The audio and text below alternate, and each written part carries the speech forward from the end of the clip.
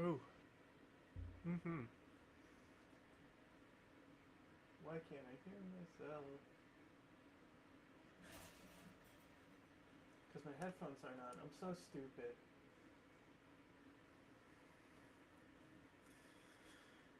Moron.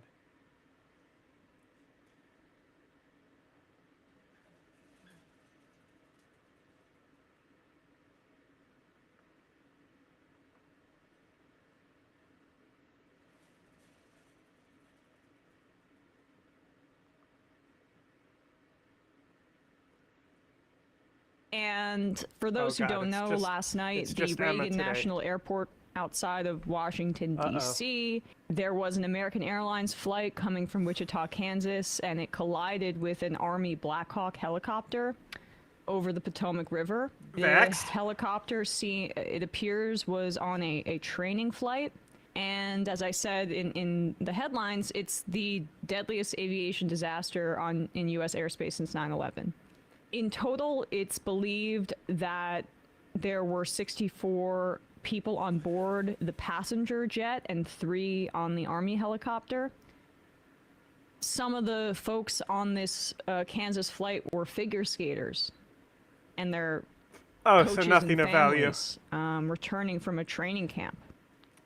Both U.S. citizens and also some Russian citizens as well. Oh.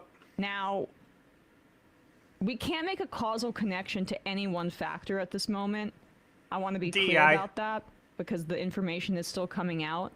But I we was do told it have was 2 DEI. overarching themes about, at the very least, how the United States relates to aviation and transportation safety in this country. And one is a bit deeper. The first, that first reason really is that Reagan National Airport is overly congested. If we could pull up the Washington Post article here, they did a good job this morning of breaking some of this down. This congestion is a problem of really just slowly building up to putting more flights going through this airport. The Washington Post article explains here at the beginning. The airspace along the Potomac River where an Army helicopter and an airliner crashed Wednesday night poses some of the most complex challenges in the country for pilots, requiring them to rely on layers of procedures and electronic safeguards to avoid a catastrophe. If we could just scroll down to that first or second paragraph here. Military Coast Guard helicopters frequently fly low over the river, sharing the skies with planes on the heavily used takeoff and landing routes for Washington's Reagan National Airport. Congestion in the skies and on runways and taxiways around the airport has raised safety concerns for years. National was built to handle 15 million passengers annually. It now handles 25 million. And keep going because there's a little bit more I wanted to get to in terms of the context. Lawmakers proposed in 2023 to add more flights at National to serve new long-distance routes. Opponents of the idea raised questions about safety. Last year, as part of legislation to fund the FAA, Congress added 5 round-trip flights. The decision came over objections of members of the D.C. area congressional delegation who have long argued that the airport is at capacity. U.S. airlines have had a strong safety record in recent years, with the last mass casualty crash occurring in 2009. Federal aviation officials have scrambled to respond to a spate of near collisions at airports around the country that began in 2023. Industry leaders said they were a warning sign that there was a risk of a crash as air traffic bounced back from pandemic-era lows. The FAA has investigated at least 3 close calls at National in recent years. 2 occurred in quick succession last year, heightening concerns. In one, air traffic controllers instructed a Southwest jet to cross a runway while a JetBlue plane was starting its takeoff roll down the same runway. In the second incident, an American Airlines jet preparing for takeoff nearly collided with a King Air plane that was landing on a shorter runway nearby. The FAA was investigating both incidents. Now, this fight goes back to also it's the gradual increase of flights at this particular airport. Again, this is the airport that like our lawmakers fly through. So Their incentives are both personal Yeah. and then also And we didn't have any of related them to in wanting there? more flights What to a the areas ripoff. that they represent. This article from Maryland Matters about this was really interesting. This is the bottom section, Matt. Yep. They go back to this FAA reauthorization fight in 2024 when these DC area lawmakers from Virginia and Maryland were fighting back. Opponents said Washington National, also called DCA, already strains to safely handle the current level of air traffic in and out of the airport. Adding flights will only worsen the safety environment, they said. But lawmakers from outside the DC area argued that additional flights would be a positive. Representative Hank Johnson, Democrat of Georgia, said they would add connectivity and economic expansion. It should be noted, by the way, that Georgia, Atlanta, huge aviation hub, one of the biggest airports in the country, so that's probably related here. I mean, and that's the thing, is that connectivity and economic expansion. Yeah, we're a growing country, actually. There's a, I mean, I guess that's a Democrat saying that, so I can't even hit him on the small government thing. We need to be expanding the safety things of this first, and stop just expecting the benevolence of growth Yeah. to cure all problems. And like, you know, look, this is also, it's a Republican House at this time, so they lead the committees and they decide what's going to be added to the FAA authorization, so it's still tilted towards the Republicans, but yeah, that Democrat saying that is extremely depressing. Representative Burgess Owens, Republican of Utah, also applauded the extra flights. This legislation was designed not for one airport or one airline, but for all of us, he said. It gives more convenience, more opportunities to families traveling into Washington, D.C. The 5 new routes have not been selected, but some members, including Senator Ted Cruz, Republican of Texas, who is the ranking member on the Senate committee that oversees aviation.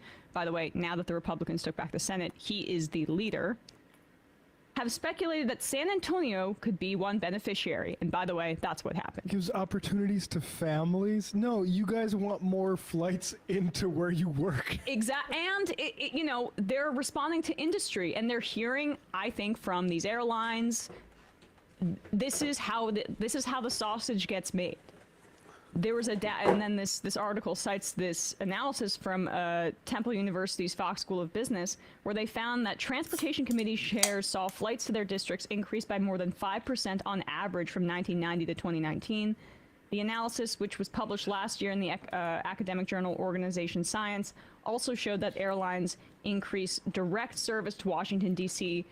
From a chair's district. The numbers generally reverted to normal after the chair's term. So this is how this works. And that's the overall, like, systemic, bipartisan, frankly, problem that we're seeing here. But then we have the short-term story that's related directly to Donald Trump and Elon Musk. Now,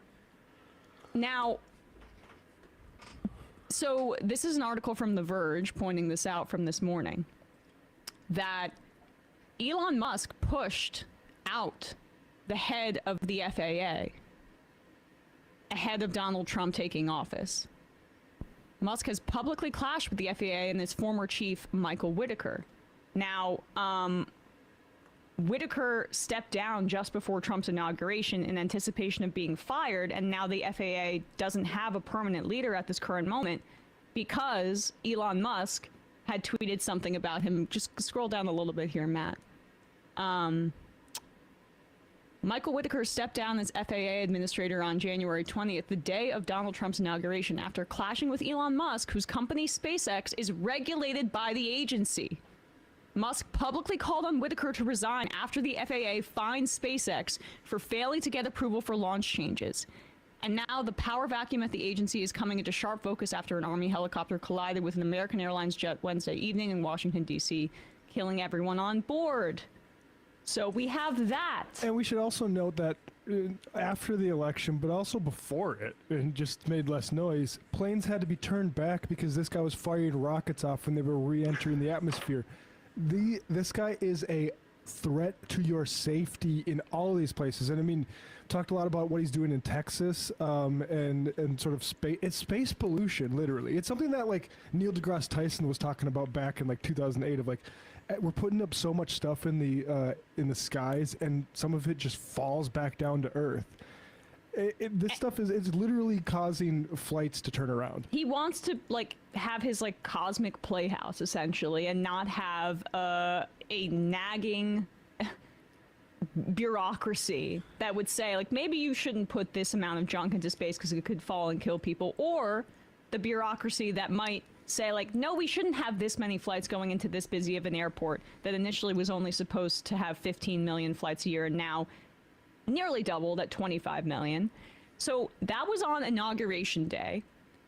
Same day, Trump announced hiring freezes, which, by the way, included I think air traffic controllers and airplane workers. So then January 22nd, Democrats, Representative Steve Cohen and Larson put out this statement. This is number 2. Yeah. Ranking members Larson Cohen's statement on Trump's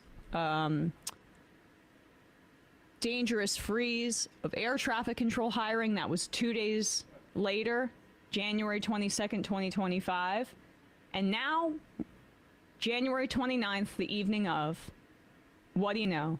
What happened? There was an incredible disaster. We don't know for certain that that's exactly what happened, but we do have this from a reporter of Mother Jones, who said last night, was literally talking to the union representing federal air traffic controllers earlier today about how there's already a major shortage of air traffic controllers, and the resignation offers they just got from OPM could seriously endanger public safety. And last night we saw what happens when the government doesn't work. So again, it's too early to draw causal connections, I think. Although but the I think elements are pretty clear. The elements are pretty clear, and the original part of what I'm saying about the increase in these flights to this airport clearly, I think, is a major issue that's independent of the second piece of the Trump administration's influence on this.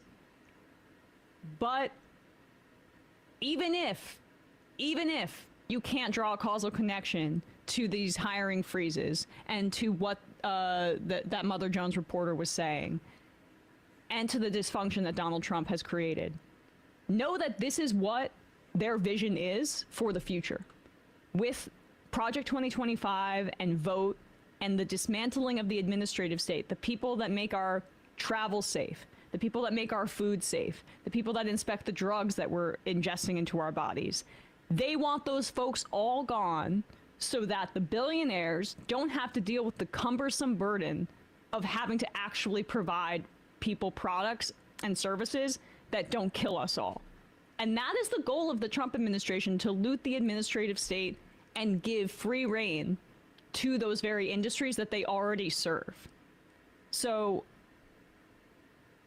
regardless of the I also should say the other theory is that it was DEI. Duh. It turns out you need to have priorities, and we're not going to be able to have just infinite growth without attending to safety and infrastructure that's going to allow that, and like infinite military sort of maneuvers flying around because we're all of a sudden reopening Guantanamo to start concentration camps. It turns out we can't do all of the above, and we don't like Pete Buttigieg here politically. Okay, on this opening of Guantanamo thing,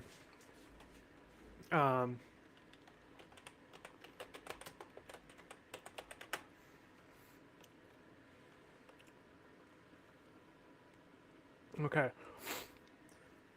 So, it was kind of used in a similar manner, I believe even before this. But,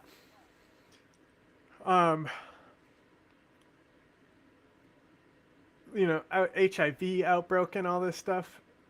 But, right in here,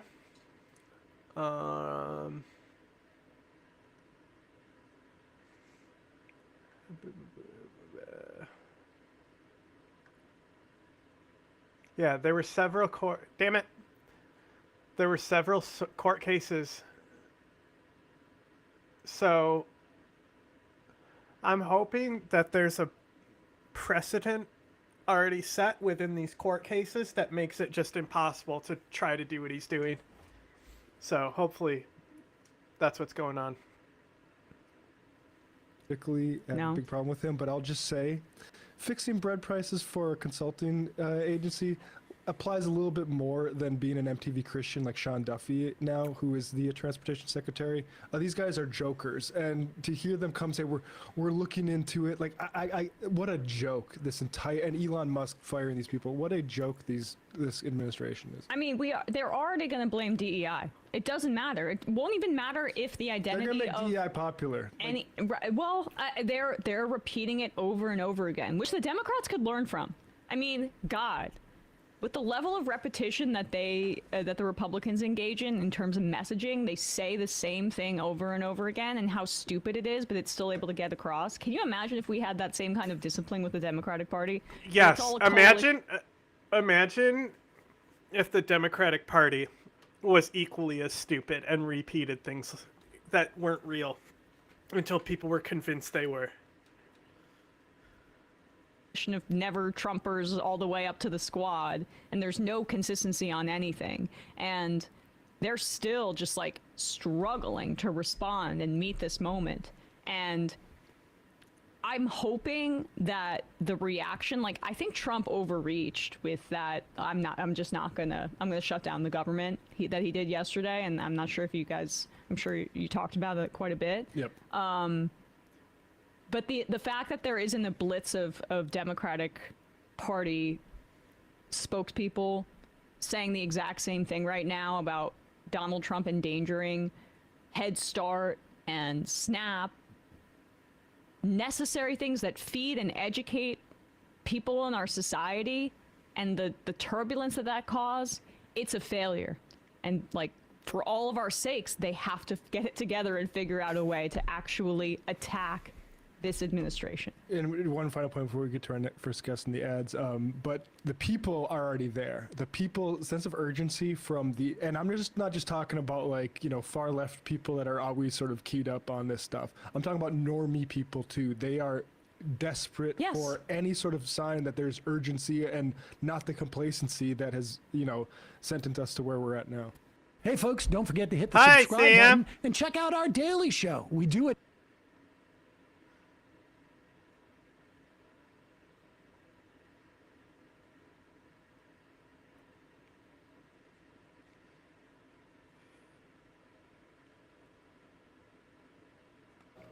And for more on the many questions surrounding this accident, we turn now to our own aviation correspondent, Miles O'Brien. So Miles, officials said that initial information showed nothing unusual about the moments leading up to this mid-air collision. It was a clear night.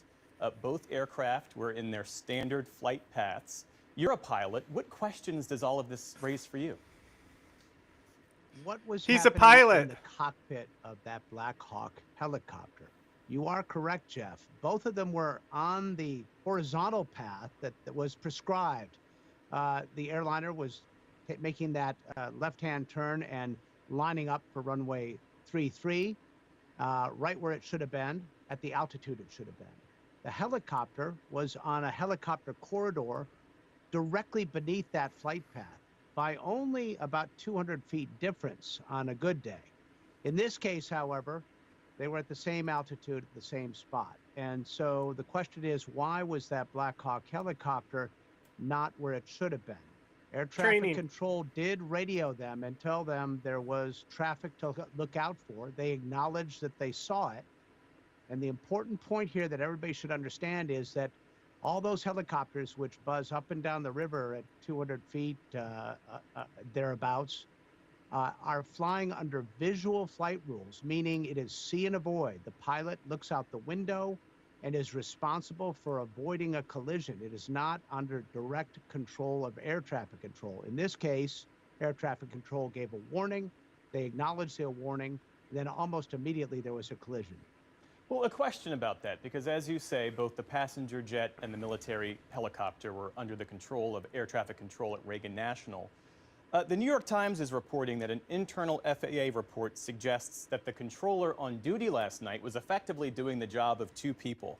That there was not, this is a quote, not normal, the staffing was not normal for the time of day and the volume of traffic. How has the FAA really grappled with this air traffic controller problem? They have been behind the power curve on this for years now. This is a direct outgrowth of the pandemic, during which time a lot of air traffic controllers retired or there was attrition.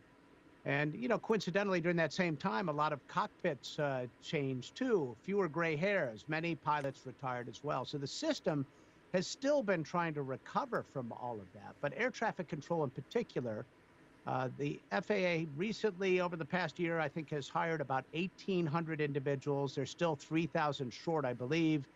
But you don't hire them right off the street and put them in the tower cab at Reagan National Airport. It takes quite some time to train these individuals to make them safe for duty. Having looked at this accident so far, there's nothing I see here that points to air traffic control failure, however, Jeff. The warning was issued by the tower when it saw on the radar a potential collision. The helicopter, which was under visual flight rules, supposed to avoid traffic, acknowledged that the traffic was there. So right now, I don't see an air traffic control problem in this specific instance, but writ large, this is a big problem. We saw President Trump today take to the White House briefing room and blame diversity initiatives for this collision with no basis beyond the fact that we know that this is a familiar and favorite attack line of his. How does that sit with you? Well, for one thing, to have anybody outside of this investigation coming to conclusions while there are still literally bodies strapped into seats at underneath the river is a little bit shocking. And it does undermine the integrity of the investigation, and it impugns a body of a group of individuals who are committed to aviation safety and simply getting the facts straight, so that we can learn from these incidents and perhaps make things safer the next time. And I will tell you, Jeff, I am a pilot, and I am also an amputee. I have one arm, and I had, in order to be recertified as a pilot, I had to go through He's a pilot. huge hurdles and hoops. And there was not a single, they don't grade on a curve because I have one arm. I met every safety standard an able-bodied person would. And that goes all across the FAA. Safety is number one. And there is no factual basis to say there are individuals in jobs with disabilities who cannot perform at the same level an able-bodied individual would. So it's unfortunate to have that kind of distraction.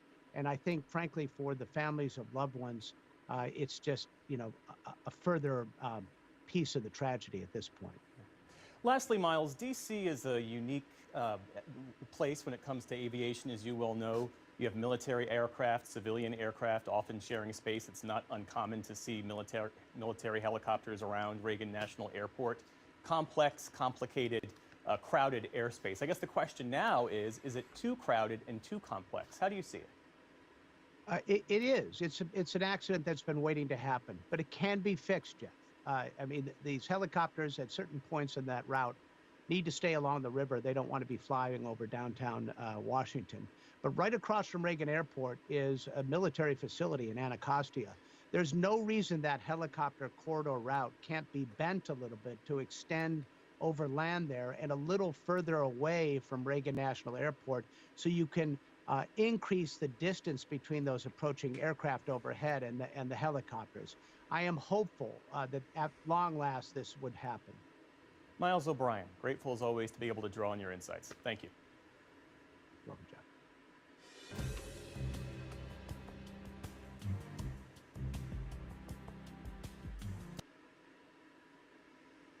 It's the worst US air disaster in more than 20 years. A mid-air crash late last night between What did Ethan do? Nothing. He didn't release his video, and I figured, hey, people might be searching for it, so I'll help with tags. a passenger plane and an Army helicopter in the skies above the nation's capital. 64 people were on board the American Airlines flight and 3 were on the helicopter. Now all 67 are presumed dead. Some of the bodies have now been recovered from the Potomac River, where the plane came down, and that process continues. But while it's much too soon to speculate about the cause of the collision, President Trump has blamed diversity rules under his Democratic predecessors, saying he believes people hired at air traffic control were not always qualified. He provided no evidence. Tonight we'll bring you what is known about the collision and look at some of the questions now being raised in a tragedy air accident officials say was absolutely preventable. We begin tonight with Sarah Smith in Washington. Rushing to the scene, hundreds of emergency services officers not knowing if there are any lives they can save. Inflatable boats are needed to reach the wreckage. Both the plane and the helicopter have crashed in the river. The fuselage of the American Airline plane was inverted. It's been located in 3 different sections. It's in about waist-deep water, so that recovery is going to go on today. Overnight, the search was for any possible survivors who might have been lost in the freezing water. As morning came, it was clear everyone had lost their lives. 60 passengers and 4 crew on American Airlines 5342, 3 soldiers in the Black Hawk Army helicopter. Despite all those efforts, we are now at a point where we are switching from a rescue operation to a recovery operation. At this point, we don't believe there are any survivors from this accident.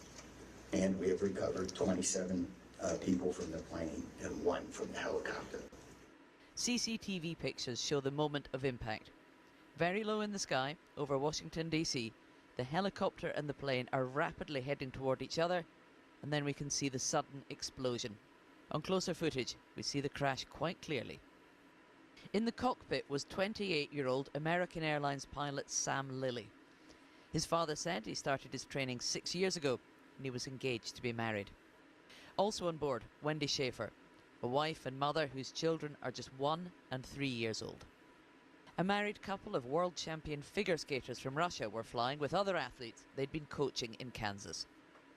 Very close to downtown Washington and its famous skyline, the wreckage can still be seen protruding from the icy Potomac River, a distressing sight for nearby residents. Yeah, everyone's just distraught. And yeah, so it's been shocking to everyone. Just didn't feel right because it's, I fly with the smaller jets like that when it was coming in, and I see the helicopters all the time going through here. I see Marine One constantly going back and forth, and to Andrews over there, and it just, I don't know, it just kind of shocking. There are recordings from air traffic control as the accident happened. Crash. This is Alert 3. Crash. Fire Command. The accident happened in the river. The helicopter and the plane crashed in the river. An investigation is already underway into how this accident could have occurred on a clear night when both aircraft were following standard flight patterns. Military helicopters do fly over and around Washington all the time. This Black Hawk was on a nighttime training flight.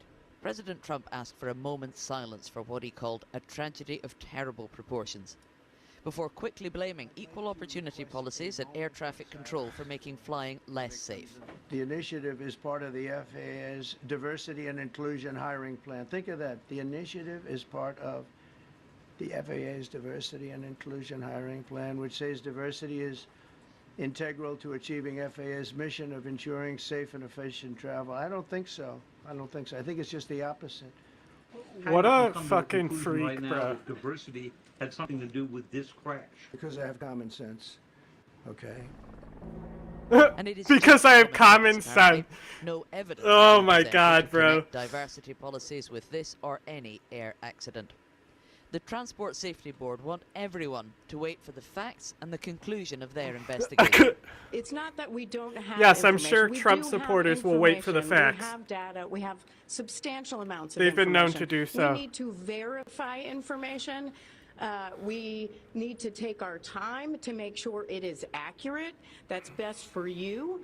That's Best important for for the you? families. It's important for legislators who are seeking answers to try to figure out what they're going to do about this. But this tragic accident looks like it may become one more battleground in the political and culture wars in America. Sarah Smith, BBC News, Washington. Well, as we've been hearing, it was a clear night. Visibility was good, with eyewitnesses saying everything about the approach into Washington of the American Airlines jet looked normal. So what do we know about what happened next, and what are the questions now raised? Here's Roz Atkins. The American Airlines flight and the Black Hawk military helicopter collided over the Potomac River. The first question is whether either was off course. The plane, marked in blue, approached the airport from the south. The helicopter, marked in red, was flying along the river. The Trump administration says both were on a standard flight pattern. But right before the crash, air traffic control speaks to the helicopter, referring to it as Pat 25 and the plane as CRJ. This is the audio. In other words, the helicopter was being told to watch out. In another recording, we hear what appears to be the helicopter's pilot. There's a question here about which aircraft is being referred to, because as we can see from the footage, there was another plane nearby. We don't know if the helicopter pilot had this plane in sight or the one he would collide with. Soon after, we hear air traffic control again. I don't know if you caught earlier what happened, but there was a collision on the approach in the 3-3. We're going to be shutting down operations for the indefinite future. In the seconds before what had happened, wouldn't there have been an automated warning? Passenger aircraft in the US use what's called a collision avoidance system. One expert, though, told the BBC the system's warnings can be inhibited when an aircraft's at low altitude. Lastly, would we expect planes and helicopters to share airspace in Washington? We definitely would. Ronald Reagan National Airport has one of the busiest runways in the US. It's just 5 miles from the White House. There's a huge amount of military and civilian flights in a relatively small area. Some aspects of the moments before this disaster were not unusual, but something went terribly wrong. Why did this helicopter and plane collide? That question still requires an answer. Roz Atkins, BBC News. We're going to focus on some of the people on board the American Airlines jet now, with at least 15 of the passengers being athletes, coaches and family members involved with US figure skating. Laura Scott reports now on the impact of the crash on the tight-knit skating community. Brimming with enthusiasm at a training camp for the figure skating champions of tomorrow. Among them, the teenager Spencer Lane, a regional champion full of promise and passion. Only yesterday, he said a national development camp in Wichita had been an amazing experience. But this picture was the last he posted, confirming tragically what many within the figure skating community had feared, that he had been on board Flight 5342. Gina Hahn. So too had fellow skater Gina Hahn. Both had been accompanied on the plane by their mothers and coaches, according to the Skating Club of Boston, which has been left reeling. We were informed of a pretty horrific tragedy. 2 coaches, 2 teenage athletes, and the athletes' moms. This will have long-reaching impacts for our skating community. The 2 coaches known to be on board were married couple Zhenya Shishkova and Vadim Nomov, who in 1994 won World Championship gold in pairs for Russia and competed at the Olympics. They'd been helping to develop young skaters in Boston since 2017. Tonight, 2 more clubs said they were mourning the loss of their athletes and spoke of their unimaginable grief, amid reports that a quarter of all passengers might have been involved in figure skating. The main lesson I think learned in skating is you get back up. Keep on trying, and even when it's hard, you get back up. Even when you're crying, hurt, pain, you get back up and move forward. It's not easy, but that's what we all have to do now together.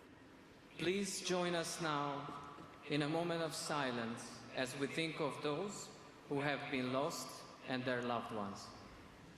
Tributes paid today at the European Figure Skating Championships in Estonia, as the sport reflects on lives and talent taken too soon.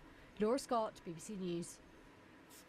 Well, in a moment, we'll return to Sarah live in Washington, but first, Nomia Iqbal is at Reagan National Airport, where the passenger jet last night was coming into land. And air accident investigators have been speaking where you are, Nomia, in the last couple of hours. What have they been saying? Clive, it's almost back to business here at the airport. There have been so many planes flying in the skies, but if you're a passenger on that plane and you look out the window, you will still see the Black Hawk and the airliner half submerged in the icy waters of the River Potomac. The recovery operation is still very much underway behind me. Now, the National Transportation Safety Board has said that it's investigating multiple factors. It's confirmed that they have not recovered the flight data. Why are you on YouTube, as, the Ravi? black boxes. What's they plan wrong with to you? issue a preliminary report in around about How could you 30 have done days. this? But they have said it will take some time because there's so much information that they have to verify. And even though President Trump seems to have prejudged the investigation, saying what he thinks caused it, the safety board says it's refusing to speculate. All right, and to you, Sarah, in Washington, was Donald Trump simply speaking off the top of his head when he was talking about diversity policies perhaps being behind what happened? Well, he didn't have any evidence for that, but what he has done is sign a memo demanding that this be investigated, that all hiring practices at the Federal Aviation Authority over the last 4 years, whilst he's been out of power, be investigated. And if there is anybody who has been hired who doesn't meet qualification requirements, then they should be sacked and replaced immediately, because he says he is convinced that it is these diversity policies that have lowered aviation standards.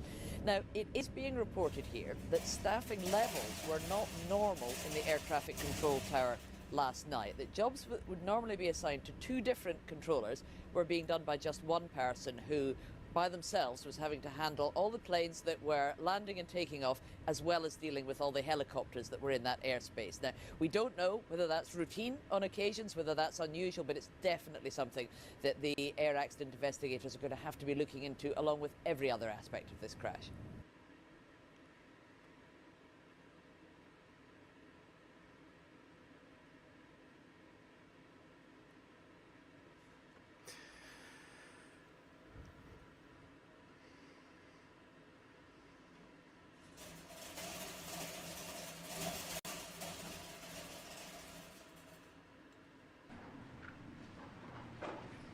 Okay? Have a good angle? I do, sir. Thank you very much for seeing me twice today. It's going to be oh my God, he's quite so an important weird. signing, so we thought we'd let you watch. If we could, I'd ask Will to explain the first, but really more importantly, explain the second, and we'll start signing. Go ahead, please. Yes, sir. Just 2 items for your signature today. The first is the formal commission appointing Chris Rochelot to be the Deputy Administrator of the Federal Aviation Administration. Right. And since the commissioner position since the administrator position is currently vacant, he will act as the administrator since he's now been appointed deputy. And he's a very capable guy. Extremely Very experienced in capable guy. aviation and highly regarded in the industry and in government.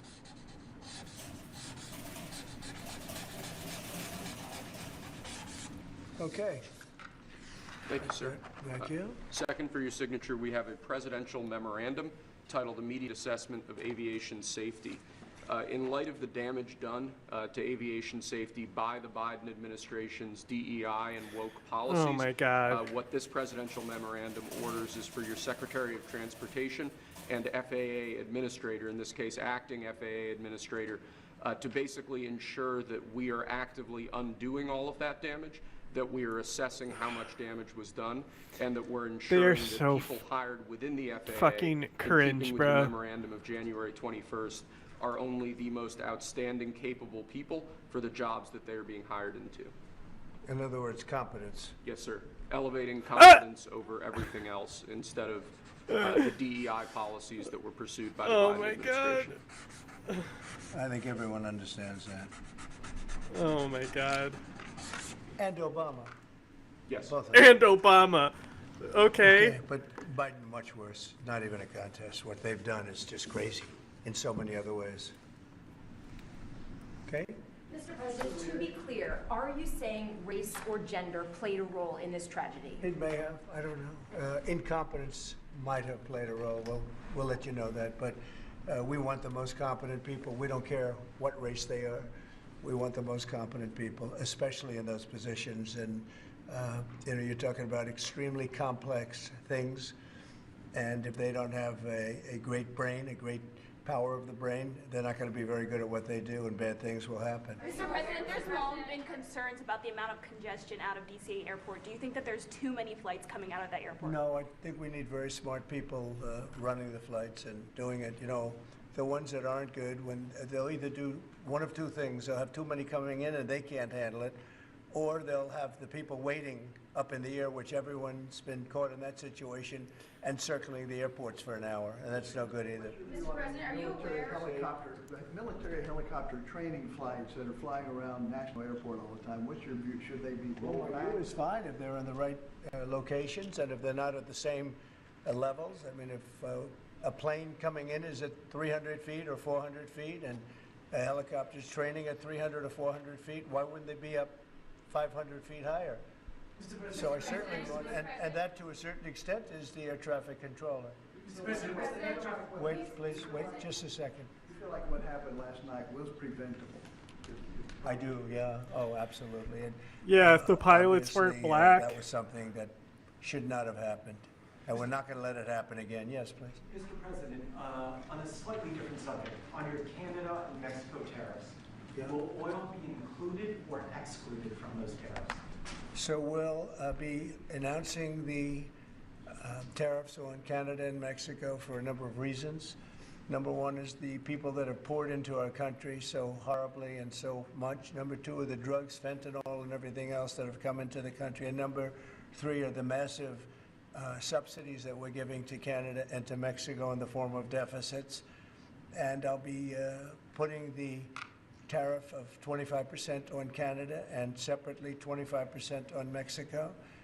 And we will really have to do that because we have very big deficits with those countries. Those tariffs may or may not rise with time.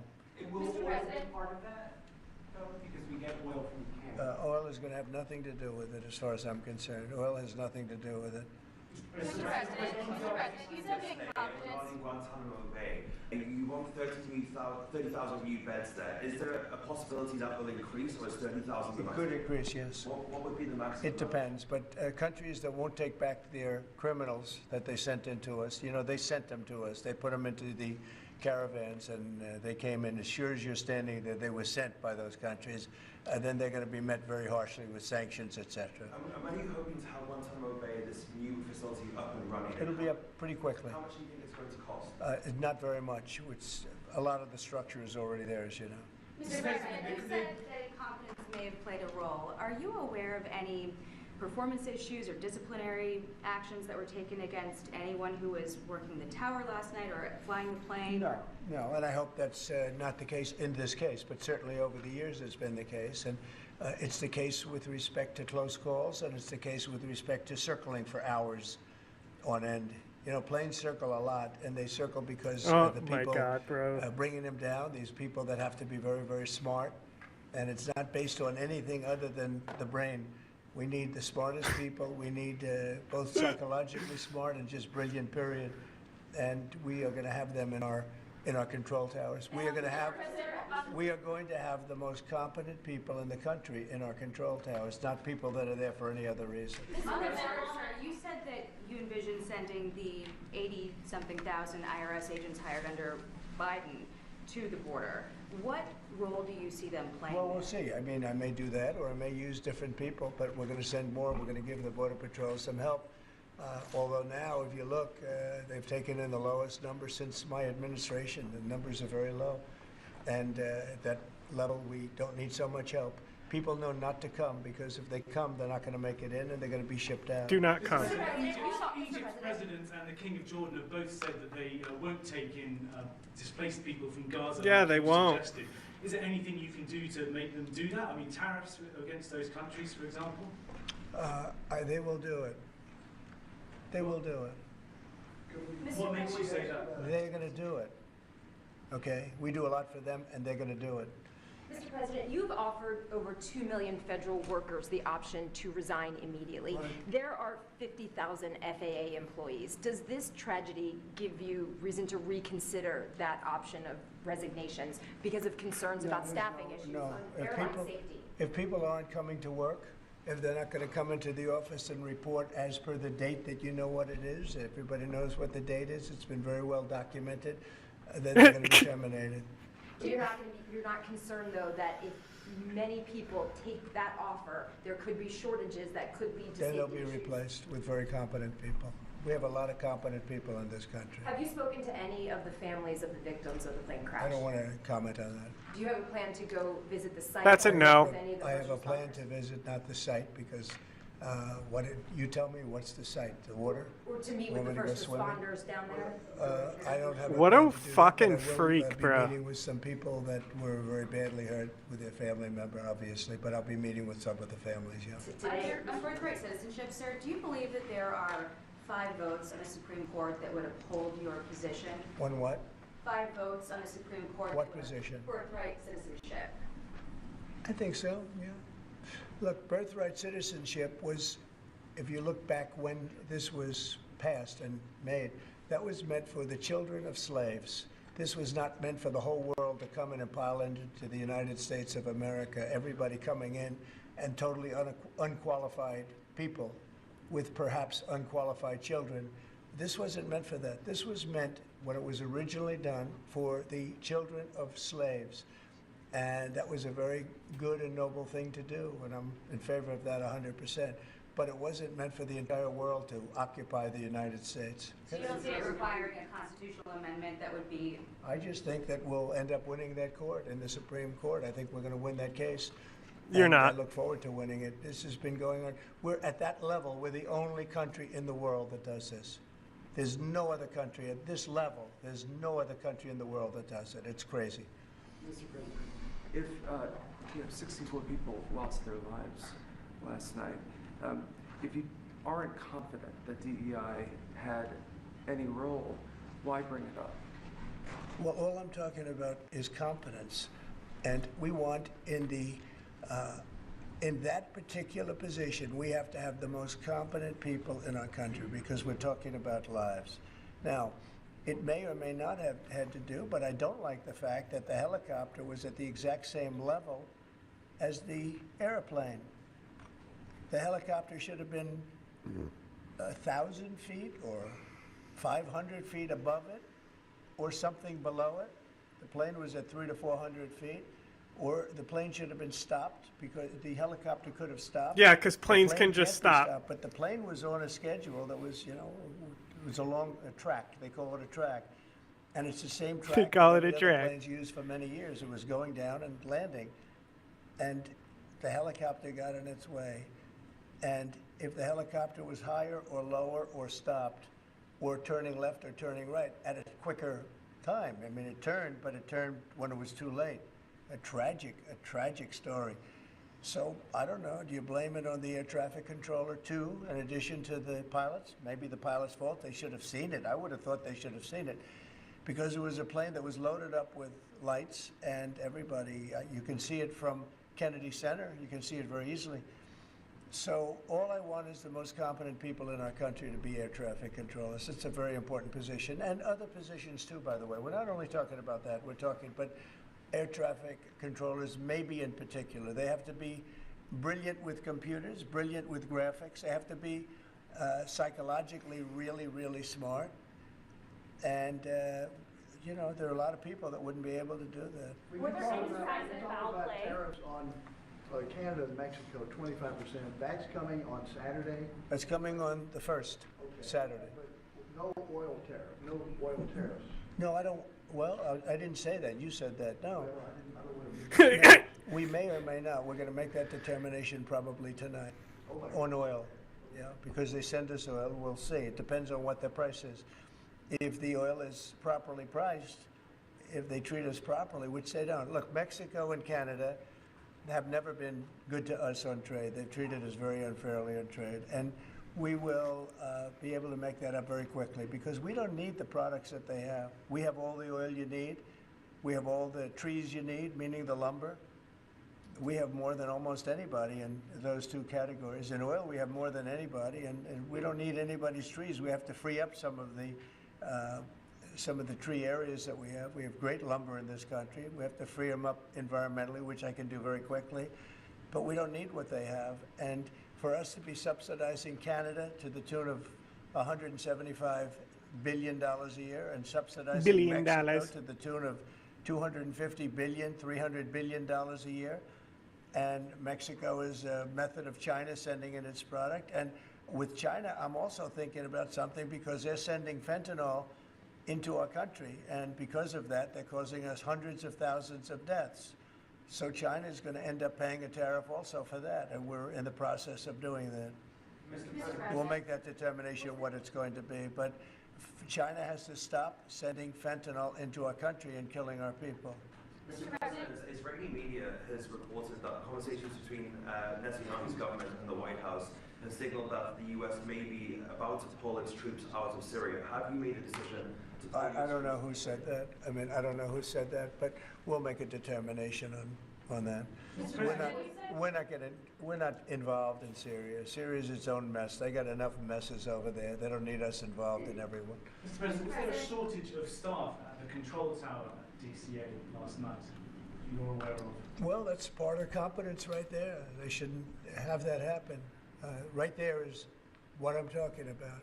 Competence would be you're not going to have a shortage. But if you had the right people, you wouldn't need as many people either. Do you know if there was a shortage last night or not? Or is I that don't still know. No, I don't know. You're telling me something. Mr. President, you said earlier today that you had not spoken to Putin about this. When was the last time you spoke with him, and has President Xi responded to your ask to help put pressure to end the war in Ukraine? I won't comment on either of them, but we're doing very well with regard to both. There are some reports that Xi might ask of you, in order to give that help, pressure to disavow potential Taiwan independence. Is that something that you would ever do? We never discussed it. You had said earlier that we would get more details about the victims on the plane. Can you give more on that now? I have a lot of details, but it's something that will be released to you also at the appropriate time. No, I have the full details. There were a lot of young people potentially? People, great athletes, great skaters. Very sad situation from numerous countries. Okay. Thank you very much, everybody. Thank you. Thank you. Was there any kind of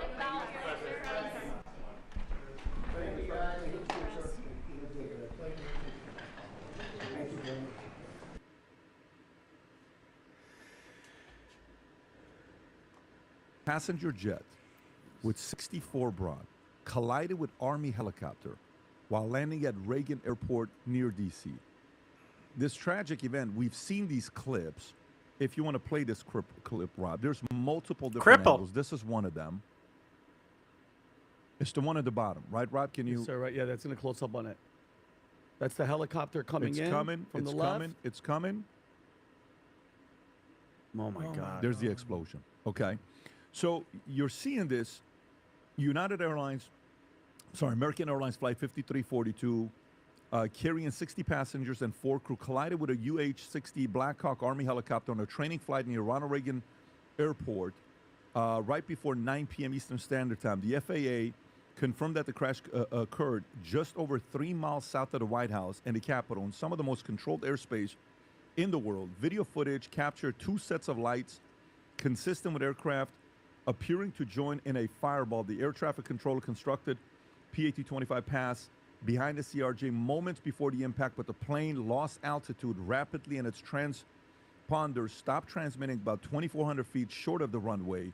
D.C. Mayor Muriel Bowser announced, "We are going to recover all fellow citizens," but declined to confirm fatalities. I think they just announced it, not one survivor from them.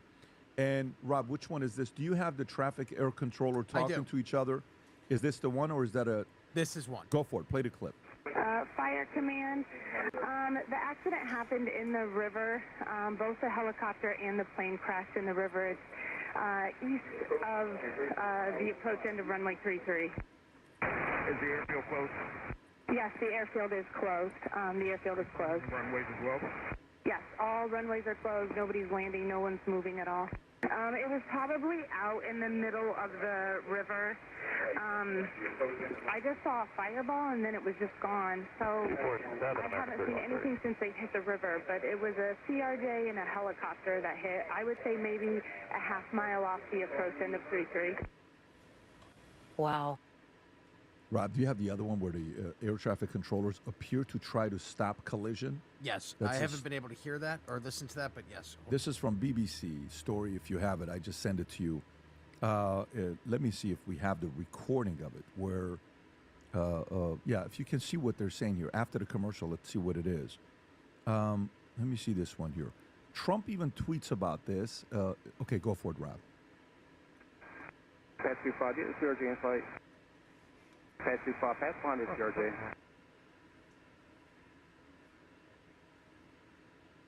Did you see that? 472.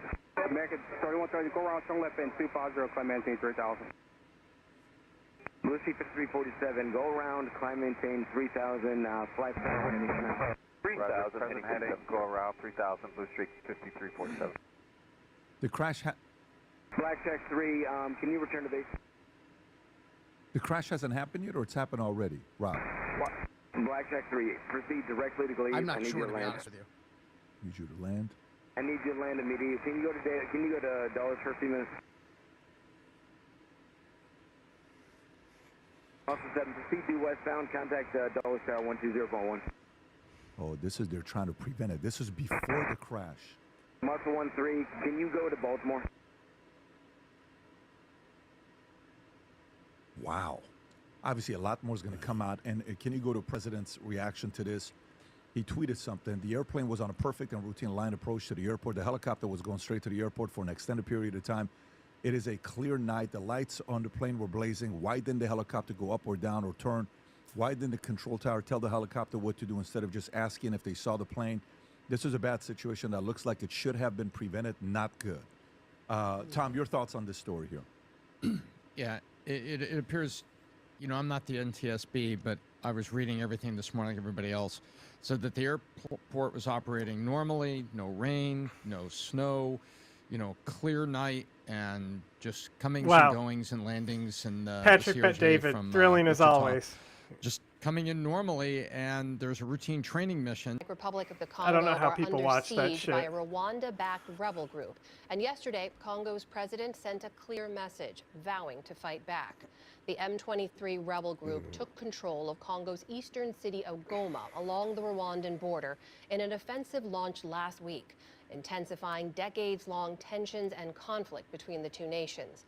The latest violence has killed UN peacekeepers, overwhelmed hospitals, displaced hundreds of thousands of people, and sparked fears of a wider regional conflict. For more now, I'm joined by Therese Kayikwamba Wagner, the Congolese Minister of Foreign Affairs. Madam Minister, welcome. Thanks for being here. Thank you for having me. So can you just share with us the latest from any reports you've received on the ground about the situation in Goma? Has there been any change in the pace or the ferocity of the fighting there? As you mentioned, we are faced with a dramatic situation, a very dire humanitarian situation that we have been observing for the past months has been exacerbated by the de facto occupation of sovereign Democratic Congo territory by the Rwandan Defense Forces. This has led to the breakdown of all health infrastructures.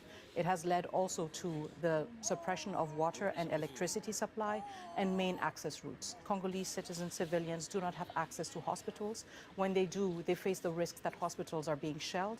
We also have the very troubling fact that within less than a week, 17 peacekeepers, United Nations peacekeepers, were killed in fighting with the Rwandan Defense Forces and their militia, the M23.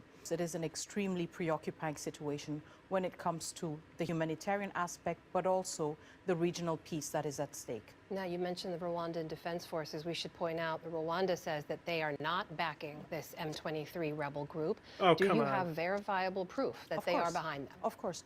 First of all, I want to refer us to the report of the United Nations group of experts. This is not a report that was drafted by the Congolese government. This is a group of experts that have been appointed by the United Nations Security Council.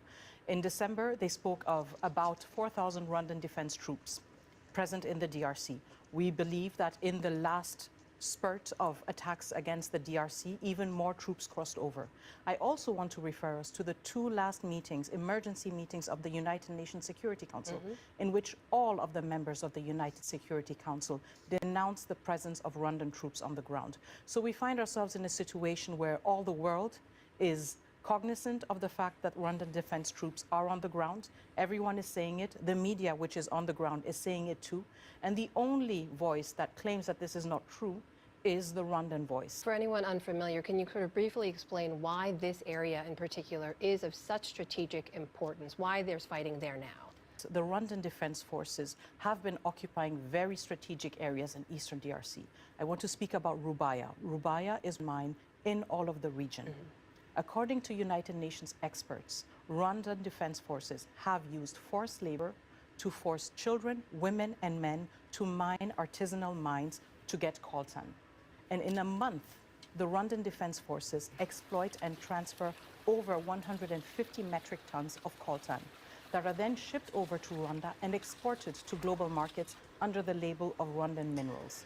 So we see that this is an endeavor that is economically driven and that has no compunction whatsoever to violate human rights, to displace thousands, if not millions of civilians, and also, again, to kill peacekeepers that have been sent by the United Nations to bring peace and not to be killed. You mentioned the United Nations Security Council. You said just this week to that council that Congo has been raising the alarm about this M23 group for the past 3 years.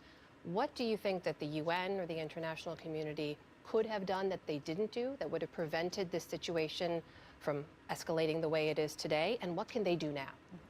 So it is important to highlight that this situation we're facing right now, the imminent M23 crisis, is part of a larger history. It is part of 3 decades of President Kagame being unpunished and uncontrolled by the international community. This is not the first iteration of the M23. I myself worked as a humanitarian in 2012 when the M23 took over Goma, again, co-piloted by the Rwandan Defense Forces. Now, looking at what could have been done, the first point was calling out Rwanda. It took a very long time, and we welcome the fact that it was the United States of America that were the first country in the United Nations Security Council to explicitly name Rwanda as the stakeholder or as the country occupying parts of the DRC. And it took a while, but gradually we saw that other members of the council took on. So action could have been taken earlier, but action can also be taken now. First of all is demanding the full withdrawal of Rwandan defense troops from the DRC.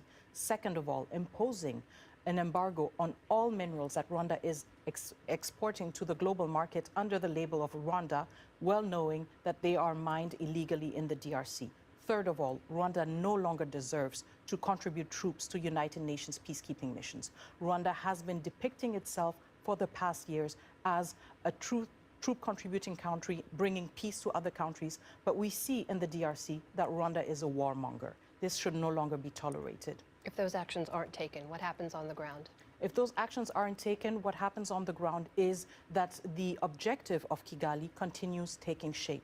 So we are seeing now that the M23, this propped up rebel group, is now claiming to want to march all the way to Kinshasa and to topple a sovereignly elected government. Rwanda is engaging in state-sponsored regime change.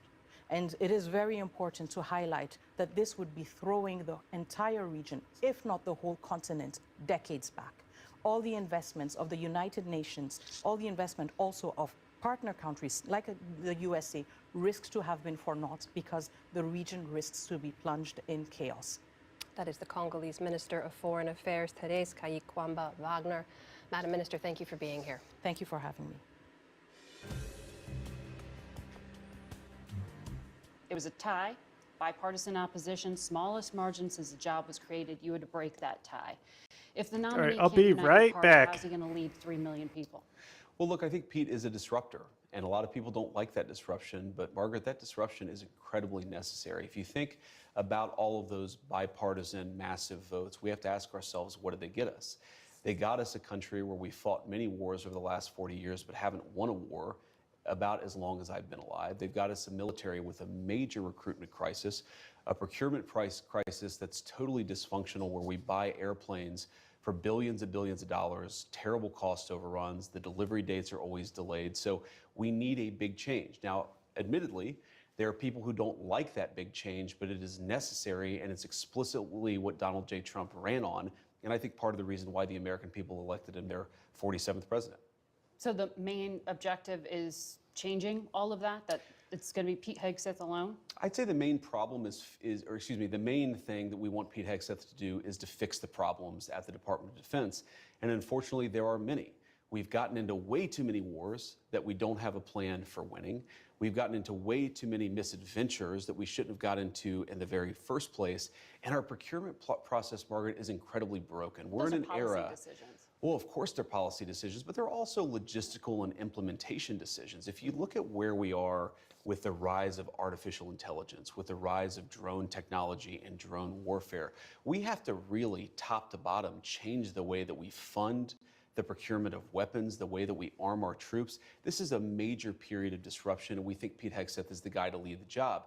Now, there's another element to this, Margaret, too, which is we believe that military morale, at least until the election of President Trump, was historically low. You had the Army missing recruitment goals by tens of thousands of soldiers, and already recruitment is starting to pick up because Pete Hegseth is fundamentally a warfighter's leader at the Department of Defense. He is a guy who sees not through the perspective of the generals or the bureaucrats, he looks at things through the perspective of the men and women that we send off to fight in our wars. Both the Wall Street Journal and the National Review, conservative publications, as you know, have been critical of Tulsi Gabbard. The Review called her an atrocious nominee who deserves to be defeated. They compared her defense of Edward Snowden, the fugitive who stole U.S. secrets, to an attorney general who thinks the mob gets a bad rap. Her refusal to accept U.S. intelligence findings that Assad gassed his own people, they said, was like a nominee for OMB director not being able to count.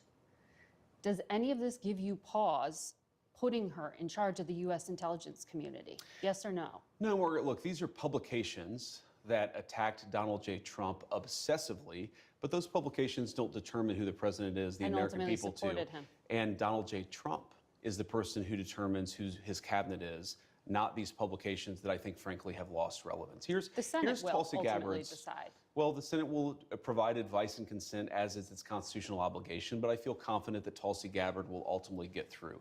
Two things that are important to know about Tulsi. First of all, she is a career military servant who's had a classification at the highest levels for nearly 2 decades. She has impeccable character, impeccable record of service, and she also is a person who I think is going to bring some trust back to the intelligence services.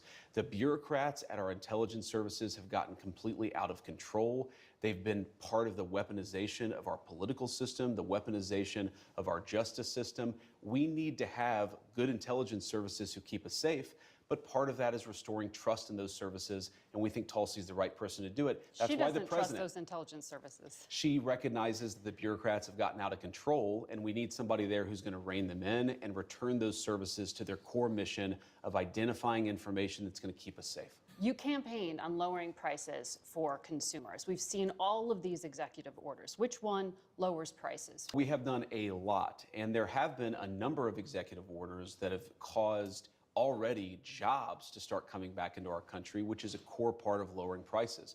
More capital investment, more job creation in our economy is one of the things that's going to drive down prices for all consumers, but also raise wages so that people can afford to buy the things that they need.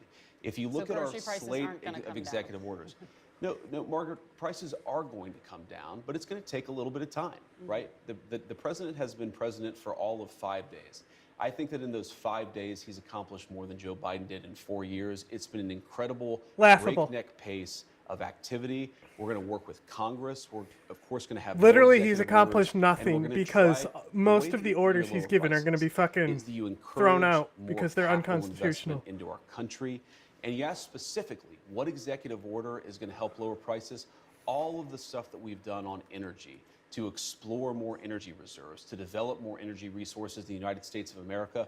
One of the main drivers of increased prices under the Biden administration is that we had a massive increase in energy prices. Donald Trump has already taken multiple executive actions that are going to He's lower energy technically not prices, and I wrong. do believe that means Energy consumers prices are going were to see lower very prices high, at the pump but and at the grocery store, but it's going to take a little bit of time. That's the Rome entire wasn't built in a world. day, Yeah. and while we've done a whole lot, we can't undo all of the damage of Joe Biden's presidency Well, there are a in lot 4 of things days. that contributed to higher energy prices, and there was record oil and gas Yes, production. Joe Biden But did the price many, of many eggs, terrible the things things that to people lead to an see- increase in prices. I agree, Margaret. No, but all the things you experience at the grocery store are what people touch and feel. That's what you were talking about, bacon on the campaign trail. Of course, of course. Those things, when do consumers actually get to touch and feel a difference in their lives? Well, but Margaret, how does bacon get to the grocery store? It comes on trucks that are fueled by diesel fuel. If the diesel's way too expensive, the bacon's going to become more expensive. How do we grow the bacon? Our farmers need energy to produce it. So if How do we lower grow the energy bacon? prices, we are going to see lower Bro, prices it for doesn't consumers, grow. and that is what we're trying to fight for. Well, the flurry could of say executive produce, orders, maybe. most of them weren't about economy. Many of them. Many of them were, though, Margaret. We had, I think You we've, had we've a taken promise over. of tariffs by February 1st. We've taken over 200 executive actions, some executive orders, other executive actions. Again, this is in less than a week, and a lot of them were focused on the economy, bringing investment into our country and lowering energy prices. We've also focused on safety, restoring public safety, ending weaponization of the Department of Justice. We've done a lot. And I think the president is to be commended for actually coming in and doing something with this incredible mandate the American people gave him. He's not sitting in the Oval Office doing nothing. He's doing the American people's business, and I think they're going to see a lot of good effects from it. Well, a lot of these announcements have yet to take effect. Sure. The president did say he wants to do something with an executive order in relation to federal emergency response. He said he may reform or eliminate FEMA. Instead of sending emergency responders, he may start to send a percentage of money to states to take care of themselves. But you know, FEMA has specialized expertise Fuck it. that some of these states just Do don't it. See what have. happens. Oh, And Margaret, in their arsenal. And I wish how that they- will states who are Oh, who Margaret. lower income Oh, states, the Margaret. Mississippis, the Kentuckys, the Alabamas, be able to do this for themselves without federal help? Well, the president, to be clear, is not saying we're going to leave anybody behind. He's saying that in the way that we administer these resources, some of which is coming from the federal level, some of which is coming from the state level, we've got to get the bureaucrats out of the way and get the aid to the people who need it most. But these are Let's the be first honest, Margaret, responders. you talk about the expertise from FEMA. FEMA in North Carolina, in California, in Florida with some of the hurricanes has often been a disaster. And it's not because we don't have good people at FEMA, it's because bureaucratic red tape and garbage prevents the rapid deployment of resources But to the the people who need states it are most. now going to have to do this themselves? The president is trying to encourage us to reform the way that we deliver emergency response in a way that gets resources So to the don't people take who him need literally,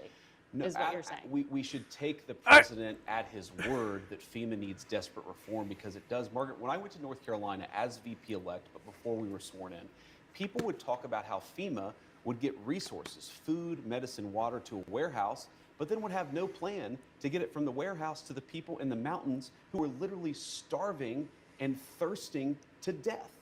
We can do so much better, and under Donald Trump's leadership, we will. But they work with the state and local officials. They often don't So work now well it's enough. And again, that's going not to be on the because state of and local officials? No, the FEMA management officials don't work well enough with state and local officials to get resources to the people who need it. We should expect, and this is, I think, one of the fundamental premises of President Trump's leadership, the American people should expect more of their government. When there's a terrible disaster, they should expect food, medicine, and water to get to the people who need it. When there's a terrible fire in California, the fire hydrants ought to actually turn on. I am sick of the American people having such low expectations for their government. They should demand more of us because this is the greatest country in the world, and that's what Donald Trump's leadership promises to bring back. So still count on the federal government, but watch that space. Let me ask you about another area that you campaigned on quite a lot, and there was a flurry of activity on, and that has to do with immigration. Sure. The U.S. Conference of Catholic Bishops this week condemned some of the executive orders signed by President Trump, specifically those allowing immigration and customs enforcement to enter churches and to enter schools. Do you personally support the idea of conducting a raid or enforcement action in a church service, at a school? Well, let me address this. Of course, if you have a person who is convicted of a violent crime, whether they're an illegal immigrant or a non-illegal immigrant, you have to go and get that person to protect the public safety. That's not unique to immigration. But let me just address this particular issue, Margaret, because as a practicing Catholic, I was actually heartbroken by that statement. Wow. And I think that the U.S. Conference of Catholic Bishops needs to actually look in the mirror a little bit and recognize that when they receive over $100 million to help resettle illegal immigrants, are they worried about humanitarian concerns, or are they actually worried about their bottom line? We are going to enforce immigration law. We're going to protect the American people. Yeah. Donald Trump promised to do that. And I believe the U.S. Conference of Catholic Bishops, if they're worried about the humanitarian costs of immigration enforcement, let them talk about the children who have been sex trafficked because of the violent order of Joe Biden. You personally let them talk support them about going into people like schools Laken and Riley churches. who were brutally murdered. I support us doing law enforcement against violent criminals, whether they're illegal immigrants or anybody else, in a way that keeps us safe. Let me ask this question, Margaret. Let's separate the immigration issue. If you had a violent murderer in a school, of course I want law enforcement to go and get that person out. Of course. So what's the point of the question? You changed the regulation this week. That's the point of the question. Exactly. Giving the authority to go into churches and go into schools. We empowered law enforcement to enforce But the that law also everywhere has to protect knock-on Americans. Effect, a chilling effect, arguably, to people to not send their kids to school. I desperately hope it has a That's chilling what they effect want. on illegal You think immigrants the coming U.S. into our Conference country. of Catholic Bishops are actively hiding criminals from I think the U.S. law Conference of Catholic Bishops has frankly not been a good partner in common sense immigration enforcement that the American people voted for. And I hope, again, as a devout Catholic, that they'll do better.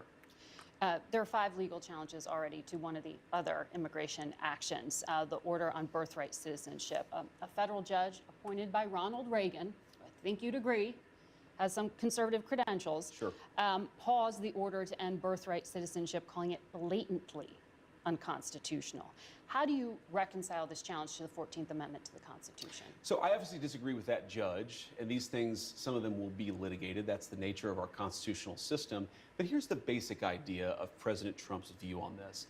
If you are a lawful permanent resident or a legal immigrant who plans to stay, your children, of course, should become American The Council of citizens. But let's Pedophiles say has you're the child of advantage an on ambassador. immigration. You don't become. Yeah, But exactly. That's not part of it. Well, That's that what is- I was that thinking is the whole the time. principle. But we're saying that carve-out should apply to anybody who doesn't plan to stay here. If you come here on vacation and you have a baby in an American hospital, that baby doesn't become an American citizen. If you're an illegal Yeah, it does. alien It does and you now. come here temporarily, hopefully, Moron. your child does not become an American citizen by virtue of just having been born on American soil. There's a very basic principle in American immigration law that if you want to become an American citizen and you've done it the right way, and the American people in their collective wisdom have welcomed you into our national community, then you become a citizen. But temporary residents, people who come in here, whether legally or illegally, and don't plan to stay, their children shouldn't become American citizens. I don't know any country that does that or why we would be different. Well, this is a country founded by immigrants. Well, this is a country This is a founded unique by. country. This is a very unique country, and it was founded by some immigrants and some settlers. But just because we were founded by immigrants doesn't mean that 240 years later that we have to have the dumbest immigration policy in the world. No country says that temporary visitors, their children, will be given complete access to the benefits and blessings of American citizenship. America should actually look out for the interests of our citizens first, and that means, again, if you're here permanently and lawfully, your kid becomes an American citizen. If you're not here permanently, if you're not subject to the jurisdiction of the United States and don't plan to be, why would we make those people's children American citizens permanently? I want to ask you about refugee admissions, which were just suspended by the president. That has nothing to do with the U.S. border. Refugee screening takes 18 to 24 months to go through. They are heavily vetted. Left literally at the airport this week were thousands of Afghans some of whom had worked with the United States government and were promised to come here. When you talked to us in August, you said, I don't think we should abandon anybody who's been properly vetted and helped us. Do you stand by that? Well, Margaret, I don't agree that all these immigrants or all these refugees have been properly vetted. In fact, we know that there are cases of people who allegedly were properly vetted and then were literally planning terrorist attacks on our country. That happened during the campaign, if you may remember. So clearly not all of these foreign nationals But there are have been properly 30,000 vetted. people in the pipeline, Afghan refugees. But my primary Do you stand by concern it? as the vice president, Margaret, is to look after the American people. And now that So we no. know that we have vetting problems with a lot of these refugee programs, we absolutely cannot unleash thousands of unvetted people into our country. These It's people are not vetted. good. These people are vetted. Just like the guy who planned a terrorist attack in Oklahoma a few months ago, he was allegedly properly vetted, and many people in the media and the Democratic Party said that he was properly vetted. Clearly he Yeah. wasn't. I No. don't want my children to Mhm. share a neighborhood with people who are not properly vetted, and because I don't want Whoa. it for my kids, I'm not going to force any other American citizens' kids to do that either. No, and that was a very particular case. It wasn't clear if he was radicalized when he got here or while he was living I here. don't really But, care, Margaret. I don't want that person in my country, and I think most Americans agree with me. 2 weeks ago, you were on Fox News and you said if you protested peacefully on January 6th and had Merrick Garland's Department of Justice treat you like a gang member, you should be pardoned. If you committed violence on that day, obviously you shouldn't be pardoned. Did you counsel the president against these blanket pardons for 1,500 people, Well, Margaret, I noticed that including those who committed violence? Margaret, I noticed that you cut off the thing that I said immediately after that. The full quote is that, of course, there are gray areas. And here's the nature of the gray area. Oh, Merrick my Garland's goodness. Department of Justice denied constitutional protections in the prosecutions. There were double standards in how sentences were applied to the J6 protesters versus other groups. What the president said consistently on the campaign is that he Case-by-case was going to basis. look at a case-by-case basis. This is blanket. And that's exactly what we did. We looked at 1,600 cases, and the thing that came out of it, Margaret, is that there was a massive denial of due process of liberty, and a lot of people were denied their constitutional rights. The president believes that. I believe that, and I think he made the right decision. Daniel Rodriguez used an electroshock weapon against a policeman who was dragged out of the defensive line by Electroshock plunging it weapon. into the officer's neck. He was imprisoned, sentenced to 12 years, 7 months. He got a pardon. Ronald Maccabee hit a cop while wearing reinforced brass knuckle gloves, and he held one down on the ground as other rioters assailed the officer for over 20 seconds, causing a concussion. If you stand with law enforcement, how can you call these people unjustly imprisoned? Margaret, you're separating, there's an important issue here. There's what the people actually did on January the 6th, and we're not saying that everybody did everything perfectly. And then what did Merrick Garland's Department of Justice do in unjustly prosecuting well over 1,000 Americans in a way Americans that was voted for this. politically It would have Violence happened against a anyway. police officer ever justified? Violence against a police officer is not justified, but that doesn't mean that you should have Merrick Garland's weaponized Department of Justice expose you to incredibly unfair process, to denial I'd be of more worried about constitutional rights, Germany at this and point frankly, to a double with standard how that was the not incumbents applied to have been many doing. people, including, of course, the Black Lives Matter rioters who killed over 24 people and never had the weight of a weaponized Department of Justice come against them. The pardon power is Come. not just for people who are angels or people who are perfect. And of course, we love our law enforcement and want people to be peaceful with everybody, but especially with our good cops.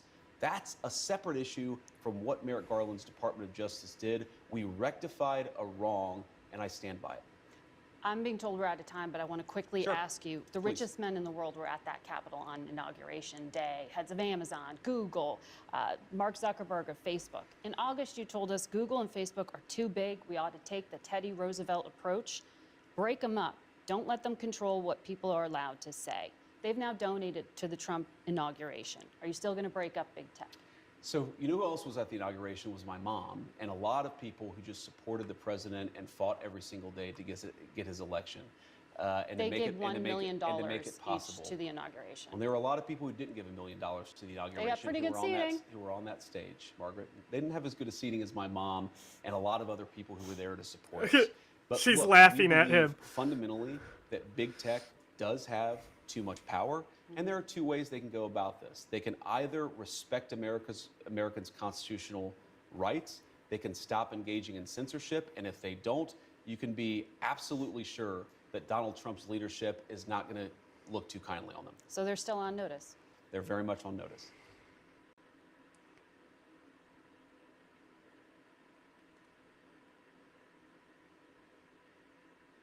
Administration froze federal funding this week. Senator Bernie Sanders of Vermont warned the order is a dangerous move towards authoritarianism, writing, "If President Trump wants to change our nation's laws, he has the right to ask Congress to change them. He does not have the right to violate the United States Constitution.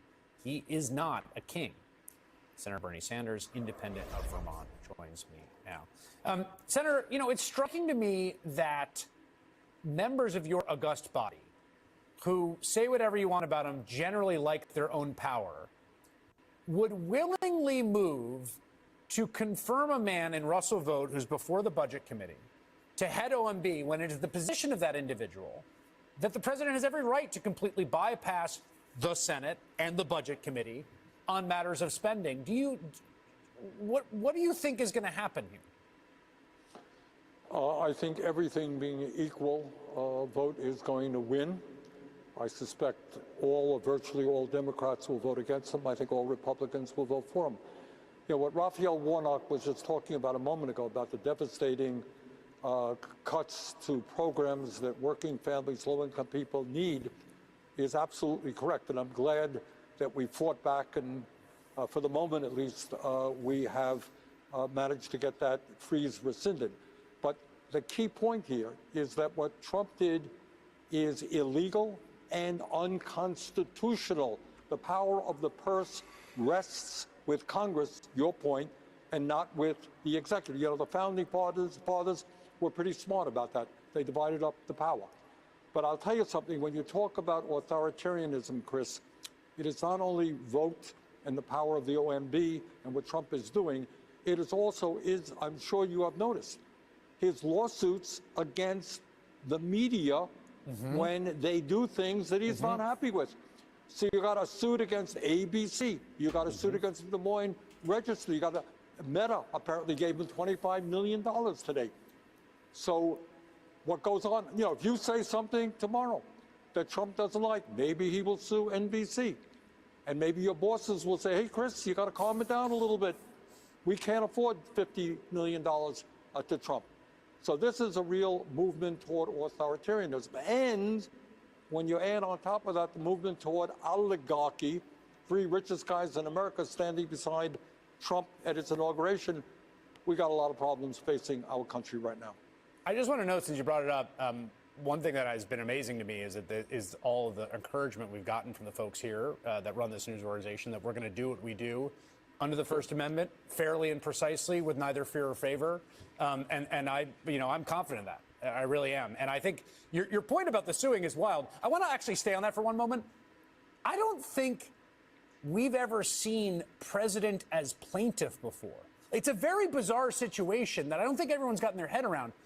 Right. There's a bunch of Supreme Court precedent about whether the president can be sued. But the idea of the president doing the suing and other people paying him settlements, that seems kind of odd. Oh, it's not odd. It is extraordinarily dangerous. That is, if that's not undermining the First Amendment, I don't know what is. Right. So if you think that, you know, people in media are not going to be looking over their shoulders, worrying about a lawsuit from Donald Trump, you are mistaken. So we are in a dangerous situation. We are in an unprecedented situation. But here's what I want to say to listeners who are justifiably very worried.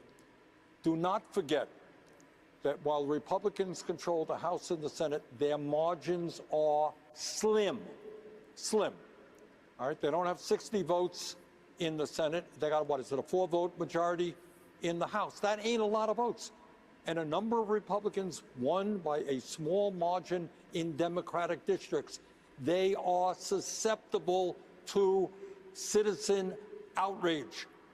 So get on the phone. If you see these guys doing something like wanting to give huge tax breaks to billionaires while they cut Medicare, if they want to go drill, baby, drill while we have been facing an existential threat of climate change, if they want to deport 20 million people in this country, Stand up, fight back. We can beat them. So let's not act in a hopeless way. Oh my God, we can't do anything. We can. Longer term, obviously, we need to do what the Democratic Party has not done, has become the party of the working class, develop a strong grassroots movement with labor unions, with young people, with people of color, and organize and fight back. The progressive agenda, and I say this over and over again, is the people's agenda. It is wildly popular. People understand the current healthcare system is broken. They want universal healthcare. Yeah, you're right, we'll see. They want to raise the starvation minimum wage Can I ask you about healthcare? to a living wage. Yeah. I mean, you've got, and it connects to your first point, which is that it's not like all this is a fait accompli. Robert Kennedy Jr., who you interviewed and you asked him about those onesies, which was an instantly iconic moment. I'm not going to play it now because I want to get your answer here. I don't think it's a sure thing that he's going to be confirmed. And I thought the concerns from some Republicans were quite persuasive, including Senator Cassidy, who used to be a doctor. What do you think? Well, I sit next to Senator Cassidy. He was the ranking member, and I was the chair. Now I'm the ranking member. He's the chair. He is a doctor, and he's nobody's fool. He is a doctor. He is concerned about Kennedy's absurd attacks and lies about vaccines and autism, and we will see what happens. What we should appreciate is there'll be an enormous amount of pressure on Cassidy, on other Republicans, but his line of questioning was, I think, very commendable. Yeah, Senator Bernie Sanders, who asked Kennedy if he could just say whether vaccines and autism were linked, wouldn't answer his question. Thank you so much, Senator. Appreciate it. Thank you, Chris. Welcome to Democracy Now!, democracynow.org, The War and Peace Report. I'm Amy Goodman. Rescue workers in Washington, D.C. have launched a massive search operation in the Potomac after an American Airlines flight and a U.S. Army Black Hawk helicopter collided midair late Wednesday, with both aircrafts crashing into the river. So far, no survivors have been found. At least 30 bodies have been pulled from the river. American Airlines Flight 5342 had 60 passengers and 4 crew members on board and was en route to the D.C. area Reagan National Airport from Wichita, Kansas. Several passengers were members of U.S. figure skating who were heading home after a training camp and the Nationals. The Black Hawk helicopter had 3 soldiers on board conducting a training flight. An investigation is underway by the National Transportation Safety Board, aided by the Federal Aviation Administration. On social media, President Trump called the crash, quote, a bad situation that looks like it should have been prevented, unquote. Just 1 week prior to Wednesday's deadly crash, Trump fired the head of the Transportation Security Administration and all members of the Aviation Security Advisory Committee. The crash comes just days after the head of the Federal Aviation Administration, Mike Whitaker, stepped down. FAA administrators usually serve 5-year terms. Trump has not named a replacement. Whitaker announced his planned departure in December after Elon Musk repeatedly attacked him on social media, tweeting he needs to resign. The White House Wednesday rescinded a memo from the Office of Management and Budget that briefly froze trillions of dollars of federal grants and loans, even though the money had already been appropriated by Congress.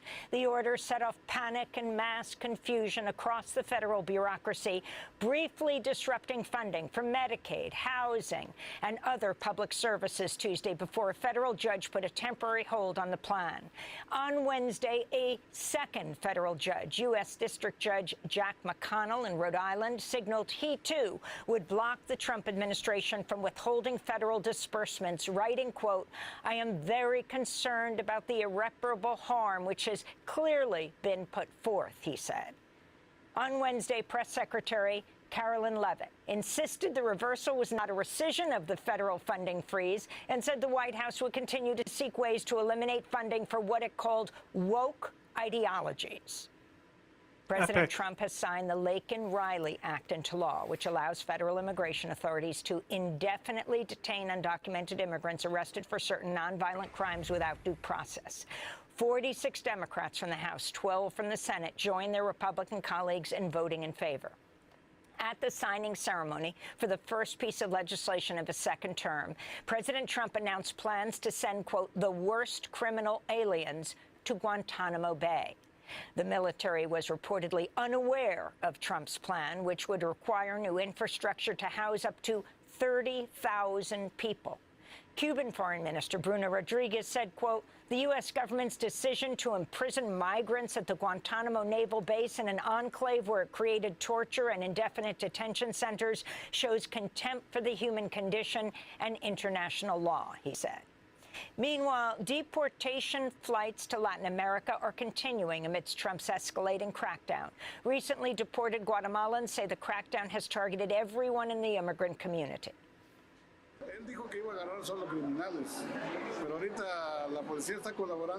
Trump said that he was only going to catch the criminals, but now the police are also collaborating with immigration.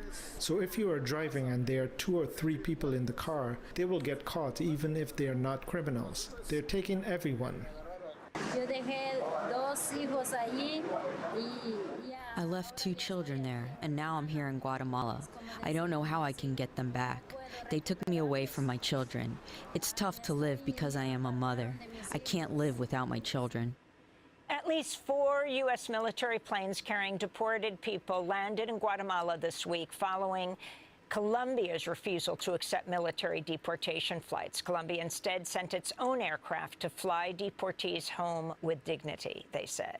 In more immigration news, Trump officials have rescinded the Biden administration's 18-month extension of TPS. That's temporary protected status for over 600,000 Venezuelans. The order means those affected only have protection under TPS until April and September of this year.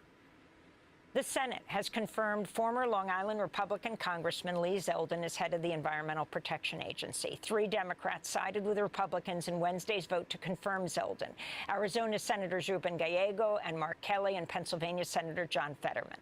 The youth climate action group Sunrise Movement condemns Zeldin's confirmation as a disaster for the planet and a win for fossil fuel executives, writing, quote, he took $420,000 from big oil, pledged to undo climate protections, and has been all in with Trump backing corporate polluters at the expense of working people, they said. Meanwhile, Democratic senators grilled Health and Human Services nominee RFK Jr. at his confirmation hearing Wednesday. We'll have more on the confirmation hearings for Robert F. Kennedy Jr. with Oregon Senator Ron Wyden.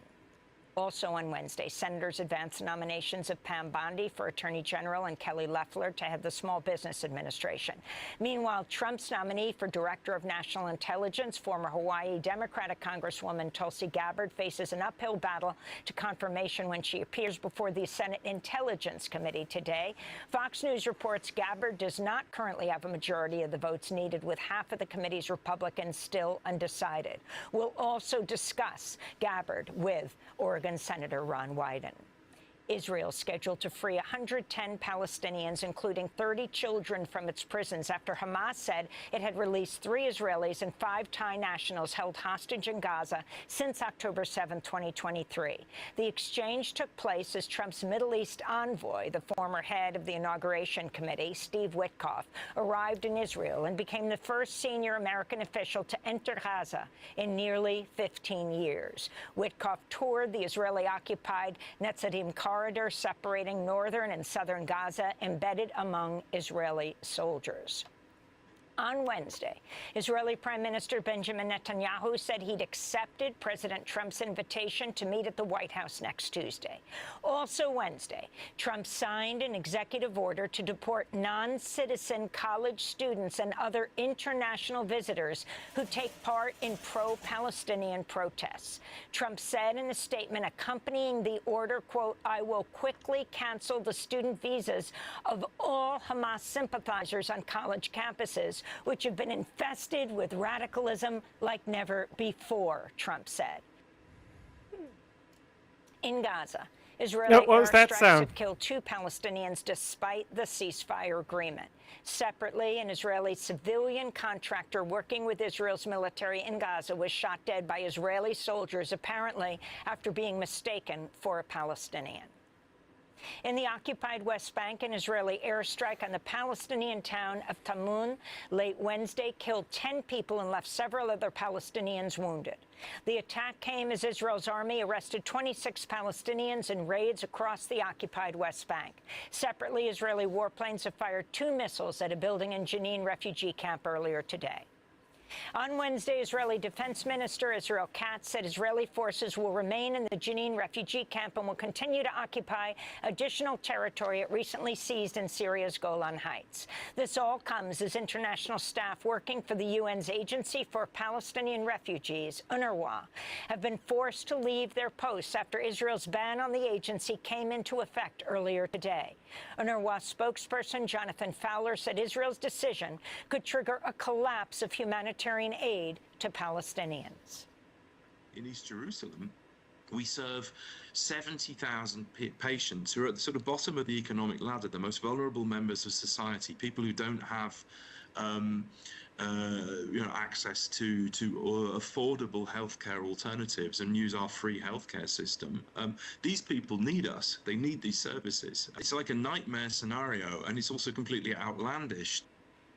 A federal judge in Manhattan has sentenced former New Jersey Democratic Senator Bob Menendez to 11 years in prison following his conviction on corruption charges. In July, jurors found Menendez guilty of bribery, wire fraud, extortion, obstruction of justice, conspiracy, and acting as a foreign agent for Egypt. He's due to report to prison June 6. Menendez spoke to reporters following his sentencing Wednesday, stoking speculation he's seeking a pardon from President Trump. Yeah, that's not Welcome going to to the 2nd happen. District of New York, the Wild West of political prosecutions. President Trump is right. This process is political, and Oh my it's God. corrupted to the core. I hope President This is a Trump Hail cleans Mary up the cesspool appeal and to restores Trump the saying, integrity hey, I'm to the being system. targeted too. And the Justice Department is reportedly in talks with federal prosecutors What in happened to your Manhattan about hair? dropping corruption That's just how it charges is. against It grows New York like City that. Mayor Eric Adams. Adams was indicted last year on 5 counts, including bribery, conspiracy, and campaign finance violations. A growing number of Adams' allies have also been indicted or resigned. And those are some of the headlines. This is Democracy Now!, democracynow.org, the War and Peace Report. I'm Amy Goodman. Horrific mid-air collision last night outside of Reagan National, DCA. There were no survivors. The collision was between a passenger jet coming in from Wichita and an Army helicopter. As we were coming on here, I believe still happening in the Brady briefing room is Donald Trump and J.D. Vance talking about this. I want to play one clip from the president talking about what he thinks was the reason that this crash happened. They put a big push to put diversity into the FAA's program. And then another article, the Federal Aviation Administration, this was before I got to office, recently, second term.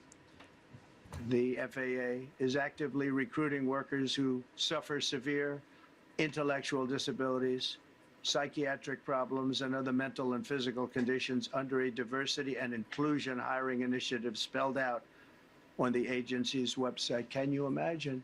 So I guess it's black people and the people with mental health problems that caused this. He went on to say that Pete Buttigieg was a disaster who's just got a good line of bullshit.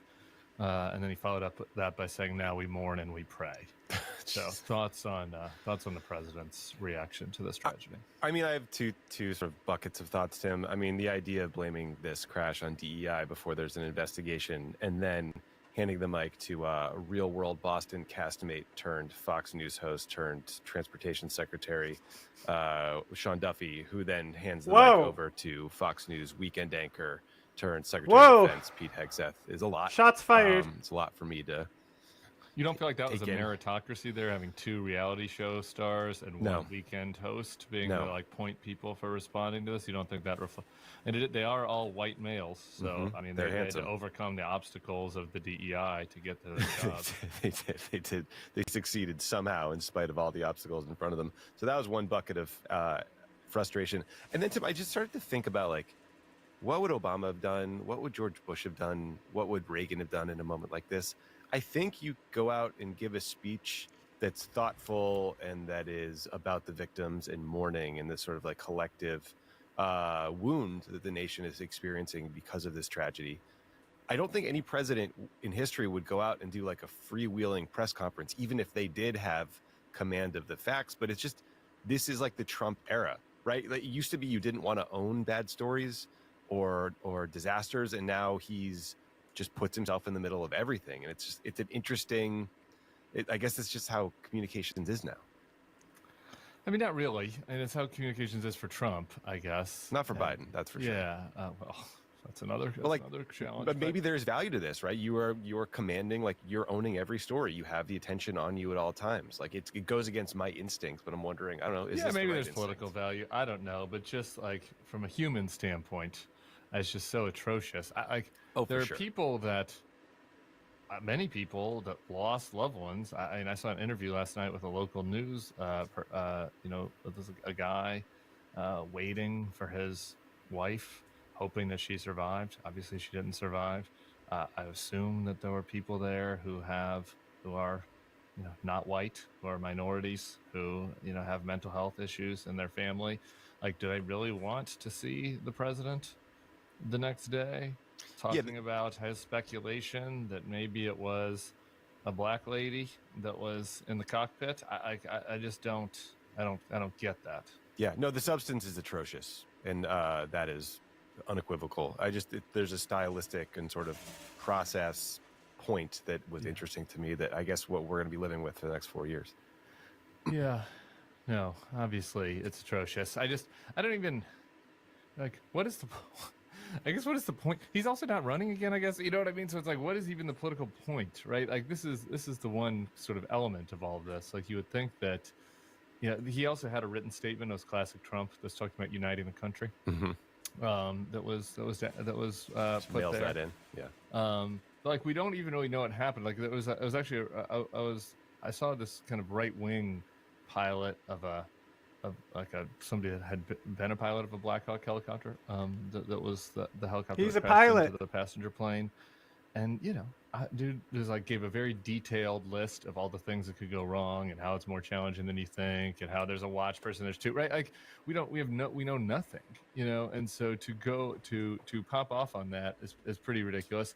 But I do think, like, it is Trump, but as you're saying about just kind of how things are right now, at some level, it reflects a little bit of a just kind of breakdown of our entire society that also is maybe Trump's fault. But, I saw some of our YouTube competitors out there yesterday that were blaming it on the fact that the FAA administrator got fired already and we didn't have a replaced FAA administrator, and that saying that it's Trump's fault. Democratic Congresswoman Norma Torres said that the families deserve answers because Trump gutted an aviation safety committee, which I think that was really a TSA committee. But, like, again, this happened on the other side. I got into fights with Republicans back during the East Palestine train derailment, where there were like Rudy Giuliani and other people were out there talking about how Pete Buttigieg's paternity leave was to blame for this. Right.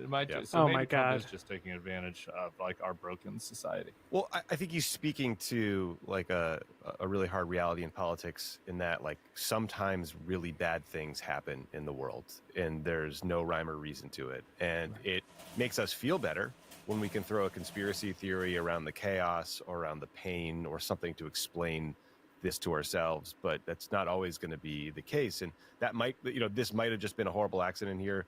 There could have been, we'll figure it out, right? But I saw the same things you did, like people blaming the air traffic controller shortage or the buyout proposal or firing the head of the TSA. And my instinct was to find that gross. And then I saw Trump this morning and I thought, I don't know, maybe I'm not built for politics anymore, Tim. Like, maybe this is how it goes. Maybe gross is what it is. You're kind of a softie. Yeah, I don't know. I do have to tell you, my initial instinct to be like, fuck it, blame Trump. Fuck it, why not? Blame Trump. I mean, he blamed Newsom for the fires, and Pete, like, caring for his kids in the NICU was blamed for like everything that happened all over the country for 2 years. So why not? But, I took a couple breaths and I was like, well, we could probably just see what actually just give happened. it a beat. We could probably just see what happened. And I don't think that like my tweet or Norma Torres's tweet is really going to be the thing that it's going to save it. takes Trump down. No, you got a blue here. sky. So I think we can probably wait to see. Brought to you by Ground News. When Trump first floated buying Greenland, most commentators dismissed his musings as classic Trump bluster, part of what Trump likes to call the weave. However, over the weekend, it became overwhelmingly clear, if there was any remaining doubt, that Trump is 100% serious about getting his hands on the world's largest island. The Financial Times reported over the weekend that Trump held a fiery 45-minute call to discuss the issue with Denmark's Prime Minister Mette Frederiksen, which sources described as, quote, horrendous. And on Saturday, the president told reporters on Air Force One, quote, we're going to have it. So in this video, we're going to try our best to figure out why Trump is so keen on Greenland.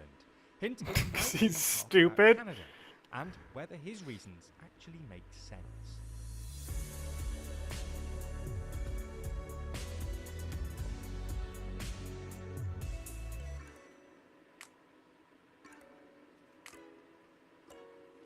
Explore which world leaders are winning and which are losing every week with our new podcast, The World Leader Leaderboard. Find it over on the TLDR Podcast YouTube channel or in your favourite podcast app. So let's get straight into it. As we see it, there are at least 4 reasons that Trump is interested in Greenland. Arctic geopolitics, the UK-Iceland gap, its mineral deposits, and Canada. Let's start with reason 1, Arctic geopolitics.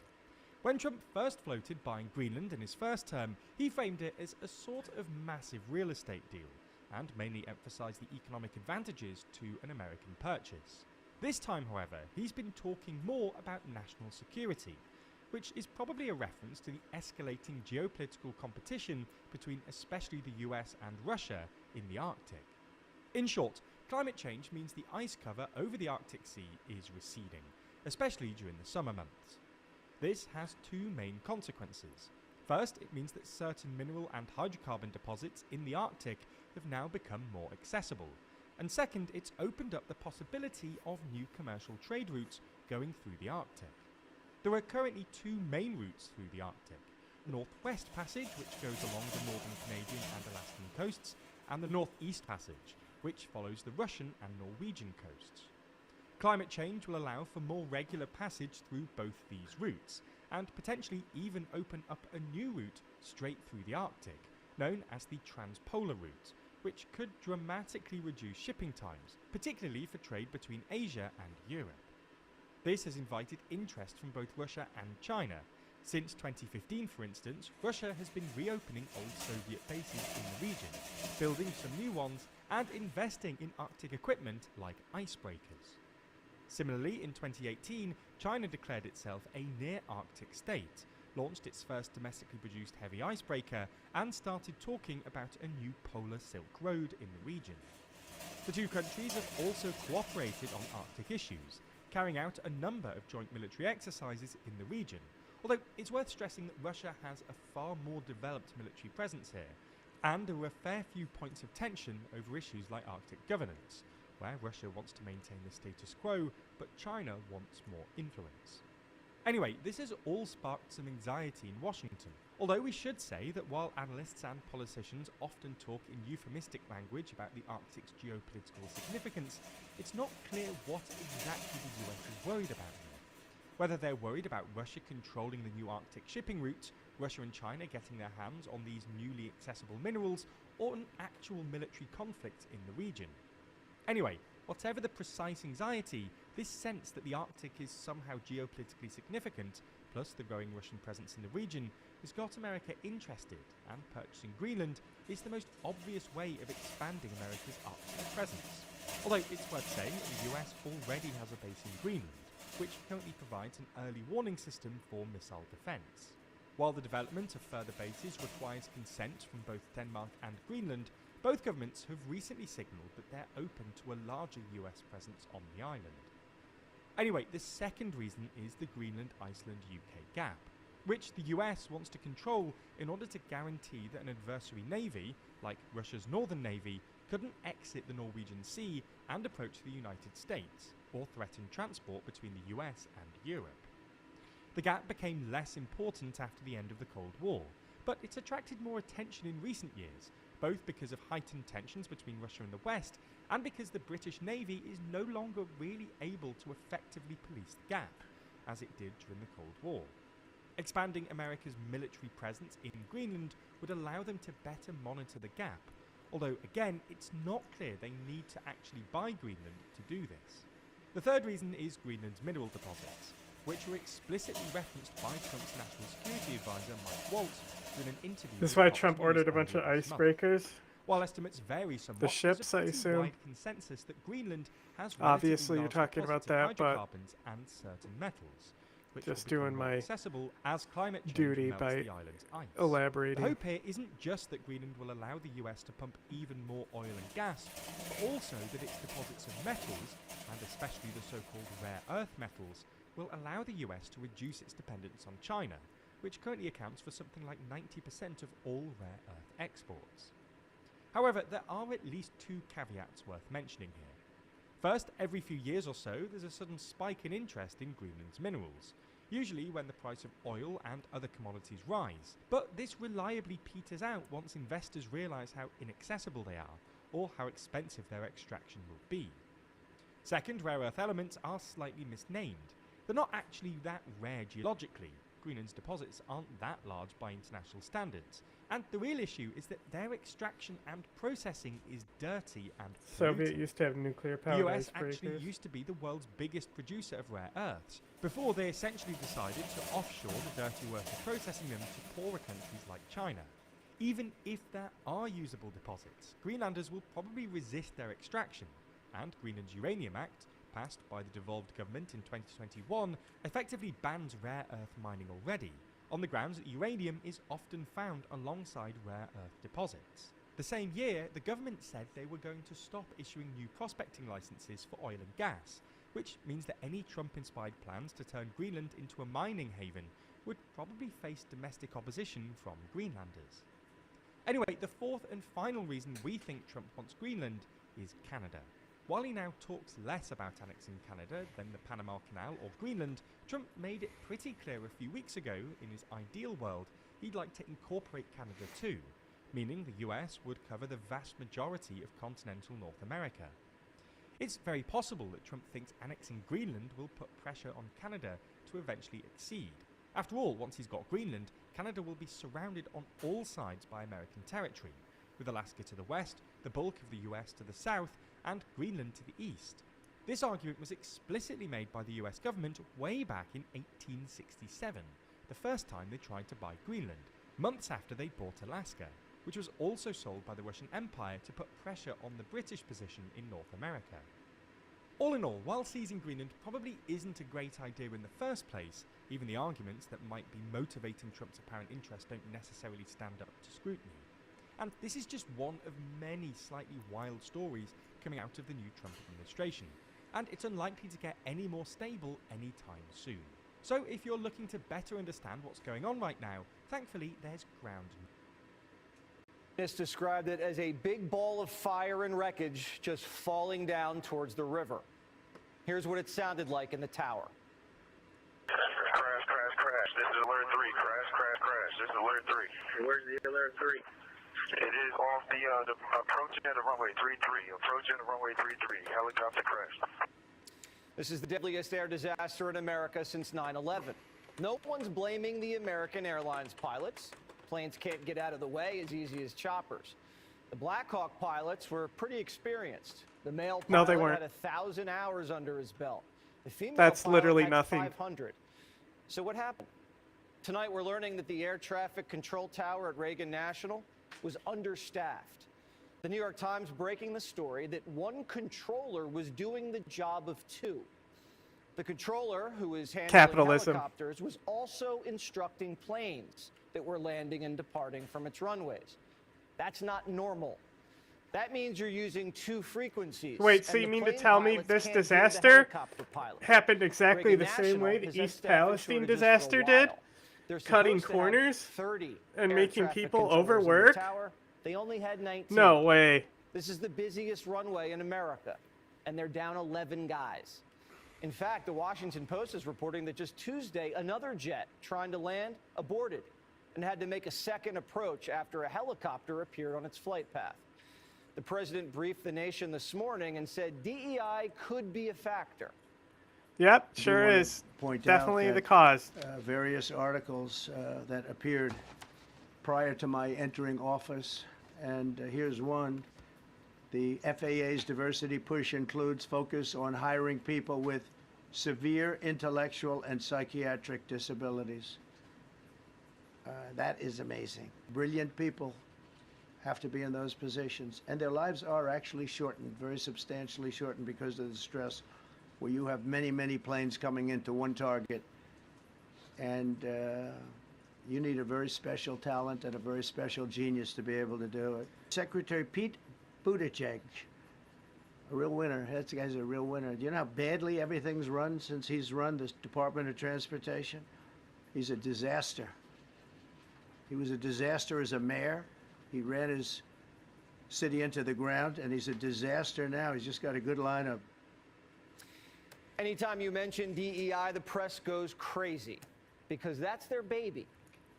We don't even yet know the names of the 67 people who were killed, and you are blaming Democrats and DEI policies and air traffic control. Don't you think you're getting ahead of the investigation right now? No, I don't think so at all. I don't think with the names of the people, you mean the names of the people that are on the plane, you think that's going to make a difference? Does it comfort their families They to are hear you a blaming group of DEI people that have policies? lost their lives. If you want a list of the names, we can give you that. We'll be giving that very soon. We're in coordination with American Airlines. We're in coordination very strongly, obviously, with the military. But I think that's not a very smart question. But are you I'm blaming- surprised coming from you. And the DEI defenders didn't stop. I'm trying to figure out how you can come to the conclusion right now that diversity had something to do with this crash. Because I have common sense. Okay. And unfortunately, Okay, we a saw lot this of people already. don't. This video is brought to you by Ground News. A Rwandan-backed rebel group known as M23 has captured Goma, the largest city Boo. in the Eastern Democratic Republic of the Congo. Hate those guys. Sparking panic in the city of more than 1 million people and prompting a warning from the United Nations that the devastating and long-running conflict risks spiraling into a broader regional war. It's an often overlooked conflict, and one that's fueled by ethnic tension, regional rivalry, and resource extraction, all contributing to one of the most complex humanitarian crises in the world. So in this video, we're going to explain what's going on in the Eastern DRC, and why Rwanda is apparently stoking conflict there.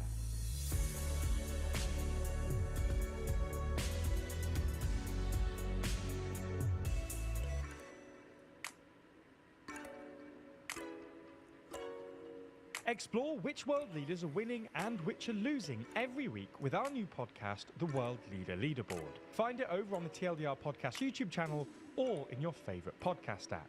For the people of the Eastern DRC, conflict is sadly nothing new. The region has been racked by conflict for more than 30 years.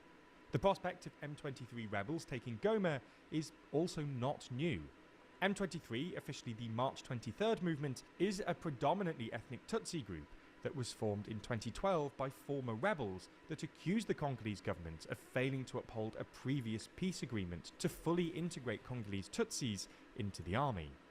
M23 launched a major rebellion in 2012, capturing swathes of territory and actually seizing control of Goma for more than a week, prompting international donors to cut aid to Rwanda because of its support for the group. And ultimately, M23's rebellion was suppressed by the Congolese army alongside UN forces.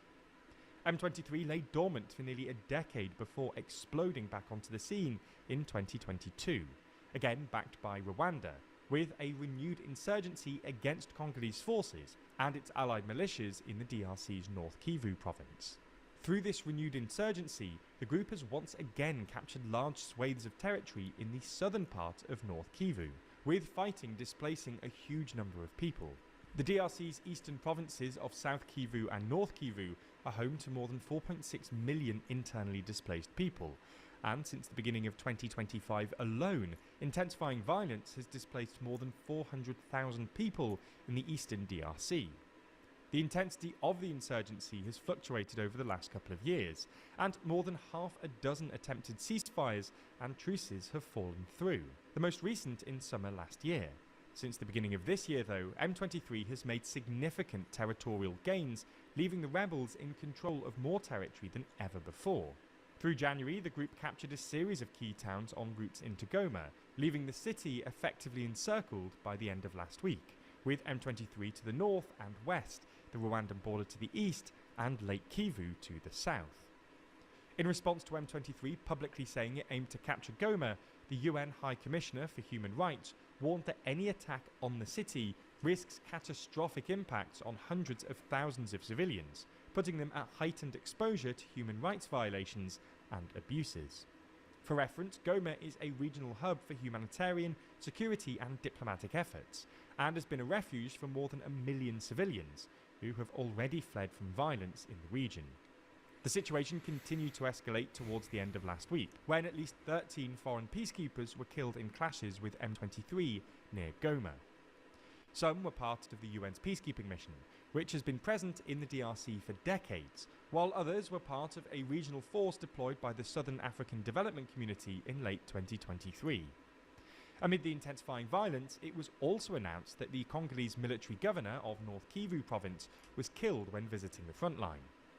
Against this backdrop, the Congolese government announced last week that it was severing its strained diplomatic ties with Rwanda because of the latter's support for M23. As of Monday morning, the picture was not fully clear, but M23 claimed it had captured Goma. Now, Rwanda publicly denies supporting M23, but the accusation doesn't come from just the DRC. It comes from the UN, EU, US and others too. In fact, calling M23 a Rwandan-backed group may not even fully reflect the extent of Rwanda's support, which It's goes literally beyond Rwanda. funding, training and Correct. equipping. UN experts say Rwanda has up to 4,000 troops on the ground in the eastern DRC, and that the Rwandan military has de facto control over M23 operations, with the commanding of targeted operations and handling of high-tech weaponry by Rwanda critical in M23's conquering of new territories. So why is Rwanda intent on backing M23? Well, it can largely be summed up as economic interest and political and security interests. On the economic front, it's a well-known fact that the eastern DRC is rich with natural resources: gold, tin, tungsten, tantalum, coltan and more. Valuable and crucial materials used for things like batteries, circuit boards, capacitors and all sorts of electronic devices. For more than a year now, M23 has controlled the largely coltan mining region of Rubeya in North Kivu, which, according to the UN, has allowed them to collect an estimated $800,000 a month through a production and trade tax. The UN expert's report states that M23 has, quote, ensured a monopoly for the export of coltan from Rubeya to Rwanda, meaning fraudulent extraction, trade and export to Rwanda of minerals benefits both M23 and the Rwandan economy. Rwanda also has political and security interests in the DRC going back decades. In fact, Rwanda, alongside some other countries, twice invaded the DRC in the late 1990s, citing security threats. The Rwandan government has long spoken of threats to its own security by militias present in the neighbouring DRC, like the ethnic Hutu FDLR, whose members include alleged perpetrators of the 1994 Rwandan genocide. This is a key cause of tension between the DRC and Rwanda, as the Congolese military has relied upon and provided support to armed groups like the FDLR to aid its fight against the likes of M23. Some analysts also see the resurgence of M23 as a response by Rwanda to its regional rival Uganda's increasing involvement in what Rwanda considers its own sphere of influence. For example, in 2021, the DRC allowed Ugandan troops to deploy in northeastern DRC to help the Congolese military fight against the so-called Allied Democratic Forces, an IS affiliate. Additionally, the DRC and Uganda have signed agreements to build networks of road linking the two neighbouring countries, which may have raised fears in Rwanda of being shut out of the resource-rich area to the benefit of its What rival. journalist was famous? As for why M23 in this one? intensified its offensive since the start of this year, some analysts see it as an effort by Rwanda to maximise its position in currently suspended negotiations after Angolan-led peace talks between the DRC and Rwanda collapsed in December 2024. At an emergency UN Security Council meeting on Sunday, the US, UK and France did condemn Rwanda's actions and called for its withdrawal, but stopped short of calling for sanctions. given that Rwanda's longtime leader Paul Kagame has built a strong reputation for himself and his country as a key partner of the global, particularly Western community, it may be hard to generate the same international pressure that helped end M23's last rebellion more than a decade ago. Following this story, unpacking different perspectives and opinions has proved to be really difficult. But if you want to keep exploring this topic, you'll find it easier with the help of Ground News. Yeah. You can subscribe to ours. Scan the code. Spain is the Eurozone's fourth biggest economy, but it's bottom of the league when it comes to defence spending in the 32-nation NATO alliance. Madrid spent an estimated $21.3 billion on defence last year, 1.28% of its gross domestic product, despite a 2014 NATO pledge to spend at least 2%. NATO's Secretary-General Mark Rutte travelled to Spain and Portugal this week and gave this warning. The goal of 2%, now set a decade ago, will not be enough to meet the challenges of tomorrow.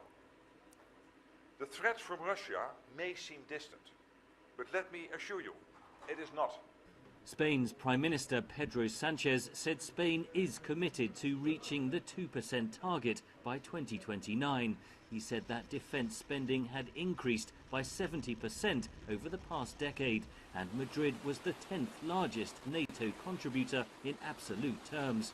Spanish troops are also helping to train Ukrainian forces as Kyiv battles Russia's invasion. But that's unlikely to satisfy NATO's biggest spender, the United States, which spent 3.38% of its GDP on defence in 2024.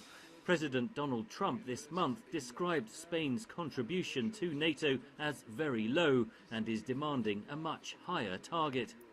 I'm also going to ask all NATO nations to increase defense spending to 5% of GDP, which is what it should have been years ago. Trump has long complained that European allies are taking advantage of the United States and says they should share the burden of defense spending. But the 5% target is unrealistic for Spain, according to analyst Pere Ortega.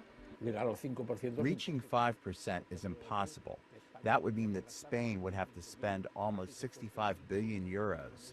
That is impossible because we do not have that economic capacity. That would be in some way making sacrifices in the sphere of social security, and the Spanish population would penalize that with their vote at the polls. Trump does have some support in Europe. Lithuania announced plans this month to raise defense spending to 5 or 6% of GDP by 2026. We are fitting in with NATO defense plans, which are vital to our region. At his first NATO summit as US president in 2017, Donald Trump berated allies for failing to spend enough on defense. European allies, in particular Spain, are braced for further demands at the next summit due to be held in The Hague in June. Henry Ridgwell, VOA News. Top intelligence community picks faced some sharp questioning today. A budget perhaps big enough to invade Mexico. Patel, President Trump's choice to lead the FBI, and Tulsi Gabbard, nominated for Director of National Intelligence. Nick Schifrin and Laura Barone Lopez have been following today's confirmation hearings, and Nick begins our coverage with Tulsi Gabbard. Ladies and gentlemen, welcome. Today in the Senate Intelligence Committee, the name used more than any other was not the woman nominated to lead the intelligence community, it was but the Assad. man responsible for the largest breach. Edward Snowden was a national security agency Has anyone contractor. seen if CIA Sarah is like defending Tulsi Gabbard as a good pick because she defends everything that the fucking admin does? Who leaked more than 1 million classified documents. In 2020, Tulsi Gabbard wanted him pardoned. I've introduced legislation to stand up for and to protect brave whistleblowers. Do you still think Edward Snowden is brave? Today, Gabbard's past comments drew bipartisan concern, beginning with Vice Chairman, Virginia Democrat Mark Warner. Edward Snowden broke the law. I do not agree with or support with all of the information and intelligence that he released, nor the way in which he did it. Oklahoma Republican James Lankford. Was he a traitor at the time when he took America's secrets, released them in public, and then ran to China and became a Russian citizen? Senator, I'm focused on the future and how we can prevent something like this from happening again. Colorado Democrat Michael Bennett. Is Edward Snowden a traitor to the United States of America? That is not a hard question to answer when the stakes are this high. Senator, as someone who has your served answer, in yes uniform, or no, is Edward Snowden a traitor to the United States of America? as someone who has I'll go on worn to our my uniform questions. in combat, I understand how critical our national security Apparently is. you don't. This is about regime change in Russia. Senators also questioned Gabbard's judgment on Russia and the war in Ukraine. The United States and some of these European NATO countries are fueling this war, which she's blamed in part on the U.S. Who's responsible for the war in Ukraine? Putin started the war in Ukraine. That conversion doubted by Kansas Republican Jerry Moran. I want to make certain that in no way does Russia get a pass in either your mind or your heart, or in any policy recommendation you would make or not make. Senator, I'm offended by the question because my sole focus, commitment, and responsibility is about our own nation, our own security, and the interests of the American people. Senators also expressed skepticism in her conversion to supporter of warrantless surveillance, which she used to oppose. I don't find your change of heart credible. And on Syria, That the United States has been waging this war, this regime change war now. Gabbard visited in 2017 and dismissed U.S. and UN conclusions that Assad launched a chemical weapons attack in April 2017. And that evidence was never presented, and it's very clear now as time has gone on that there was a cover-up. Today, for the first time, Gabbard said she pushed Assad on chemical weapons. I asked him tough questions about his own regime's actions, the use of chemical weapons and the brutal tactics that were being used against his own people. But Democrats fear Gabbard's prior positions could prevent allies from sharing intelligence. I just don't believe on your judgment and credibility issues that this is the appropriate role that you should take going forward. Gabbard was elected to Hawaii's legislature in 2002 at the age of 21 as a Democrat. She served in Congress for 8 years, deployed twice to the Middle East, and is a serving lieutenant colonel in the Army Reserve. But she became a Republican and endorsed Donald Trump over their shared questioning of the intelligence community. The American people elected Donald Trump as their president not once but twice. And yet the FBI and intelligence agencies were politicized by his opponents to undermine his presidency and falsely portray him as a puppet of Putin. With that charge, her supporters proudly call her unconventional, while to her critics, she's dangerous. Unconventional, I guess, sure. Troops unleashed a barrage of strikes across Ukraine overnight, leaving multiple people wounded. In Kharkiv, crews worked to put out the flames after one attack lit private businesses on fire. Officials say at least 2 people were wounded in debris when it fell from a Russian drone used during the strike.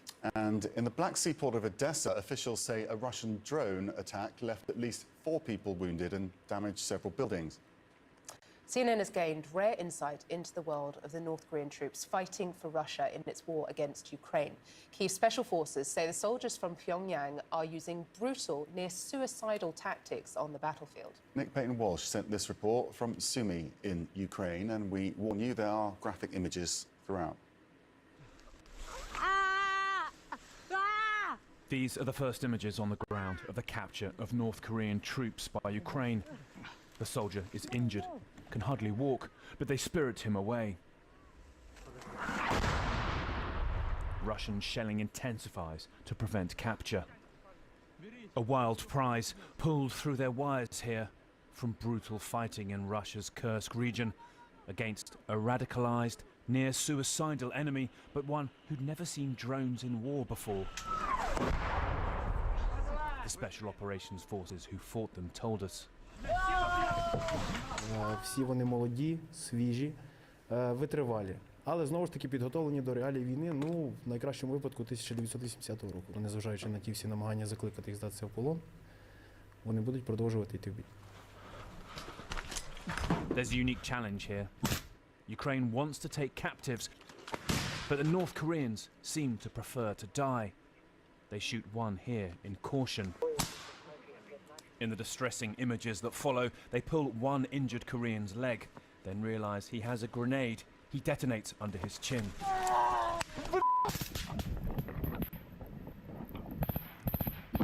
His last words were to scream North Korean leader Kim Jong-un's name, South Korean officials say. It's nothing. 5 maybe. We meet the Ukrainians who show us the faked Russian military papers he was carrying, suggesting he was from Russia's Far East, and his military radio codes. Another paper, handwritten pledges of brainwashed courage. 미지와 괴뢰 쓰레기들에게 죽음의 철출을 내릴 날은 머지 않았다.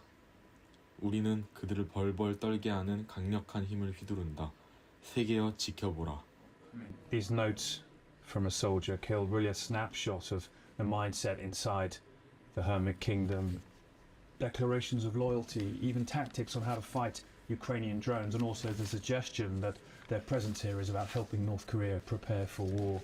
It's a remarkable insight, pretty old. but also a reminder of how this biggest land war in Europe since the 40s is becoming more global. But also a glimpse of the fear they live under, how they inform on each other. Notes from an officer writing a critique of his fellow soldiers. 그는 물자를 훔치는 상상할 수 없을 정도의 불명예스러운 행위를 저질렀다. 그는 최고 사령관의 존엄을 지키지 못했고 개인의 이익을 최우선시했다. Ukrainians filmed themselves taking DNA samples from the dead, which they say proved these were Korean. Ukraine says up to a third of the 12,000 here are already dead or injured, and more are coming. Amur shows us the newish AK-12 rifle and backpack Russia gave the North Koreans. They are overladen with ammo, he says, but sometimes no body armor or warm clothes and minimal water. Известный случай. Бойцы с Северной Кореи бежали просто без броников, часто не носят каски, что тоже для нас оказалось странным. Они типа очень маневренные и очень быстрые. Они очень быстро бегают, перемещаются, ну, их сложно словить, тем более дроном. This thermal drone video shows that speed of attack. Below are 7 Ukrainians in a trench, facing 130 North Koreans above, who race at them and then try to flank them. Many died here, but they seem to be learning. Тобто в них там є, ми бачили схема, як діяти у випадку, коли їх буде, скажімо так, атакувати дрон. Тобто це одна людина, яка приймає удар на себе, 2 або 3 інші людини, вони стоять збоку і безпосередньо вже стріляють. Тут варто відмітити, що дійсно стріляють вони досить добре. Це говорить про те, що вони готувалися. Ready to die? Everybody checked for grenades, but not ready for this modern warfare. On a training mission, many won't survive. For a future war, not even glimpsed yet. Nick Payton-Walsh, CNN, Sumy, Ukraine. And with the release of Agam Berger, the last freed of the 5 female Israeli soldiers who were kidnapped from their base near Gaza during the October 7, 2023 Hamas terror attack. Friday's ceremony was held against the backdrop of the ruined northern Gaza neighborhood of Jabalia. After 482 days of captivity, Berger had an emotional reunion with her family and was then transferred to the hospital. Doctors say her medical condition is good. We're here, and I promise you we will never leave you again. A mother's promise. U.S. President Donald Trump's envoy, Steve Witkoff, also came to the hospital to meet the freed hostages and then visited Tel Aviv's Hostage Square, the center of demonstrations for the release of the hostages for the last 15 months. Israelis were riveted by the scenes of this third hostage release, part of the first stage of a ceasefire deal with Hamas that will see 33 hostages, women, older men, and those who are ill, released in exchange for hundreds of Palestinian prisoners. In the last 15 months, we got to know these people and to see them as our own family, because in the Israeli society, the solidarity and the the feeling that we are all united as one people is very, very important. And the release of the hostages is something that is very dear to us and touches our core values of the Israeli society. After Berger's release by Hamas, 2 other Israeli and 5 Thai hostages were freed by Islamic Jihad. The Israelis, 80-year-old Gadi Moses and 29-year-old Arbel Yehud, are civilians taken from their homes in kibbutz Nir Oz. 1/4 of the 400 Israeli residents of Nir Oz was killed or taken hostage. The scene was chaotic as thousands of Palestinians surrounded the cars transferring the hostages, jeering and pushing. Armed Hamas gunmen struggled to control the crowd. In response, Israel temporarily delayed the planned release of more than 100 Palestinian prisoners, including some serving life sentences.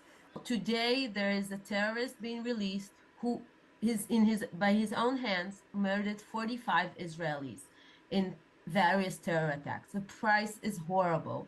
As the first stage of the hostage release proceeds, Israel and Hamas are set to begin negotiations for the second stage.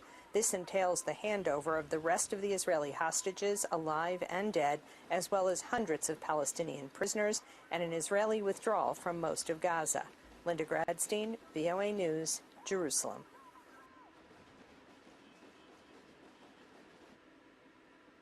Threat to U.S. security, and it also involves high technology. Jim Axelrod shows you how Chinese spies are targeting U.S. service members on social media to get American military secrets. It was here on this sprawling seaside Navy base in Southern California where Thomas Zhao, then a 26-year-old naval electrician, admitted to passing sensitive documents to an undercover Chinese intelligence officer. We obtained this recording of his confession. So why were you taking money from him? Free money. He's just taking a couple pictures. He absolutely betrayed his country. Sitting across from Zhao on that day in August 2023, NCIS Special Agent Ryan Norris. I think he, over the past 2 years, had a relationship that he knew was nefarious, and I think he was realizing he was finally caught. The gig was up. Exactly. That nefarious relationship began in a networking group on the Chinese-owned social media app WeChat. The Chinese intelligence officer posed as an investor. The intelligence officer presented himself as a researcher that was looking at the global markets. By then, Norris told us, COVID had made it more difficult for spies to travel abroad.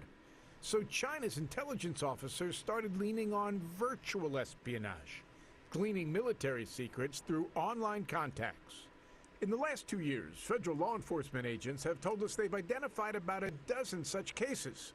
They've secured convictions against 3 service members recruited by suspected undercover agents of China.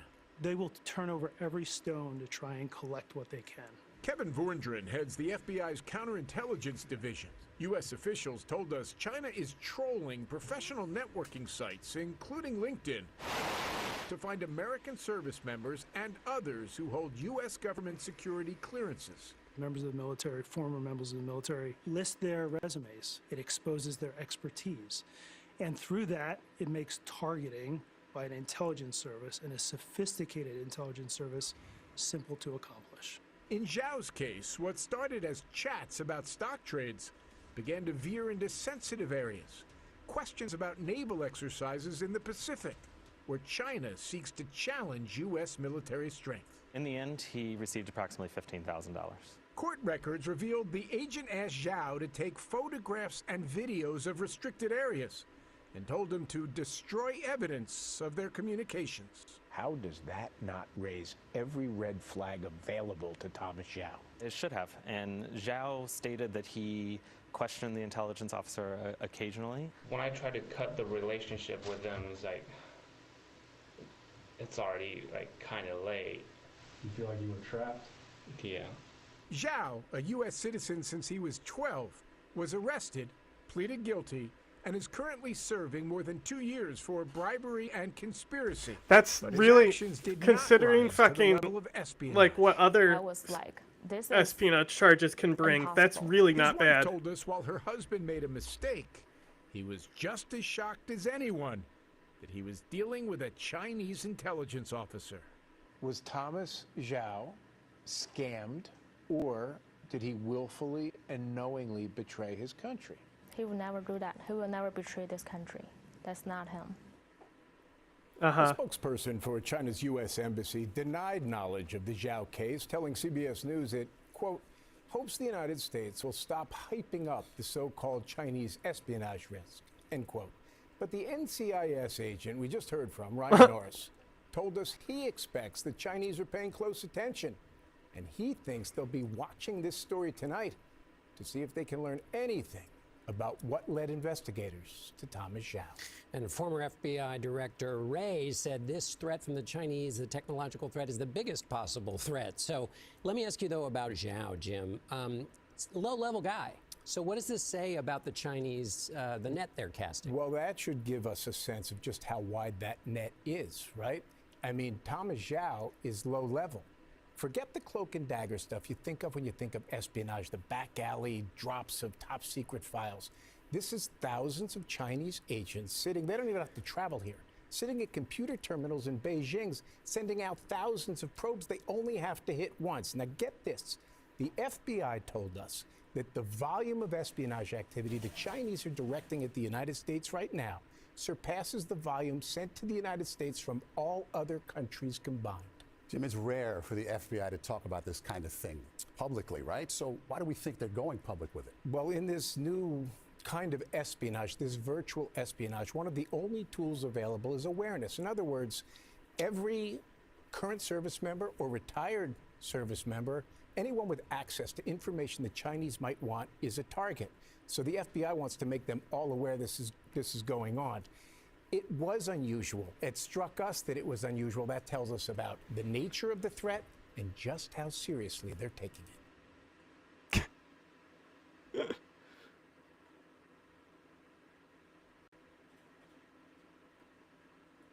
Hawk helicopter end up in a tragic crash while the plane was attempting to land on runway 33. In the videos ahead, we'll take a closer look at the final hours leading up to the crash. The confusion between the PAP-25 VIP military helicopter and the air traffic controller, and how the rescue operation is being carried out. More details all in the video ahead. The plane had departed from Wichita Dwight D. Eisenhower National Airport in Kansas earlier that evening. A PSA Airlines aircraft, operated under American Airlines and identified as Flight AA5342, collided midair with a military Black Hawk helicopter at approximately 9 p.m. on Wednesday, January 29, 2025. The tragic incident occurred as the plane was making its final approach toward Reagan-Washington National Airport in Arlington, Virginia. American Airlines confirmed that 64 people were aboard the jet, 60 passengers and 4 crew members, while 3 soldiers were aboard the military helicopter. This plane's radio transponder stopped transmitting about 2,400 feet, which is around 730 meters short of the runway, roughly over the middle of the river. This has marked the first major U.S. commercial crash in more than 15 years. From an aerial perspective, it is evident that Flight AA5342 was approaching the airport from the south, descending over the scenic Potomac River. This area is known for its proximity to several iconic landmarks, such as the Pentagon, located nearby in Pentagon City. To the north, one can spot the striking dome of the United States Capitol building, a symbol of American democracy. The Potomac River, which encircles the airport and much of Arlington, serves as a natural boundary and offers breathtaking views for arriving flights. However, this area is also densely trafficked, both by air and on the ground, adding to the complexity of air traffic management in the region. American Airlines Flight 5342, which we'll refer to as the landing flight, was on its final approach to runway 33. At this stage, called short final, the aircraft was mere moments from landing, flying at an altitude of about 400 feet. This is the most critical phase of landing, where every second counts and pilots are laser focused on safely bringing the plane down. At the same time, an Army Black Hawk helicopter, identified as PAP-25, was reportedly on a possible training flight. It was flying perpendicular to the flight path of Flight 5342, following the course of the Potomac River. The Potomac River is a designated flight corridor for helicopters, and it's common to see aircraft like this operating in the area. The key difference between the two aircraft in this scenario was their operating rules.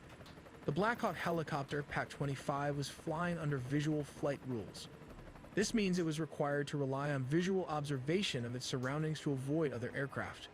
The landing flight 5342 was operating under instrument flight rules, which give it priority over VFR flights in controlled airspace. This system assumes that VFR aircraft will actively maintain visual separation to avoid conflicts. Moments before the collision, the air traffic control tower at Ronald Reagan Washington National Airport called PAC-25 to confirm whether they had the other aircraft in sight. PAC-25 responded that they did. At first glance, this seems like an acknowledgement that they were aware of Flight 5342's presence and were taking steps to avoid it.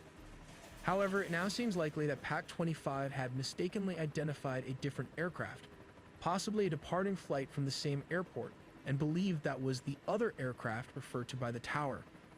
Tragically, PAC-25 may not have realized that Flight 5342 was descending directly into its path.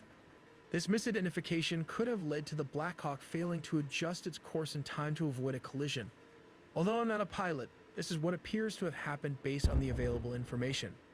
It's a heartbreaking incident that raises questions about how such misunderstandings can occur and what safety measures can prevent them in the future.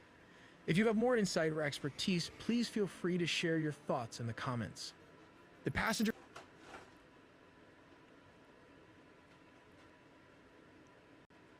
This is a job that should not be open because FBI directors have 10-year terms. FBI Director Chris Wray has 3 years left in his 10-year term, but he inexplicably decided to resign before his term was up, which had purely and only the effect of making it easier for Trump to install someone new in the job. That was nice of him. But now, thanks to Chris Wray, here we are.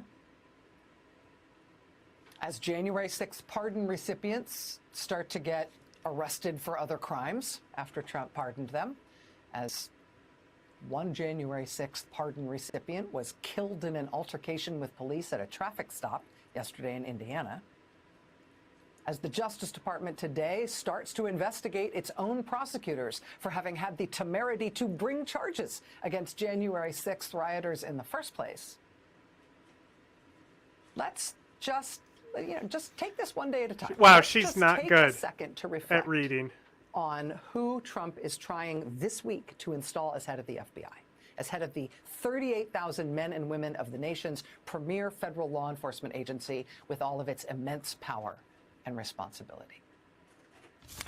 We will go out and find the conspirators, not just in government, but in the media. Yes, we're going to come after the people in the media who lied about American citizens, who helped Joe Biden rig presidential elections. We're going to come after you. Whether it's criminally or civilly, we'll figure that out. But yeah, we're putting you all on notice. And that is Kash Patel, Donald Trump's pick to run the FBI, describing his plans for the second Trump administration. That was in an interview in 2023. You might have heard about that quote. You might have heard that quote. You might have also heard him describing his plans for the FBI's headquarters building in Washington, D.C. I'd shut down the FBI Hoover building on day one and reopening the next day as a museum of the deep state. Well, hey, at least he is pro-museum.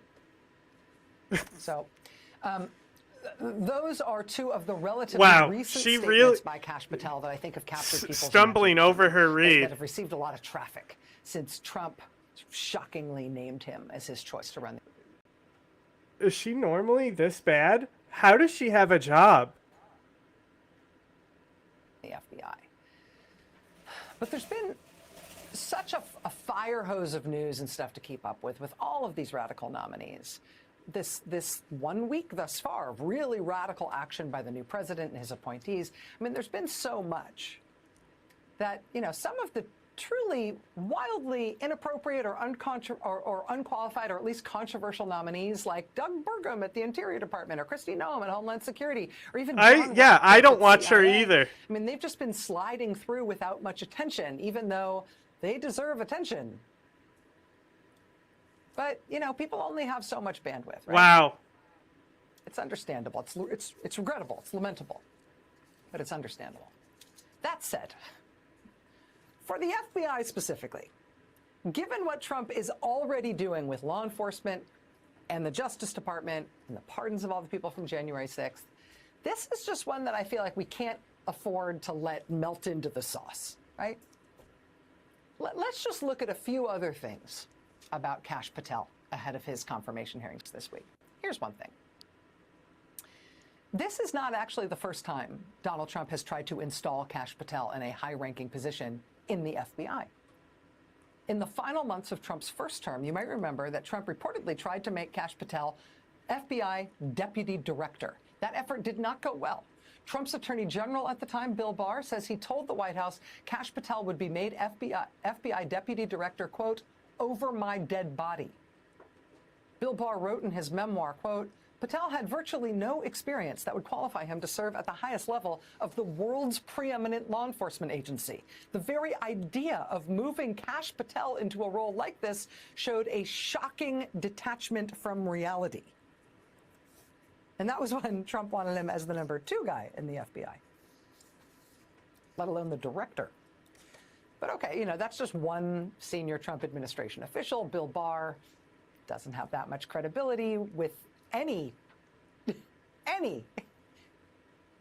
group of Americans at this point in our political moment in America. Set aside Bill Barr. What about other Trump appointees who worked with Kash Patel? Well, Trump's Deputy National Security Advisor, who worked closely with Kash Patel, he had this to say, quote, he's absolutely unqualified for FBI director. He is untrustworthy. It is an absolute disgrace to American citizens to even consider an individual of this nature. That's Trump's Deputy National Security Advisor. And holy shit, she sucks. I know, right? It's amazing.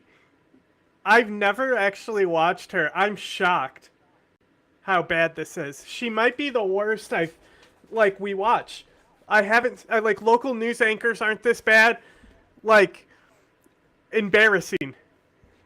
Like, she's reading like I read, and I, like, can't read. I literally have a disability. Not dyslexia, but written expression, so reading and writing is just difficult for me. This is kind of a theme in descriptions of Kash Patel from people specifically who worked with him in the first Trump term. Several former Trump officials say that Kash Patel had a tendency to embellish, to mislead. I think the word you're looking for here is lie about important stuff. John Bolton, who you just saw on this evening with Jen Psaki here on MSNBC, he was Trump's national security advisor, so therefore effectively Kash Patel's boss when he was at the National Security Council. He described him tonight on MSNBC with Jen Psaki as a, quote, climbing weed. He says Kash Patel falsely claimed to have been in charge of a whole directorate at the National Security Council when he was not. Bolton wrote in his book, quote, his puffery was characteristic of the resume inflation we had detected when Trump pressed him on us. We found he had also exaggerated his role in cases he worked on as a Justice Department lawyer. Given the sensitivity of the National Security Council's responsibilities, problems of credibility or reliability would ordinarily disqualify any job applicant. We found he had exaggerated his role in cases he worked on as a Justice Department lawyer. Bolton, I said he said that in that book. That was actually in an op-ed specifically opposing Kash Patel for this FBI job. He exaggerated his role in cases he worked on as a Justice Department lawyer, as well as exaggerating his position in the National Security Council. What did he exaggerate about his time as his time in the Justice Department? What was that? I was the main justice lead prosecutor for Benghazi for a while. No kidding. Actually, yes, kidding. Hopefully he was kidding, because it's definitely not true. New York Times, quote, Mr. Patel has repeatedly claimed that he was the lead prosecutor in the government's pursuit of the perpetrators of the 2012 attack on a U.S. diplomatic compound in Benghazi, Libya, which killed 4 Americans. In reality, quote, he had no role on the Benghazi trial team. The pretrial investigation was handled by a team led by the FBI and the U.S. Attorney's Office in Washington. In his capacity as a junior prosecutor, Mr. Patel routed arrest warrants and the like up the chain for approval. Quote, Mr. Patel took a junior position in the counterterrorism section in late January 2014, well after the Benghazi investigation started. He left the department in April 2017, about 6 months before the first Benghazi case went to trial. What was it that he said? He said, I was the main justice lead prosecutor for Benghazi. Asked by Mother Jones magazine about Kash Patel's claims to have led the Benghazi prosecution's efforts in D.C., a former FBI special agent who was on that investigation for years responded, quote, quote, oh my God, comma, no. Oh my God, no. Despite that, because sure, why not, a Trump transition spokesman recently insisted that Kash Patel was, in fact, assigned as the lead Benghazi prosecutor. Because that's their line and they're sticking to it. Here's another one. A longtime Trump advisor tells The Atlantic magazine that, quote, he had been in Patel's presence more than once when Patel claimed he was the person who, quote, gave the order for U.S. forces to move in and kill the ISIS leader Abu Bakr al-Baghdadi in 2019. This despite the fact that the Baghdadi killing was, quote, an operation for which Patel, by his own admission, wasn't even in the Situation Room. Asked about this, Patel said through his spokesperson, Trump made that brave and courageous call. Yes, but what about the reports that you repeatedly claimed that you were the one who made the call, that you, quote, gave the order? What about that? On the issue of January 6th specifically, as the Justice Department today is trying to fire all the prosecutors involved in the federal January 6th case against Trump, as they are opening an internal investigation into the prosecutors who brought cases against the rioters at the Capitol. Have you ever heard what Kash Patel says himself about January 6th? About what that was? Well, first of all, I should tell you that Kash Patel is credited officially as the producer of the January 6th anthem, the rendition of the Star-Spangled Banner sung by a group of imprisoned January 6th defendants, overlaid with Donald Trump reciting the Pledge of Allegiance. He's the producer of that hot track. Wow. She is definitely the worst. More than just beautiful dance. Members of the outlawed Falun It's a Gong touch of the She's divine. like worse than like some of the cringe YouTubers we watch. Like, that was like excruciating. Tiananmen Square on Sunday. That was like almost as bad as that Comrade Casey video. China's national legends. were arrested and detained and raised yellow banners in a protest that defied any security.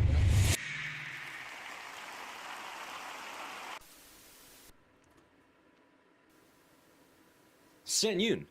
Do you guys know about the cult Shen Yun? Well, I'm actually at the concert, but I have the whole balcony to myself. No one's here at the balcony, I don't know why.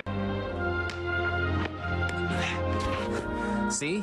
This video is intended for informational and entertainment purposes only. All statements made are based on publicly available information and personal interpretation, and no statement is intended to be a factual claim. This video is an expression of opinion and protected by freedom of speech. Do you remember being 8 years old after a heavy dinner at the hometown buffet, ready to take another scoop of 2-month-old ice cream, and you look out the window to spot something boring? A Shen Yun poster, an Asian woman, colors, words, a show. I don't care. I'm trying to get my high score in Dexter's Laboratory Chess right now. Then as you get older, it gets more ingrained into your head. You start to see Shen Yun on billboards, TV ads, and your local boba shops. One day you ask a friend, they're like, oh, did you know this is actually a cult? And you're like, whoa, what? Queen of D5, I should have fucking known this. But let's get deeper. Back in the 80s, Qigong was booming, which is a mix of traditional slow-moving exercises, breathing, and meditation for perceived spiritual and health benefits. Tai Chi is one form of Qigong, so whenever you see elderly people doing some stretching at the park, you know what they're doing now. And while all of this was happening, there was one person who changed the game. A random security guard working at a cereal factory watched all this success and thought, oh, this actually could be pretty lucrative. I'm also really fucking crazy. Hang on one sec. And in the spring of 1992, Falun Gong was born, which roughly translates to law. He blurred it because it had swastikas. This is what Falun Gong teaches. A series of movements for prosperity, health, and a good life. Heavenly circulation. Buddha showing 1,000 hands. Arm wave.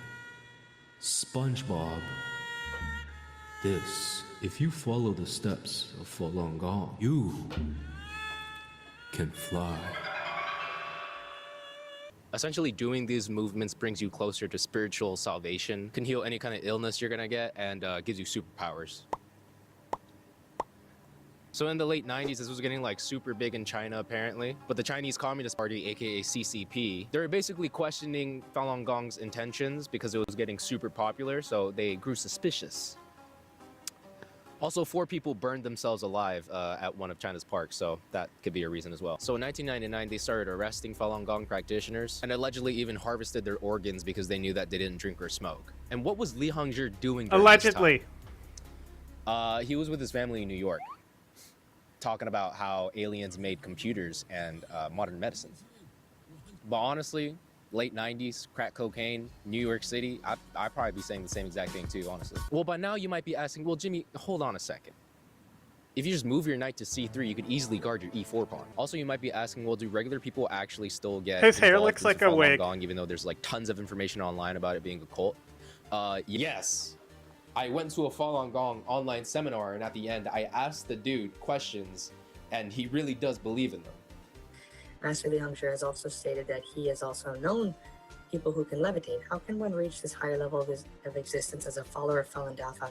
Really interesting point you bring up here. I can tell you, maybe you've been pondering this for quite some time. They do experience these pretty impressive abilities, right? Now, Master Li does talk about them in the book because many people do experience it, right? This is something that's taking you beyond the ordinary human level of existence. And some people have pretty incredible experiences along that journey. We're getting a little bit off track here though. After persecution, Li Hongzhi settled in New York and founded a 400-acre compound dedicated to his followers. More specifically, used as a training grounds for Shen Yun. The highest art is beautiful, breathtaking, timeless. Now, I want to preface that I didn't really talk about why Shen Yun is bad. Pretty much, they traffic kids at a young age to their compound. They're not allowed to see their family often. There's multiple accounts of abuse from a New York Times article. They get donations for the academy, but they spend it on fancy shit. I'm also pretty sure you'll see a Shen Yun ad during this video, so get ready. But what's a video talking about Shen Yun if I don't even go there? Look at this fit right here, boy. Shit, platinum, man. Look at that. I'm here at the Shen Yun concert, about to watch Shen Yun for the first time. My plan is to basically act like I'm an intern for the Epoch Times. If you guys don't know, Epoch Times is basically a far-right international newspaper affiliated with... So it's like, this is what I'm talking about when you can do like the fake credential shit to troll people. Very easy. This isn't the only guy who's done it. Talk about how much they love Trump and spread conspiracy theories. They don't question you. You just act like you're supposed to be there, and it works. So pretty much, Alex Jones if he was Chinese. And try to get an interview with some people before the concert, and to sneak some alcohol inside. Epic. You hear that?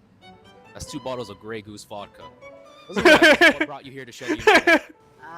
The bombardment of media coverage for the show. Well, we saw.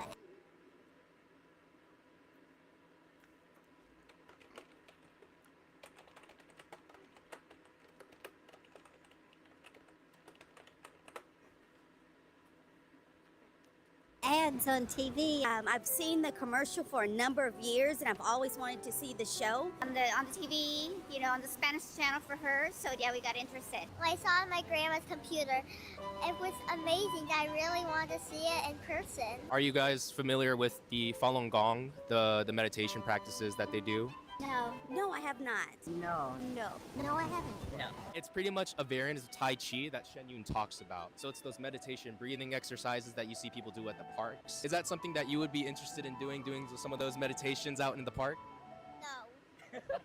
I didn't think that a lot of people would actually be interested in Shen Yun just by watching their commercials. I pretty much interviewed like 10 people and every single one of them didn't know anything about Falun Gong. They didn't know about Mr. Li, any of the controversies from like the New York Times article and shit like that. Yeah, the show's starting in a couple minutes, so cheers. And as the lights dimmed, people were clapping, and I was one shot in of a Casamigos shooter. I was ready to see what it was all about. Except I fucking couldn't. I slept after the first 3 performances because it was boring as shit. The dancers were good, but the show overall was super long and draining. And the patented technology. The patented effect limitlessly expands the stage, with the animated images appearing to be lifelike extensions of the performers. It's just a screen. All they did was have 3 steps on the bottom of the screen, so when one character goes up these steps, they fall down into a hole in sync with the monitor, so right when they fall, they appear on the screen. If you want to feel cultured and watch Asian people dance, just go to any UC campus parking lot at 9 p.m. You'll find like 3 teams practicing their 8 counts. And now that we're on the topic of Shen Yun, we could finally talk about the 3 Musketeers. Hey, welcome back with the 3 Musketeers! These guys, who look like the Lost Wong Fu members, are a part of Shen Yun and have a YouTube channel talking about their experiences. They're all principal dancers, basically the top guys in the Shen Yun dance team. On the outside, they're just some positive looking guys that make vlogs and give you fun behind the scenes content of the whole team. But in reality, they just suck. Let's get into why I actually hate them. This video. In 2024, a New York Times article was posted where 25 former dancers of Shen Yun have come out and described how they were being abused, injuries were being taken care of, their leader stating he could levitate. Now, the Three Stooges made a response to this video, but all they did was refute like only a couple points these people made. Now, the very first point they made was saying, oh, 25 people said they were unhappy after 25 years of Shen Yun existing. Those are pretty good numbers. So in 20 years, you find 25 unhappy employees. That's a pretty good number, I think, you know? An unhappy experience. Yeah, you could call being indoctrinated by propaganda for all your life, going through years of abuse and pain and being paid dog shit money to just being chalked down to, oh, they were just unhappy. I guess once you buy a Lamborghini, you really don't care about anybody else, right? Here, they refute the article which states how injuries were left untreated by this guy, telling a story about how they paid for his rehab when he had a serious injury while dancing. But basically what happened was I ruptured it while flipping, and then I had to take 6 to 7 months of rehab in Los Angeles. They helped me find a surgeon, and not just any surgeon, they found one of the best surgeons in the country. Oh, you're telling me when the main dancer and instructor for Shen Yun gets treatment, that everyone else gets the same exact thing? You're a huge fucking asset. Of course they're gonna take care of you. That's like a CEO saying, yeah, everyone gets paid fairly here. I get bonus checks every quarter, so everyone must be lying. What the fuck? And that was pretty much it. The rest of the time they went on saying, oh man, this really sucks that an article came out because we've been working super hard at Shen Yun. We're such a big family here, acting like they're the victims. Hey guys, I just want to talk a little bit about this new article by the New York Times that just came out. They made it sound like everyone there was like evil or hostile. You know, why do I wake up every morning and go to work if the environment is like so scary, like they said in the article? Oh, I don't know. Maybe it helps to have a fucking $300,000 Lamborghini. You really only talk about 2 points in the article when there is so much more. Like your leader stating he's the creator of the universe and that you can levitate if you really believe in yourself. Can you guys levitate yet? I haven't seen a YouTube video pop off like that. Nearly all the performers were sent to Shen Yun by family members who were ardent Falun Gong practitioners, having not yet turned 12. This part, you actually said in this video you were forced to stay there as a child. It was rough in the beginning because obviously I didn't want to do it and my mom kind of forced me. So I want to take this chance to thank my parents for actually forcing me and kind of lying to me a little bit, but you know, I thank them now. I don't even need to explain anything else. This guy announced he was leaving in 2020 and they told him he would have to repay 8 years of tuition, an amount that might have exceeded $200,000. Honestly though, that just kind of sounds like regular student debt. I'm not gonna lie to you right there, bro. And what do you say to this article where a mom was dying of cancer, but since she was a devout believer, she sent hundreds of thousands of dollars for Falun Gong, only for the family to realize the expenses were used for luxury items? It's just so crazy to think that in 2025, you have so much information you can gather online in just a couple of seconds to understand that this is a cult, but people are still being swayed by practitioners that they're a loving, calm group of repressed people that just do light stretches at the park for their health. But in reality, they're a bunch of crazy bigots who want you to do jazz hands as you die from appendicitis. I stole that joke from her, by the way. That's a really good joke. I wanted to ask more, though, with practitioners, but they're incredibly cautious and secretive. I went to a site that has a contact list for all leaders hosting morning stretches across LA. So I got up early and went to as many parks as I could, and... All right, it's around 6:30 a.m. The only people at this park are homeless people, I'm pretty sure. I kind of messed up because looking at the website, I mean, it's clearly outdated. You're using, like, HTML code from, like, fucking 1990s. But yeah, I still but have like... hope. We're in an Asian part of LA, so I know there's got to be some other fucking place. No one was there. Literally nobody was there. I found one small group, but it was like 4 old Chinese people. I didn't want to bother them. I didn't want to feel like a YouTuber and just start asking questions, honestly. I tried emailing and they didn't want to talk. Then I tried calling and texting people. I was super close one time when I was calling a lady, and then she'll get back to me in a couple of days. Then a week later, she started asking me questions about my real name, if I attended the Shen Yun show last week, and what my ID number was. The crazy thing was, at the Shen Yun show, I didn't talk to a single practitioner, so I don't even know how they found out about me. All in all, it's super shitty to see Falun Gong is still active. There's probably some kids out there right now getting forced to attend their academy with no way out. They're also tax exempt, and that's why we see all the billboards and the advertisements all the time, because they could afford it. But they really shouldn't be allowed to do that. And I hope all the higher ups get jail time because they deserve it. So yeah, fuck Shen Yun, C tier.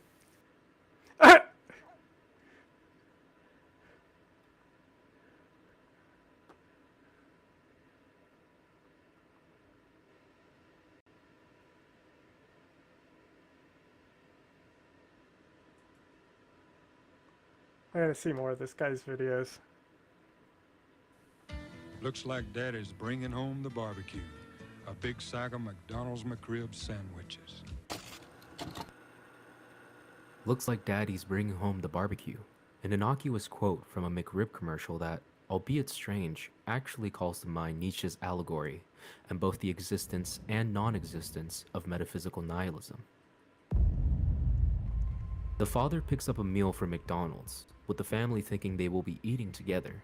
He holds the McRib, the family knows of the idea of the McRib, so it must be deduced that the McRib is real. But is it really? The family created a perception of reality where father will bring home the barbecue, but is easily disproven. The father instead eats it in his car alone. But if this was shattered, can't our perception of reality be shattered as well? Can there be a world where the McRib and everything else cease to exist? This is the question that philosopher Thomas Baldwin puts forth with his subtraction argument, but a bit more on that later. We all know that nihilism is the idea that nothing has no true purpose and rejects the fundamental aspects of human existence, such as knowledge, morality, or meaning. And the McRib easily disproves nihilism by stating life's true purpose is the McRib. This mundane sandwich symbolizes the humdrum of existence, yet human perception allows us to be a solution to hunger, excitement in life, scraping whatever pennies you have left in your apartment in order to succumb to its mouth-watering element. If we were to stop here, however, this would only prove the existence of existentialism, finding meaning when nothing has no meaning. Existentialism states we have to find our own meaning because there is no true meaning. But what if I were to tell you the McRib just existing is life's true purpose? The simple act of existence, of being, is a source of wonder and awe. There is always potential with any sort of existence, and by embracing the absurdity of the McRib, we can find solace in the absurdity of existence itself. And before you poke any holes at this argument, consider the following. I have really good grades, so your opinion doesn't matter. But metaphysical nihilism takes this a step further, proving that objects itself may not exist, that we may be living in a false reality. Could this really be true? Could the McRib be just a mere illusion and not at all what we think we're experiencing? Its barbecue tanginess, its boneless structure, its undeniable presence within America's capitalistic constitution, could this all just be nothing? It's easy to disprove metaphysical nihilism by saying this could just be a simulation. We're all part of a computer program made by something higher than us. So that would mean whatever purpose we have in life is based off the simulation we're running in. But Elon Musk says this, and he's stupid and ugly, so we won't say this. Instead, religious views may be the key to answer this theory. And just like the McRib, Jesus Christ died, resurrected, and blessed us with his grace. I'm finding God in this McRib tonight. Let's go back to Thomas Baldwin and his subtraction argument. Here's a simplified breakdown of the argument, but also put into brain rot terms. Finite world. We start with a world containing a finite number of objects. Think of a place with a sigma, a ligma, a figma, and Duke Dennis. Possible worlds. For each object in this world, we can conceive of a possible world where that object does not exist. Take away sigma, and you still have the remaining yachts. Even removing Duke Dennis, you're left with a place that is Rizless, but still has aura. There is now a world that has only the two. Iterative subtraction. This process of subtraction can be repeated for every object in the world, leading to a series of possible worlds, each with fewer and fewer objects. Nihilistic conclusion. Eventually, we arrive at a possible world where no objects exist. There is no Sigma, no Ligma, no Figma, no Duke, no Riz, not even Livy Dunn. So subtraction theory says if we can perceive a world with nothing, could that world still exist? Are you still following me here? Here, let me help you out. Unfortunately, Thomas gets absolutely dunked on through my following point. In an atomic level, you could theoretically say that nothing is still something, which some can describe as quantum foam. John Archibald Wheeler, an American physicist at Princeton University, discovered quantum foam in 1955. If every particle and non-particle is removed from somewhere, space can briefly fluctuate to non-zero energy. And that temporary energy can make matter and antimatter particles. So in this theory, even if we take everything to try and make nothing, there still is something, a concrete object. And if we peer through at the subatomic level, you can see something that remains a constant and proves this nothing to be full of the McRib. It's impossible to think of the McRib as nothing as it permeates our everyday life. Nothing can't exist because the McRib is back, and even if it was discontinued throughout its commercial debut, its return is always inevitable, even if the powers that be try to remove it. Matter and antimatter will always return, and so shall the McRib. But what about when the McRib didn't even exist? There can't have been something from nothing, right? Genesis chapter 1 verse 1 states, "In the beginning God created the heavens and the earth." With God there is always something, and God, through his divine power, brought the universe into existence. And because it's possible that nothing can't exist, the McRib came into existence even before nothing to create something. Without the McRib, we still have something, and that something is the McRib. Let us bow our heads in prayer. Our Father in heaven, hallowed be your name, your kingdom come, your will.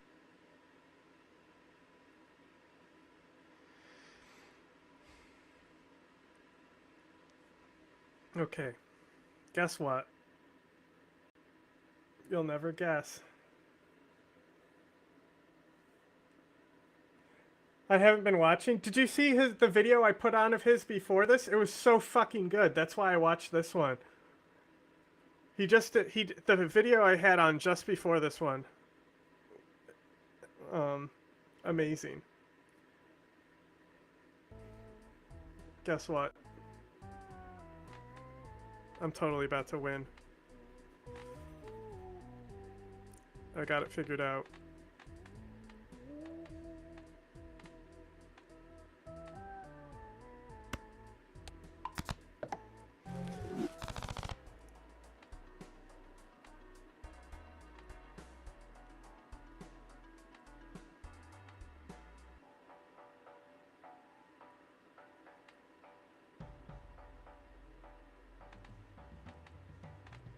This one, okay.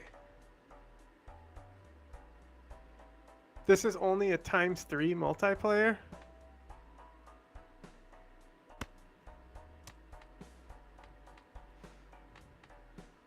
I don't get it. This one would seem better because it's 15. That's higher than ×3.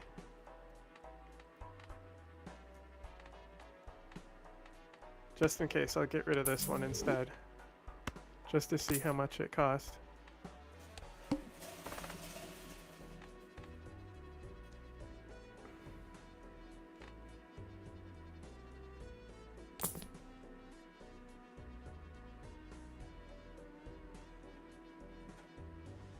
What does that mean? I should have taken the other one. Flips and shuffles Goka cards? What does that mean? I don't get them now?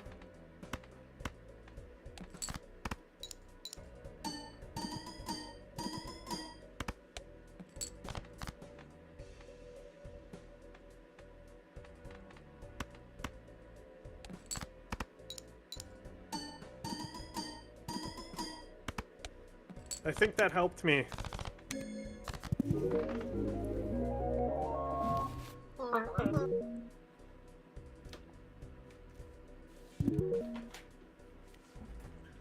It's that easy. All I did was focus on upgrading 2 pair, or just the pair. I love fruit. That's how I won.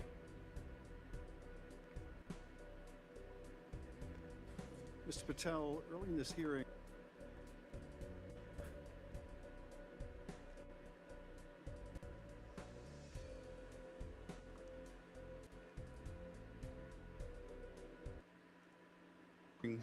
Senator Durbin asked you about the January 6th choir of inmates whose song you promoted, and here's what you said. I did not have anything to do with the recording. I did not have anything to do with the recording. Do you stand by that testimony, Mr. Patel? Senator, what I said was I didn't do the recording. You said you didn't have anything to do with the recording, which is interesting because here's what you told Steve Bannon on his podcast. So what we thought would be cool is if we captured that audio and then, of course, had the greatest president, President Donald J. Trump, recite the Pledge of Allegiance, then we went to a studio and recorded it, mastered it, digitized it, and put it out as a song now releasing exclusively on the War Room. We. If you had nothing to do with it, Mr. Patel, why did you tell Steve Bannon and all his listeners that you did? That's why it says we, as you highlighted. Yeah, and you're part of the we, right? When you say we, that includes you, doesn't it, Mr. Patel? Not in every instance. Well, that's new. So when you said we, you didn't really mean you. Is that your testimony? Not unless you have a new definition for the word we. Oh, okay. I always thought we included the person who pronounced the word, but maybe not. Well, you also said this, Mr. Patel. We were able to capture the recording thanks to their courageous singing, and we were able to take it to a studio. So let me ask you, Mr. Patel, after saying we took it to a studio, did you take it to a studio? It's Q&A time again, and many thanks to everyone who submitted questions on the community tab. As always, there were far more than I could hope to cover, so apologies for any I didn't get around to answering. In the meantime, and as ever, I want to say a huge thank you to everyone who supports the channel by watching the videos, liking, sharing, and leaving comments. And as always, I'm hugely grateful to all the channel members for their support. So, let's get on with it. So, Zakaria Shakir asks, is a Kurdistan state possible with the changes in the Middle East? No. Zakaria, this is a great question because I think that it's like possible. Sure. Is it going to happen? No. Keeping his top button on button. I know, he's learning from me, clearly. Anyone who's interested in state creation, Slutting it up, pays a lot of attention to the question of a Kurdish state. Now, you know, it's something I've mentioned on the channel before, and it does come up sort of fairly frequently that the Kurds are generally regarded as the world's largest nation without their own independent state, their own home state, if you like. And for anyone who knows, if you look at a map, they are in fact, the Kurdish community are spread across a number of different countries in the Middle East. Of course, the largest single community are in Turkey, but then you also have large community in northern Iraq, in northeast Syria. There's a community in Iran and also in Armenia. And I think that although the greatest level of agitation, if you like, for independence traditionally has been in Turkey, for a number of reasons, the main focus has really fallen on to northern Iraq.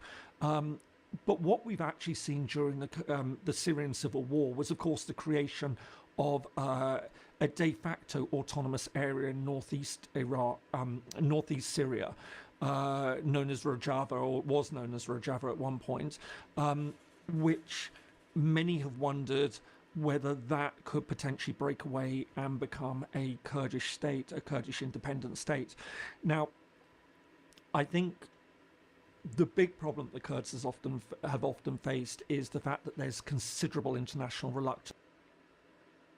I think Israel. I'm actually able to see comments all of a sudden. I think Israel should be threatened by a Turkish invasion of Syria. I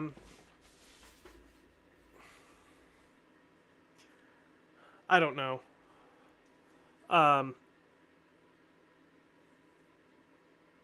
I think the issue is, I think Turkey may have learned that as long as they keep using the SNA, nobody's going to stop them or can stop them. So I think that there is not a high likelihood of Turkey invading at the current time. To the idea of creating a Kurdish state. I often say on the channel that it's really quite telling that states really don't like secession. They don't like other states breaking apart and new territories, new countries emerging from it. They're worried that that would happen to them. So there tends to be, by and large, and I always have the caveat, you know, there are some exceptions, but by and large, the international community really doesn't like territories breaking away. And I think that this has always been, if you like, the curse that Kurdistan has faced, that there's extreme reluctance to allow the emergence of a Kurdish state because that would mean breaking the borders, the territorial integrity of existing states, whether, as I say, that's Turkey, whether it's Armenia, Iran, Iraq, or Syria. And we saw this very, very clearly, for example, after the first Gulf War in 1991, that despite all the horrors that have been inflicted onto the Kurdish people by Saddam Hussein, even though he remained in power, a no-fly zone was created, a Kurdish regional government was established, so the Kurds in northern Iraq had their own autonomy, but a very clear message was sent out to them: you cannot have your own state. And this has been the position that's been taken ever since. And I have the sense that this is very much the line that is also going to be taken in terms of the Kurdish area in northeast Syria.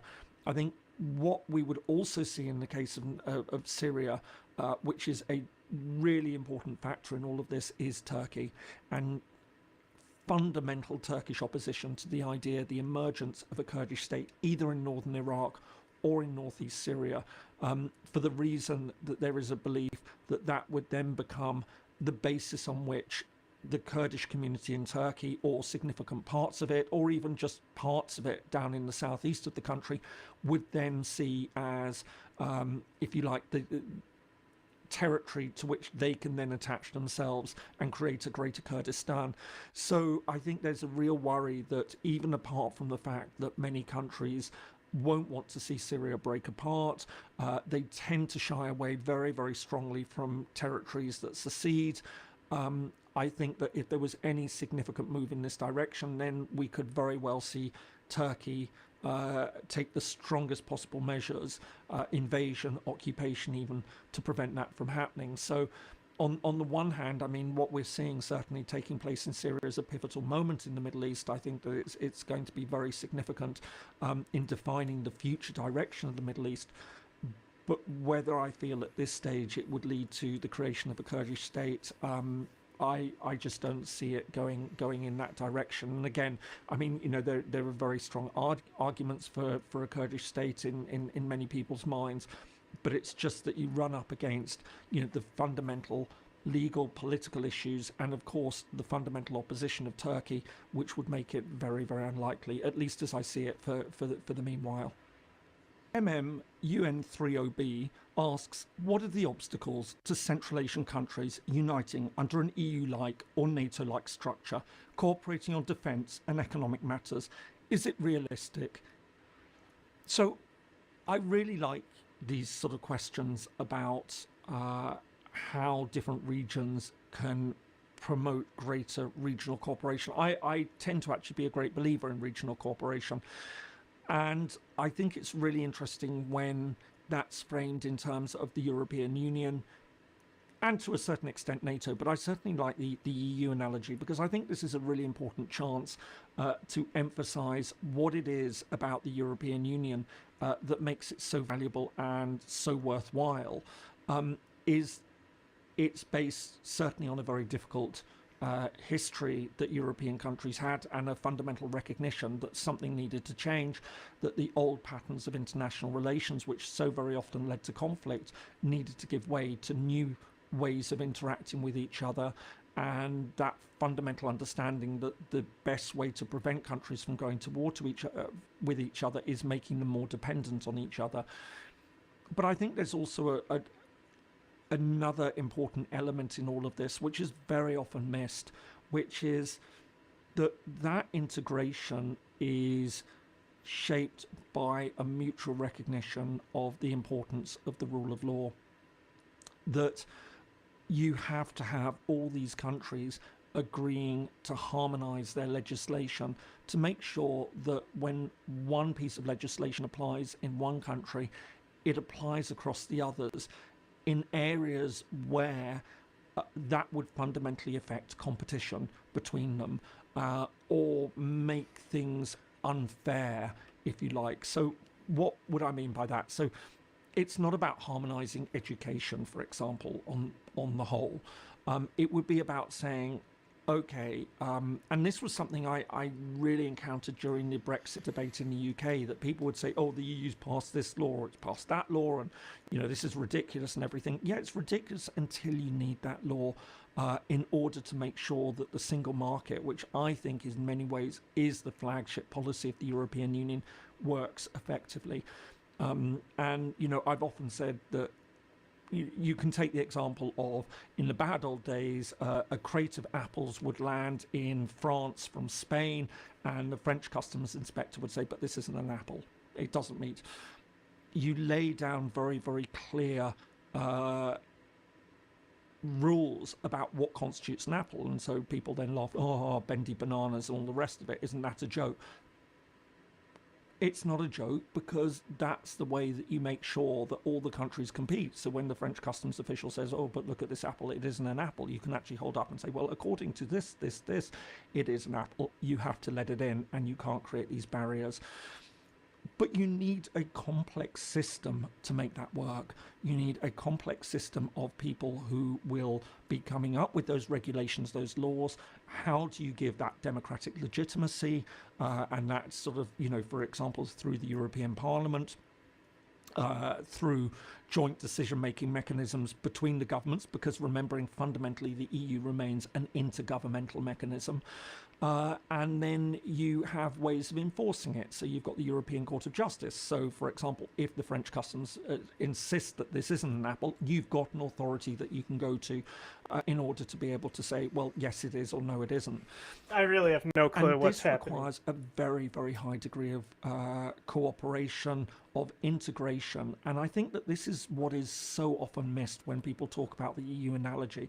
They sort of seem to think that the EU, it's just about coming together and, you know, the countries saying, oh, well, let's have open trade. It has to be so much more than that. You need a bureaucracy to manage this. How do you like them need apples? A justice system to oversee it. You need governments to be talking to each other to decide how they're going to make these definitions, how they're going to set a policy agenda for the European Union.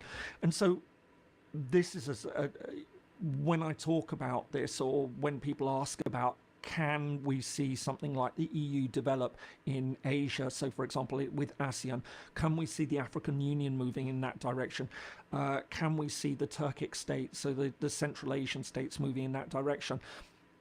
Potentially, but only if they grasp this fundamental reality of what it actually means to have that sort of system in place, that European Union type structure. Now, NATO is very different. I mean, NATO, yes, there is a membership process, and you've got to have a certain degree of compatibility, or very high degree of compatibility in the military sphere, but it's a much lower bar to cross. That you know, NATO isn't involved in things like, and I just because I love you saying the words phytosanitary certification, which basically means are the crops and things that you grow healthy, safe for human consumption and things like that. NATO doesn't get involved in any of that stuff, but the EU does, and you need all those bodies in place. So certainly, is it possible? Yes. But I think that people really need to be aware of the very, very high bar that needs to be crossed in terms of political cooperation, and then making sure that it holds, and making sure that all the members who sign up to it then adhere by those rules, and what are the mechanisms that you can put in place to set those rules and to enforce them.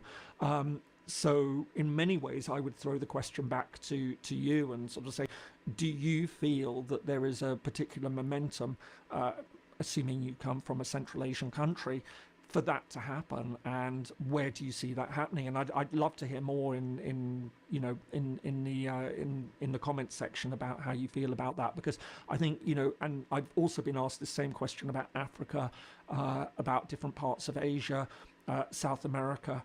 And my answer would apply in all of those cases. How realistic is it? Well, in many ways, the people from the region would be best placed to say how realistic they see it, understanding exactly what it entails.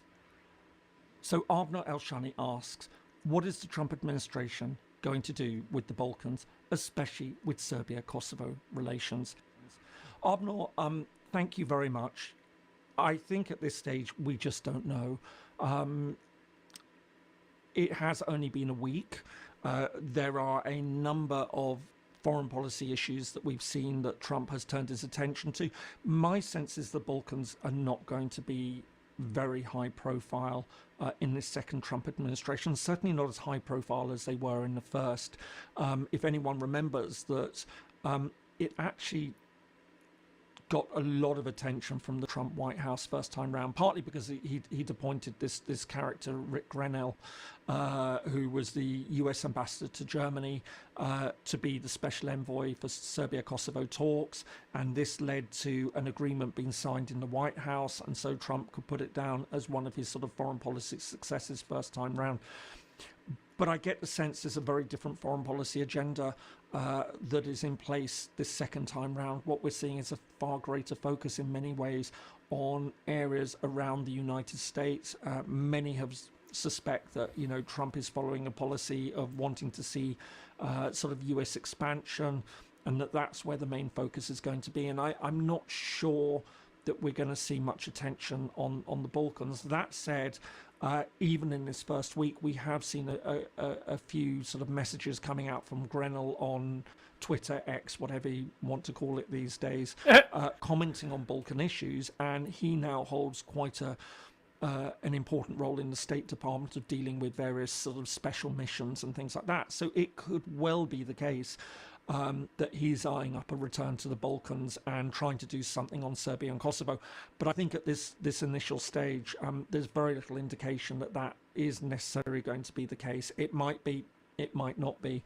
And I think what we can say is that if the Trump administration does turn its attention to dealing with this issue, and knowing that Trump wants to see victories, it will be because he feels, or those around him feel, they can deliver some sort of victory. So I think it would be very interesting if we start to see sort of more and more steps towards dealing with the Balkans, and talk about dealing with the Balkans, because then that means that there's focus on it. And what that means is really anyone's guess. This is an outstanding issue. It's one that has become very deadlocked, certainly over the past decade, and it's also become very tense over the past few years. Apples are illegal I in think the that there EU. is a real sense that Serbia-Kosovo needs to be dealt with. It needs to, some sort of final settlement needs to be put in place, whatever that might be. But whether either Serbia or Kosovo are in the right mindset for that, I personally don't think that they are at the moment. I think that there was a much better opportunity a number of years ago, maybe 7 or 8 years ago, than there is at the moment. But I think all this again is to say that my immediate sense is that there isn't going to be a big push on the Balkans. It's not beyond the realms of possibility, given that, as I say, Rick Grenell is back in dealing with foreign policy issues in the State Department. But I don't think it's going to be front and center of the Trump administration this time. Calvin Coolidge asks, do you think it's possible to shift the center of gravity of European Calvin NATO Coolidge. countries from the traditional West to Scandinavia and Central and Eastern Europe? So this is a fascinating question in that one gets the sense that, you know, NATO, there are very real questions about the direction of it's going in. I think that what we've seen with the new Trump administration and the comments before Trump came to power about NATO and the concern that's been growing on that, I think that there has also been a lot of unhappiness about the way that Germany has behaved on the Ukraine crisis and the Ukraine war, and it hasn't offered as much support or as strong support as many felt that it needed to do, and take that leadership and make the case for giving Ukraine the weapons that it really needs to defend itself when it needed them. And so I think that there are a lot of countries that will be saying, given that Russia is now seen as the fundamental threat to NATO, that those most affected, those on the front line of that relationship, are really the ones who are most empowered to speak up about what they need and what they feel they need from their NATO partners, and how the other NATO members will respond to that. So the United States is obviously absolutely crucial in any assessment about what's going to happen with NATO. But there is also this question of, you're right, will it shift Kurt from Lindsay. the major sort of the Western Yeah, European man. countries? It's his so that would be Q&A. These Germany, are my that would be favorite France, ones United Kingdom, when he does the to Q&A. Scandinavia, to the Central and Eastern European countries. I think the other thing that's really important to bear in mind when sort of thinking about that is that's well and good, but in many ways, and notwithstanding the fact that there has been a significant reduction in British defence capabilities, is that traditionally it's been Britain and France that have been seen as the most significant military powers in Europe. In part that's because they are also the only two European countries that maintain a nuclear deterrent, but they have also had this concept of global reach, that, you know, France and Britain maintain wider defence networks, bases abroad.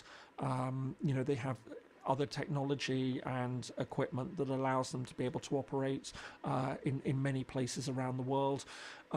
And I think that that's something which has traditionally also played a very, very important part in giving them a significant say in NATO. And so there would be the question of sort of, you know, how would that balance of power shift? How would these countries respond to that?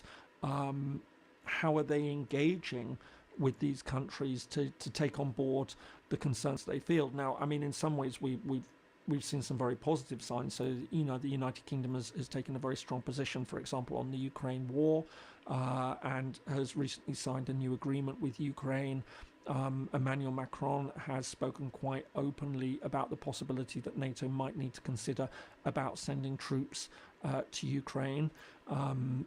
Where that stands at the moment, it is another question. I went to trivia tonight and saw a puppy while I was walking there. Also, we won. What was the hardest question that you got right? Certainly seem much more in line with the concerns that those most on the front line with Russia have been expressing. So I don't know if, in answering all of this and sort of trying to clarify my own position and thinking on it, I can see that those are the countries which are now more vocal on European security rather than the traditional Western European countries and the United States. But whether that balance of power is shifting, and whether it even needs to really shift, if you certainly see certain countries such as the UK, such as France, getting on board and going along with them. And in many ways, the bigger issue, I think, is, and the one everyone has been asking, is about Germany. And of course, we have the elections coming up in Germany, and what that is going to do in terms of changing the debate. And of course, all of this has been played out against the backdrop of what's going to happen in the United States. Mohammed Ali asks, is it possible for Turkey to join the European Union?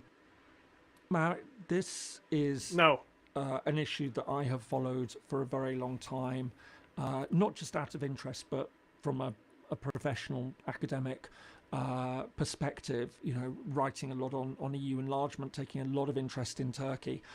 The short answer is no.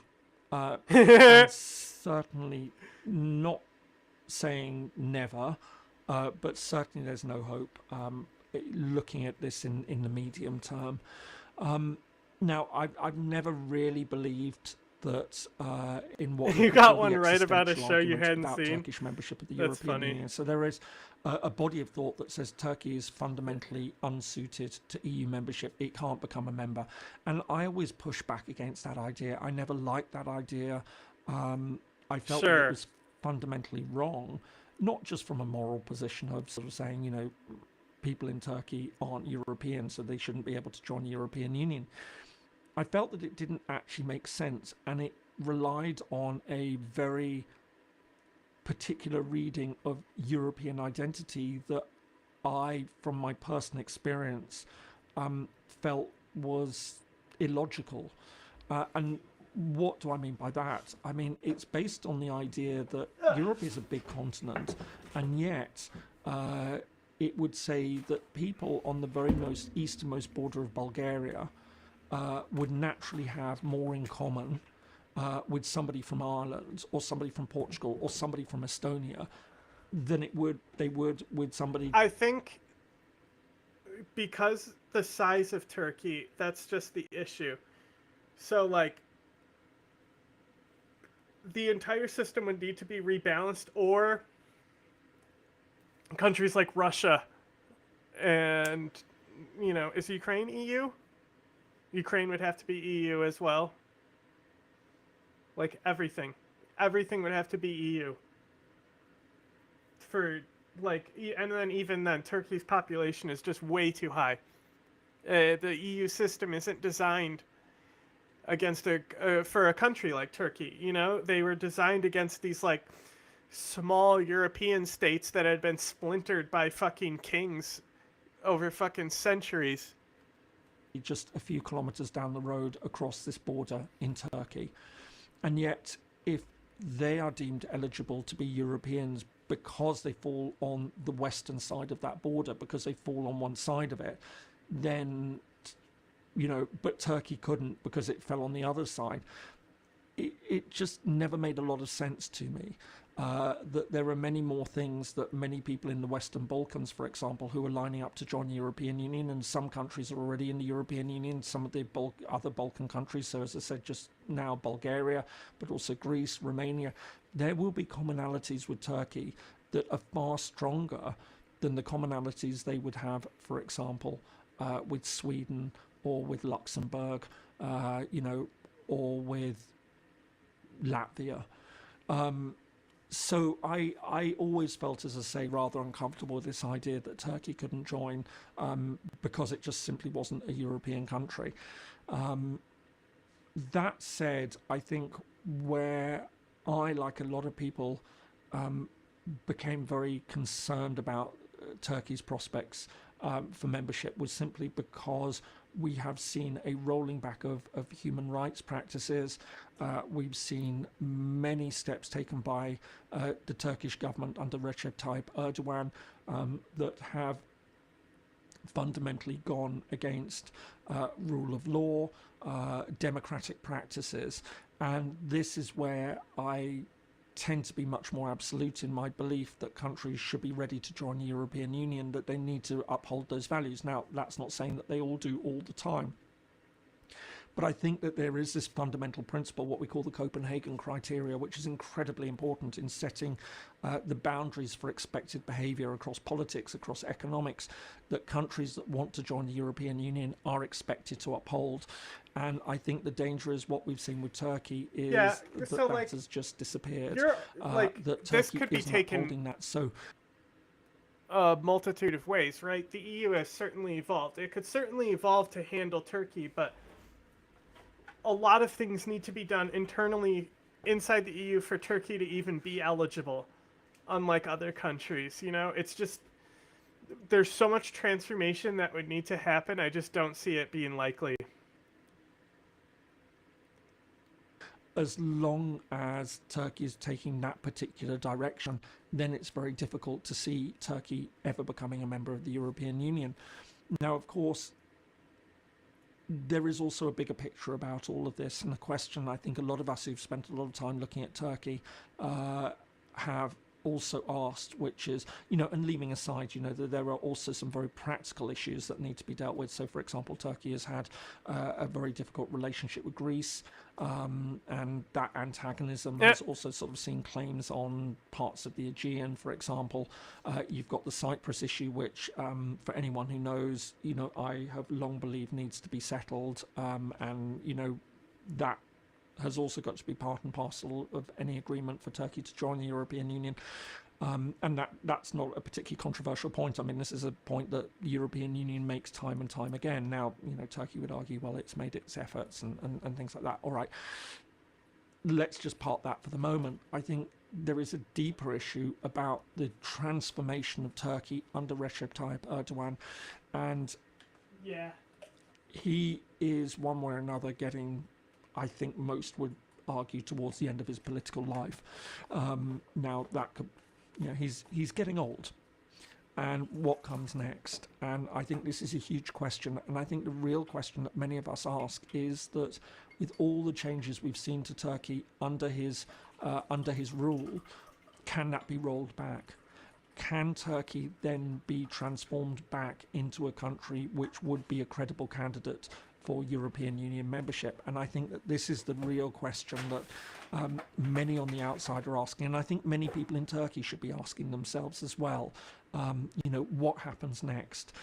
If Erdogan were to leave the political scene tomorrow, could Turkey find its way back into political structures, into a system that could slot into the European Union? And then, of course, you then open up the whole other debate about whether the European Union would want to take Turkey. And again, I mean, that's one that I have always felt, is very, very unhelpful, that there should be a much more sort of positive idea that as long as Turkey is upholding the conditions of membership, then the door should be open to it. And if that's not possible, then at least have the best possible working relationship, based as much as possible on shared ties. And I think that that's what we've seen breaking down in recent years, which makes it very, very difficult for to see Turkey joining the European Union. So in a nutshell, I've never liked the idea that Turkey is somehow not European, but I also accept that certainly over the past decade or so, we have seen Turkey moving certainly in a very un-European direction, and whether it can find its way back, I'm not entirely sure. So, Ben Whiteside asks, as China continues to get richer and more powerful while the US appears to grow more unstable, is there a chance that more Western countries will focus their diplomatic efforts on China rather than the United States? This is a really, really good point, and it's actually really interesting you bring this up, because I was just talking about this morning with a friend who made a really, really good point, that we talk about China's authoritarianism, we talk about the fact that China is pursuing policies which stand fundamentally opposed to what we consider to be Western values, and yet now all that we're seeing taking place in the United States also seems to be challenging many of those ideas about what is acceptable. And the point that she made, and it really did resonate with me, is how many countries would look at it and say, traditionally the United States has made the case that if you believe in sort of open societies, if you believe in liberal democratic values, if you believe in open economic engagement, follow our lead and be part of our club, if you like. And China doesn't do that, so you should steer clear of them. But now that there are real questions about how the US is behaving, many countries might just say, well, given those choices, then why can't we be dealing with China if the United States is now looking less and less different from China, and I'm aware of the significance of what I'm saying here, then why do we have to make those choices? And I think that this is a real danger that many in the United States might not really have taken on board. That the US, there was this idea now, I mean, a lot of people will scoff at it and they don't like it or whatever, but they would sort of laugh at the idea that the United States is the leader of the free world. But that was essentially, in many ways, the way that many countries would see the United States. They saw it for its imperfections. They knew that there was a lot wrong with the United States, but there was this idea that it led a particular bloc in international relations, and that bloc was founded on certain values. That's now breaking down. We're seeing under Donald Trump already, all sorts of measures that are very isolationist, very protectionist. And as I say, I think that, there is a real danger that countries will say, well, look, given the choice, why do we have to follow with what the United States is telling us to do when it's behaving in a way that many regard as unacceptable? It's making threats against allies, that it's engaging in all sorts of protectionist activity, that it's rolling back a lot of democratic freedoms and sort of fundamental civil liberties that had been taken for granted. And so there is a possibility that many countries will just look and say, well, we will do what we think is right, and we can't, we're not just going to fall in line behind the United States rather than China. It's not, of course, quite as simple as that, because the US is still very much embedded in other structures. So, for example, NATO, the US is fundamental to Western security. So in that sense, as long as that tie remains in place, then it will give the United States a very significant role. But for example, if Trump, as he has hinted, looks to roll that back, then I think that we could be looking at a very different situation where, we are starting to see maybe 3-4 very different blocks from each other. The United States on one hand, you've got the European Union and, with all its imperfections as well. But, fundamentally, I think he has lived in Cyprus. He's been China, but other very focused on the actors up and Cyprus coming. issue. So I think this is all part and parcel of a wider fragmentation that we are seeing in international relations that is very troubling. And I think it's important for many in the United States to sort of think a little bit about how the US is seen by the rest of the world, and the arguments that you can't be engaging with China. It's becoming you can't be engaging with China because we don't like them, not because you can't be engaging with China because they engage in practices that we all find abhorrent. So I think there is a real danger that the United States is losing the moral high ground in that argument, and countries will then take a much more pragmatic position in dealing with China, because they don't see it as terribly different in many ways from the United States. So, Anirudh Parthasarathi asks, have international agreements, such as the Paris Climate Agreement, now weakened, as any country could just withdraw with a change of government, as we've seen with the United States twice? Anirudh, thanks so much. And I think you hit on a really, really important point when we talk about international law, that, there's this tendency to equate international law in the same way that we think about domestic law, that parliaments pass these laws and then they are enforced. And that, of course, you have police, you have judicial systems that actually make sure that citizens within countries have to abide by those laws, by and large. But of course, when we talk about international law, we're dealing with a very different type of beast. We work on the basis of state sovereignty, so countries can choose what they want to do, and that essentially underpinning it all is a system of voluntary adherence to those treaties, to those laws that are passed, to things like Security Council resolutions. But very rarely do we ever see enforcement of that. I mean, we've seen vanishingly rare examples that where international law has been broken and the wider international community says, right, okay, that has crossed a line and we need to act.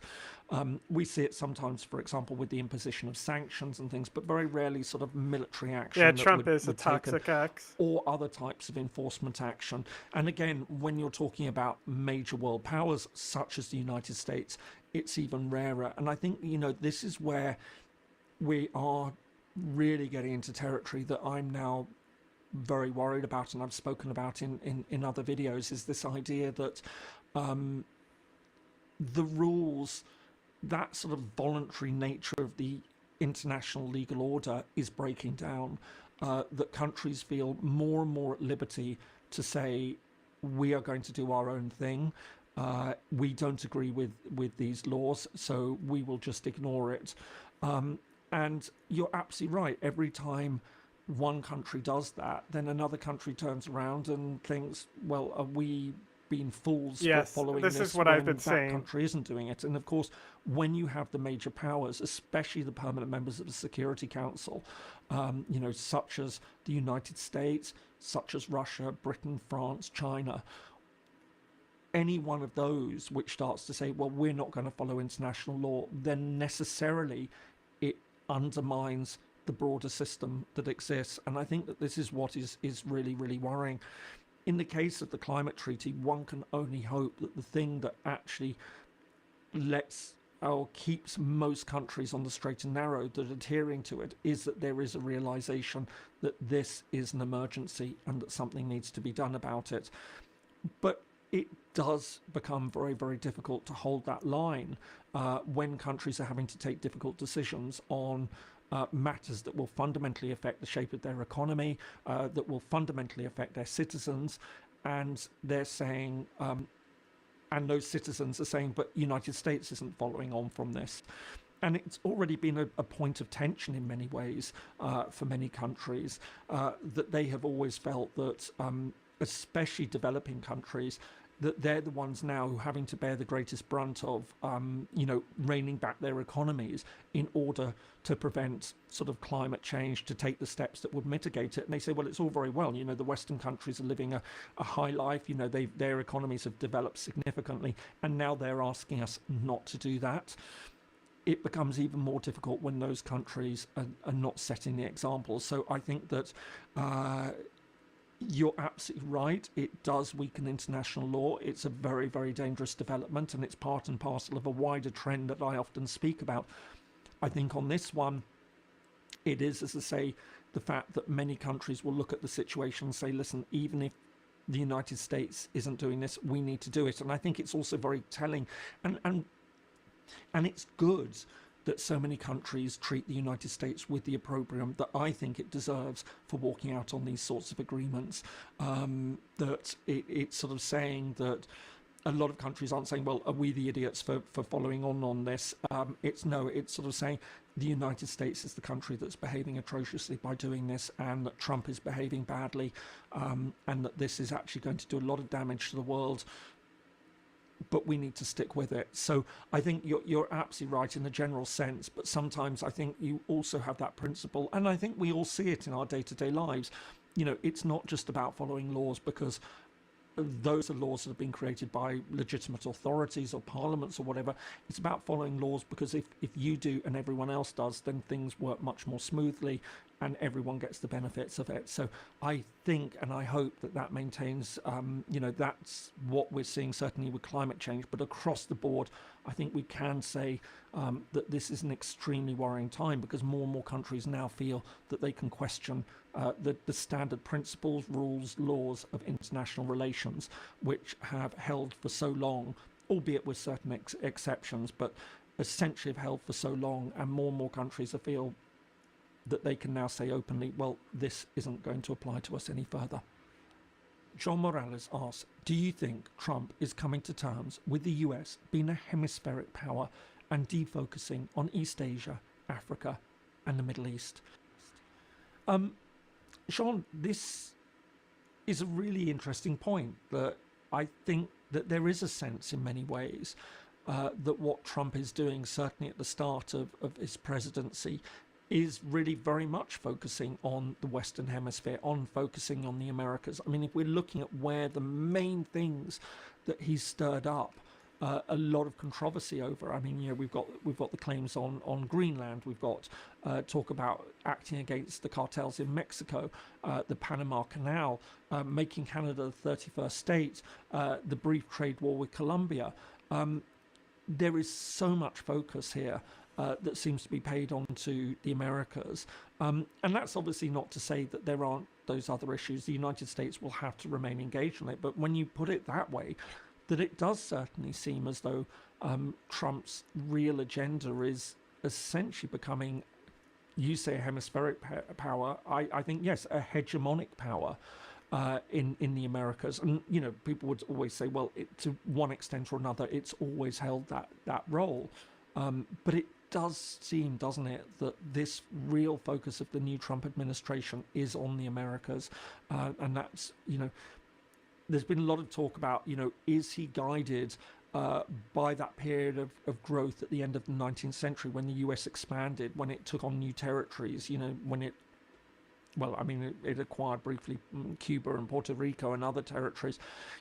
Does Trump see himself as being the person who will see America grow territorially under his administration? And in that case, then obviously the Americas are the area to be looking at in one way or another. So yes, I think that you're probably right in some senses. But I mean, it is, of course, very early days. We've got a 4-year presidency ahead.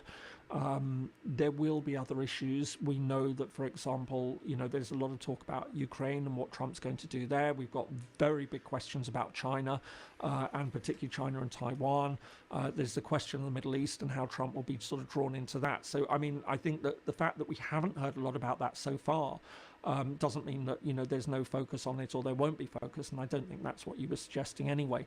But I do think also that you hit on a really, really interesting point, that it does certainly seem, doesn't it, that first and foremost his attention right now is on this sort of Western Hemisphere, and what the US is going to do to increase its power in its immediate neighborhood. Mohammed Tahir asks, did the Modi government in India fail on the foreign front? Closer ties between Pakistan and Bangladesh, the Maldives and China, Nepal and China, Myanmar's mayhem, Sri Lanka's new socialist government. What's the meaning of these happenings for India? I find India a fascinating country on all sorts of levels, and I think, like many others, I've been fascinated by the direction that Modi has taken India. So many would say, he has given India a much greater standing in the world, a much greater presence in the world, and Lord knows he has his supporters. I did a video on Indian democracy, and I have to say that the hate messages coming through were almost unprecedented. There are quite clearly a lot of people who are huge fans of Narendra Modi and the direction that he's taking India. But I am more skeptical about it. I feel that, and this is very much the concern I have with what Trump is doing with the United States, is that nationalists who take power in important states, major regional, international powers, then start to think, oh, well, we will do simply what is right for our country. The Make America Great Again, America First. And I think a lot of this that we see with Modi, he will be saying, I am doing what is right for India, and we're not going to get pushed around by anyone else. But we live in a world where many other countries understand that the value of international relations is building relationships, and not sort of treating other countries badly or being confrontational with them unnecessarily, but actually saying that, look, to achieve the best results very often requires cooperation, and that requires give and take. And it isn't about sort of just imposing will or just saying we're going to do what we want and, hang the consequences of it. And I think that this is the real concern, as I say, that I have with with the way that India has been going. And as I say, it's not just a criticism of India. I think it's something that we've seen in a number of other countries of, just as I say, this almost India first, America first policies, which neglect to recognize that it is about give and take, and that, if you want countries to get the best result from other countries, it means about being able to listen to them and not feeling that you're being taken for a ride and that you've got to win in every single debate or on every single issue, but give and take, and softening the edges of that policy and engaging in diplomacy. So yes, we know that India is a very important country. We know that India is an up-and-coming country, but I think there's a danger that Modi is behaving in the way that, as I say, Trump is. That's almost sort of, one gets the sense is built off an inferiority complex. I know that, I know that this is a very controversial thing to say, but I do think sometimes that is the case, that we're not going to be pushed around. We're leaders, we're strong, we're not going to get treated in that way. And the danger is then you send out all the wrong messages. So yes, I think you raise a really, really interesting point about India and Indian foreign policy, that for all the achievements he might have succeeded in bringing about at home, and many would say that there are many of those, others would say they're not quite as extraordinary as would be made out. But certainly on the foreign policy front, one could say, oh well, but he's centre of BRICS as well, and taking part in that. But there are also many who feel that he's fundamentally failed in upholding the values of the international system, by quite clearly being seen to break sanctions or not even buy into sanctions against Russia, that effectively giving Russia a clear pass on Ukraine, and saying, well, we're effectively neutral on this, or not taking the strong position that I think that many would expect to see India do. Now, many in India would say, well, it's not for us to do. I mean, this is a European war, it's European countries, why should we be interested? I think there is a more fundamental issue here about, the international system that needs to be protected. And I think in many ways, we are worried about the direction that China could be taking in this. And so in that sense, you would feel that India, having signed up to the Quad, because it is specifically worried about China, would be trying its best to maintain those sort of common rules, common systems that actually could work in its favour. And yet, as I say, it seems to be undermining that. So I think that this is what we're seeing in India is very much part and parcel of the bigger problem that we're seeing with certain countries, that they're, as I say, when you put nationalism at the heart of your foreign policy, then you start to wonder, well, why are countries not helping us, or maybe actually just saying, well, we don't need that help anyway, and then you build up these more antagonistic relationship, or your neighbours start to say, well, we're actually very worried about India's rise, we're going to start cooperating with each other, and then India starts saying, well, what's happening here, why are these countries sort of seemingly working against us? So I think sometimes you need to be able to step out and take a look at the bigger picture. And as I say, there are many people many people who are great fans of Modi, but I'm not sure that they always try and, as I say, take a step out. But in many ways, that, if I might be very honest, is part and parcel of the nationalist mindset. If you are a nationalist outlook, you can't really step out from your own worldview. That's precisely it. If you could, you're not going to be a nationalist. So many times, it's asking people to do something which they seem inherently incapable of doing, because they hold a very specific worldview that puts their country front and centre, and doesn't actually try and look at, how their country might be viewed from outside. So Farhat Essa asks, can we see a lasting peace in the Middle East? What are the possible outcomes if Israel is recognised by all Middle Eastern states in the near future? And what, in your opinion, is the final settlement to the Palestinian question under international law?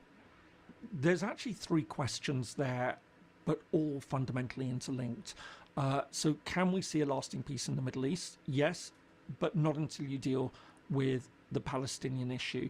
How do you deal with the Palestinian issue? Well, the accepted principle is a two-state solution. And can you see Israel being recognised by all the Middle Eastern states? Yes, but not until, I think, the Palestinian question has been fully resolved.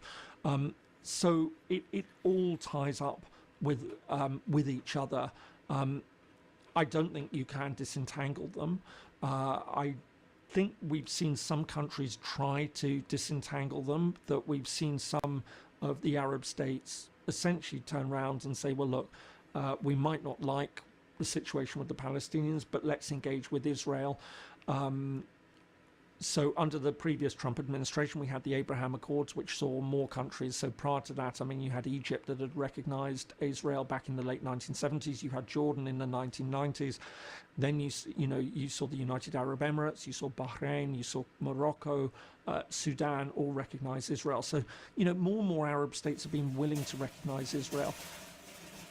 But I think that what we've seen in Gaza has made it very difficult for some of the others which were wavering, which were on the edge of recognizing Israel, from going ahead and doing so. And I think the obvious one in that one is Saudi Arabia.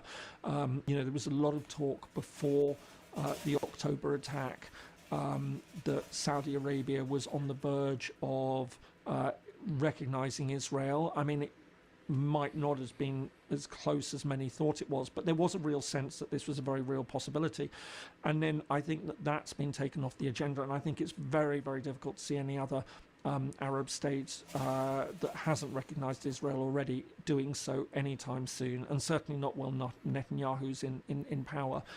I think it will take a much clearer picture of what's going to happen with the Palestinians, what their future will be. Will Israel commit to a two-state solution? And frankly, Netanyahu has said quite clearly that he won't.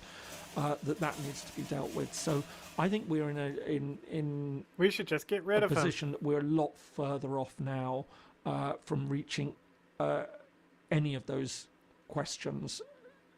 We're a lot further from seeing a lasting peace, because we're a lot further from reaching a settlement of the Palestinian question, which means that we're naturally a lot further from all the countries of the Middle East recognizing Israel. Now, of course, there are other issues. So, for example, I can't see a lasting peace with Israel and Syria while there is still the outstanding question of the Golan Heights. That's going to have to be on the agenda for any lasting settlement with Syria. Iraq, there's the question behind that, Iran, and what happens in Iran. And I don't see any change in Iranian policy, but we could potentially see other Arab states slowly move in that direction. But again, it's off the agenda for the meantime. I think there's going to have to be a lot more work that's done, and seeing how things are going to be playing out in the next few years with Gaza. Is Israel going to take any steps towards a two-state solution? Is the international community going to press for it? Are the Arab states going to press for it? I mean, they have leverage in this. They could be turning around to Israel and say, listen, look, we understand your anger with what Hamas did. It was completely unacceptable. But the Palestinian question does need to be settled fairly and equitably. If you engage in that process, then the outcome will be we will recognize. And Saudi Arabia could still be a hugely important actor on that. So as I say, I can see in the medium term positive answers to all three questions, remembering, as I say, that they are essentially interlinked. But at the moment, I think it's far too early to see that, and certainly we're not seeing any significant signs from Israel that it's going to move on a two-state solution, which I think is going to be a fundamental basis for taking forward any of these points. Unfortunately, that's it for this video. Many thanks again to everyone who contributed questions, and my sincere. Спасибо. Ну, тогда с BBC, наверное, продолжим. Стив, пожалуйста. Какой ты гадкий вопрос еще заготовил мне. Как всегда, что-нибудь. Доброе утро. Доброе утро, Стив. И все-таки как можно назвать эти выборы демократичными, когда ваши самые ярые противники и соперники или находятся в тюрьме, или в изгнании? Стив, давай, может, сейчас будет продолжение. Я отвечу, чтобы не забыть. Internet comment etiquette. America, your host. Not in English. Very special Don't lesson. care. I'm going to introduce you all to my algorithm. That's right. I want you all to get to know me better. And I think the best way to do that is to show what the algorithm has for me. Because sometimes the algorithm knows us better than we know ourselves. So get ready, because here's all my interests, passions, and a diverse look at what makes me me, but in digital form. Let's get started. Okay, so here the algorithm is sending me some content about art, which is perfect because I love art. And yeah, that's a beautiful painting. I'll probably give this guy a follow. Let's see what the comments are like. Good Lord, my pom-pom would cry those tears. I'm good where my womb was put in place by God. Gran artista. What? Wow, amazing. I like it. Enorme talento. El trepade. God-gifted talent. Wow. I am mostly shocked. I want you make me a painting. It moved. Damn, Daddy. Give to me, you big hugs. Too big. I need top. Top here. Up top. Hospital-like is big banana 9-inch and comment. Is that a dildo? No, it's a painting, stupid. Here's my comment. Holy smokes, I couldn't believe my eyes when I opened this video. Amazing work, bro. I think I speak for everyone in these comments when I say you should post even more stuff like this. Sincerely, your biggest fan, Eric. And post. All right, that was nice. Let's see where else the algorithm leads me.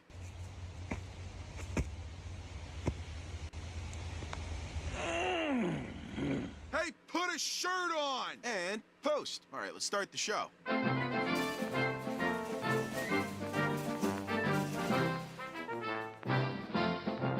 All right, algorithm, meet my students. Students, algorithm. And I guess my Hello. algorithm knows I've been getting into soccer lately.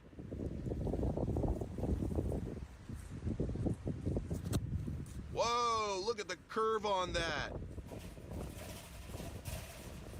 Nice. Tremendous rifle. Illegal object on the field. Bigger than Chinese man. The breeze helped you, dude. So, accredito vendo. Let's translate that. I just believe it when I see it. Well, then you better believe it because you saw it. Kachumba desiu. It won't even let me translate that one. Anyway, kachumba. That's a funny word.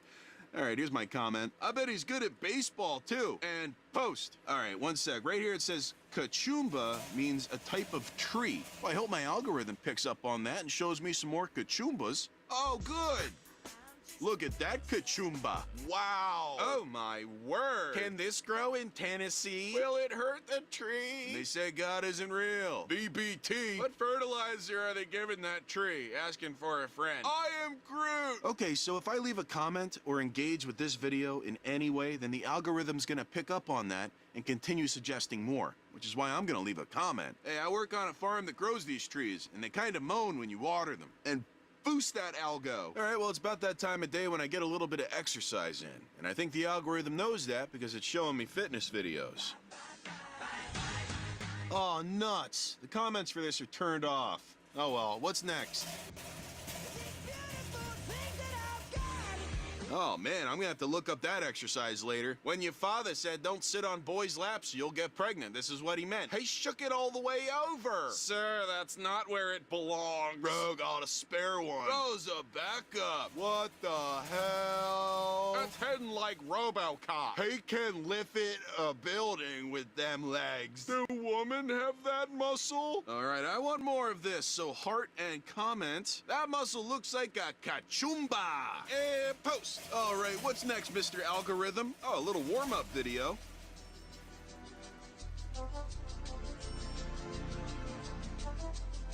I am not fucking doing that. Just got arrested at my local park. Ew. Freak aesthetics. What am I watching? Oh. Broad daylight. Thank you. I'll be using this in the future. Yeah, me too, thanks. This is also how you swim if you're stuck in a tube that's slightly larger than you. And that's a good algorithm. All right, I should go work out, but I do want to see if there's any more fitness stuff on deck here. Oh. Checking out these glutes? It's okay, don't worry about it. I'm gonna teach you how to get a pair yourself. Oh. Okay, fucking perfect. And I'm really driving through the heels, as you can see. Uh-huh, yeah, you got... I get a little more depth, get a little bit lower, and it's great for all-around leg development. This is all very useful stuff. The cameraman needs to be arrested. Our cameraman was about to give him a colonoscopy. Cameraman going for several sniffs. Thanks for dinner. Who the hell is your cameraman? I liked this video because it is informative. Oh my goodness! What color was his shoes? Why is this reel 2 hours long? Please start your chest more, for God's sake. Hey, my algorithm brought me here, and I couldn't be happier. I hope everyone else stumbling across this has a wonderful day. day. May the great Kachumba tree bless you all. And remember to lock your doors at night because home invasions are at an all-time high in America right now. And informative post. Well, you can see now why I do this for hours and hours every day. It's because I just gotta see what the next video is. In this case, though, it's an ad.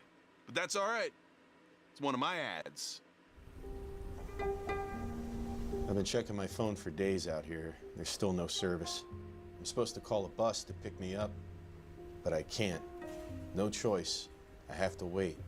Nights, they're the hardest. The desert cools rapidly, and sometimes you hear things. Hey, Grandma. Yeah, I'm in the Sahara. It's great. Yeah, I come out here to hunt. Oh, really? Well, next time I'll have to take you with me. Hey! Hold on a second, Grandma. Yeah? How are you on the phone right now? Grandma, I'm gonna need to call you back. I use Saley. What the fuck is Saley? Get eSIM coverage around the world with Saley. Download the app or scan this thing and use coupon code BIGMONEY for 15% off your eSIM purchase on affordable plans in over 180 countries. With Saley eSIM, you avoid having to buy a new SIM card when you travel abroad. Just pick your country, use coupon code BIGMONEY for 15% off, and install. So the second you land, you're already connected. But I can't install it now because I don't have any service. No worries. I'll just make you a hotspot with my Saley data. Wi-Fi name, Big Game Lover. Whoa, it worked! Oh yeah, I can use it domestically. Way better than hotel Wi-Fi. Here, scan this QR code and install. Oh wow, that was really easy to install. And I got an Uber on the way. Hey, thanks man, you really saved my life. Did I? Or did I just give you a fighting chance? I don't understand. I've got your scent now. I'd start running if I were you. You've got my what? Run. 10. You hear things in the desert. Sometimes you hear a man who needs to know about the Saley app, which you can download if you scan the QR code on the screen right now. Plus, use coupon code BIGMONEY for 15% off an eSIM purchase. 2. 1. You hear things in the desert, though when I'm close, you hear nothing at all.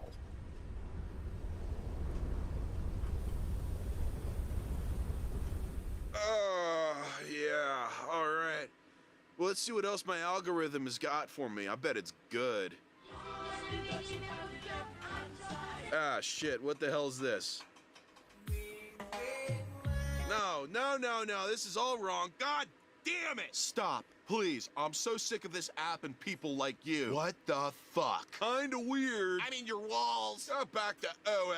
Ew. How the hell did I end up here?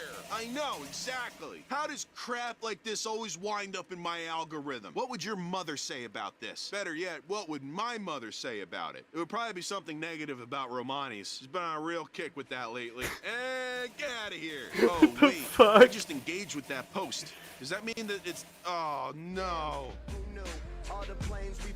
Oh, man, now it's just showing me a bunch of... it's not what I want to see. Ah, son of a bitch. My algorithm's just trash now. I had it so perfect before. Oh. Oh, wait, we might be back. Do you keep all your shirts downstairs or something? And post and next video. All right, I do love Spider-Man, so I'm gonna heart that, and hopefully the algorithm will catch on and show me some more Spider-Man stuff. Oh, good. How'd that get in there? Oh, don't cry. I remember that scene, and heart. Oh, okay, we're back. Hey, how much for those? And post. Yeah, I'll probably pick up a couple pairs at least. All right, scroll down one video.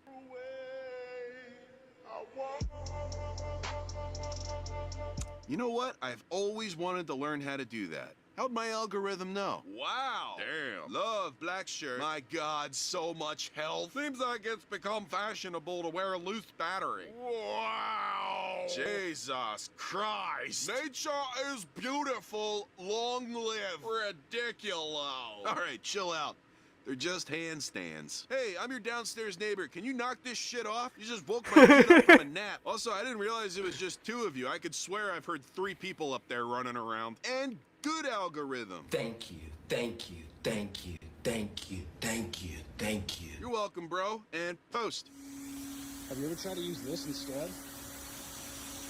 Yeah, you know what? I do need to get my car washed. Take him to an underwear store. Oh, man, I'm getting kind of hungry. I wonder if my algorithm has any suggestions for a meal.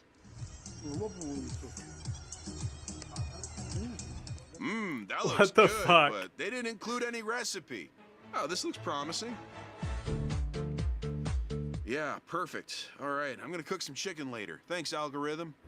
Hoy vamos a preparar nuestro propio lienzo. Oh, hey, remember this guy? He's back for more. And what am I seeing here? Una grapadora. Yo, careful showing your feet on camera like that. There's some real weirdos out there. And help them out and scroll down one video. Oh, looks like I'm in the pool maintenance algorithm as well. That's strange. I don't have a pool, but I'm down to learn. Why is this a thing now? Shit, get out of my algorithm. Mercy. Oh my lord. The sphincter made me puke. Why do you tell me? I really like my God. Just balls. And this is just good etiquette. Yeah, for some reason I don't think that's really his pool. And post. And I've reached the end of my Instagram reels. Yeah, it all just repeats after this. Thank you, thank you. So there you go. I hope you had fun meeting my algorithm. And this was just my Instagram algorithm. It's different on all the other websites. Like, here's my TikTok. Yeah, he's not really... Yeah, you see it's like cute animal videos. This week, I made a video titled The World's First Goonicide, in which we covered a story about a young man by the name of Nautica Malone, who was caught in a viral video driving through the drive-thru of a local barista bikini cafe, basically a coffee shop where the baristas and the women working there wear bikinis as a novelty, sort of like going to a Hooters or something. And the video reveals him pulling up in his car and then pans down to show the fact that he is not wearing any pants. Presumably had been gooning himself the entire way through the drive-thru until he got to the front so he could see the girls in bikinis, at which point they point out that that's very inappropriate and start screaming that they're going to call the police, at which point you can see the embarrassment fill his face as he drives off in an effort to not be caught in his perverted endeavors. Despite the fact that the sad news would come out that just a few hours after this video, this man, Nautica Malone, would take his own life, the internet was absolutely relentless, and despite that news, would continue to go on to make jokes about the fact that bro was so gooned out of his mind that he thought with a wife and kid at home, a good thing to do in the middle of the day would be... I love that he fucking...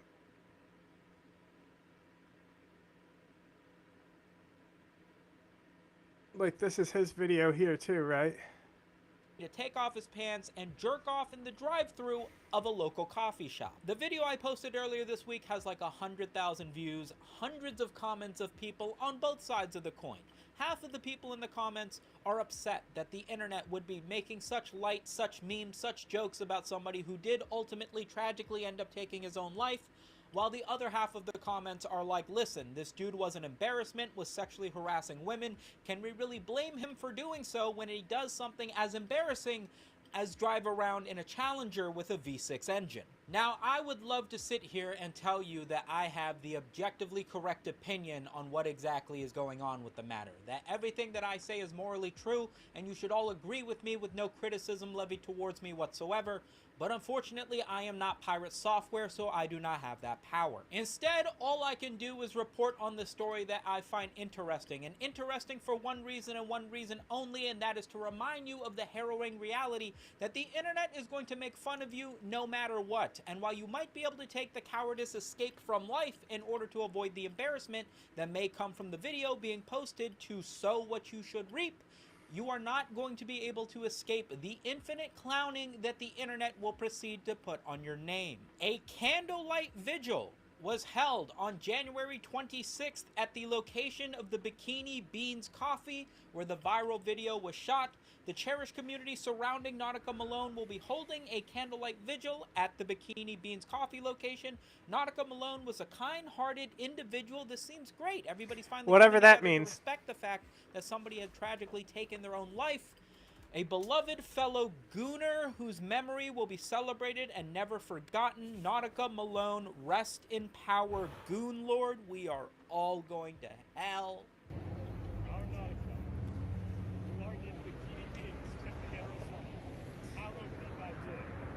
Thy kingdom come, thy will be served, on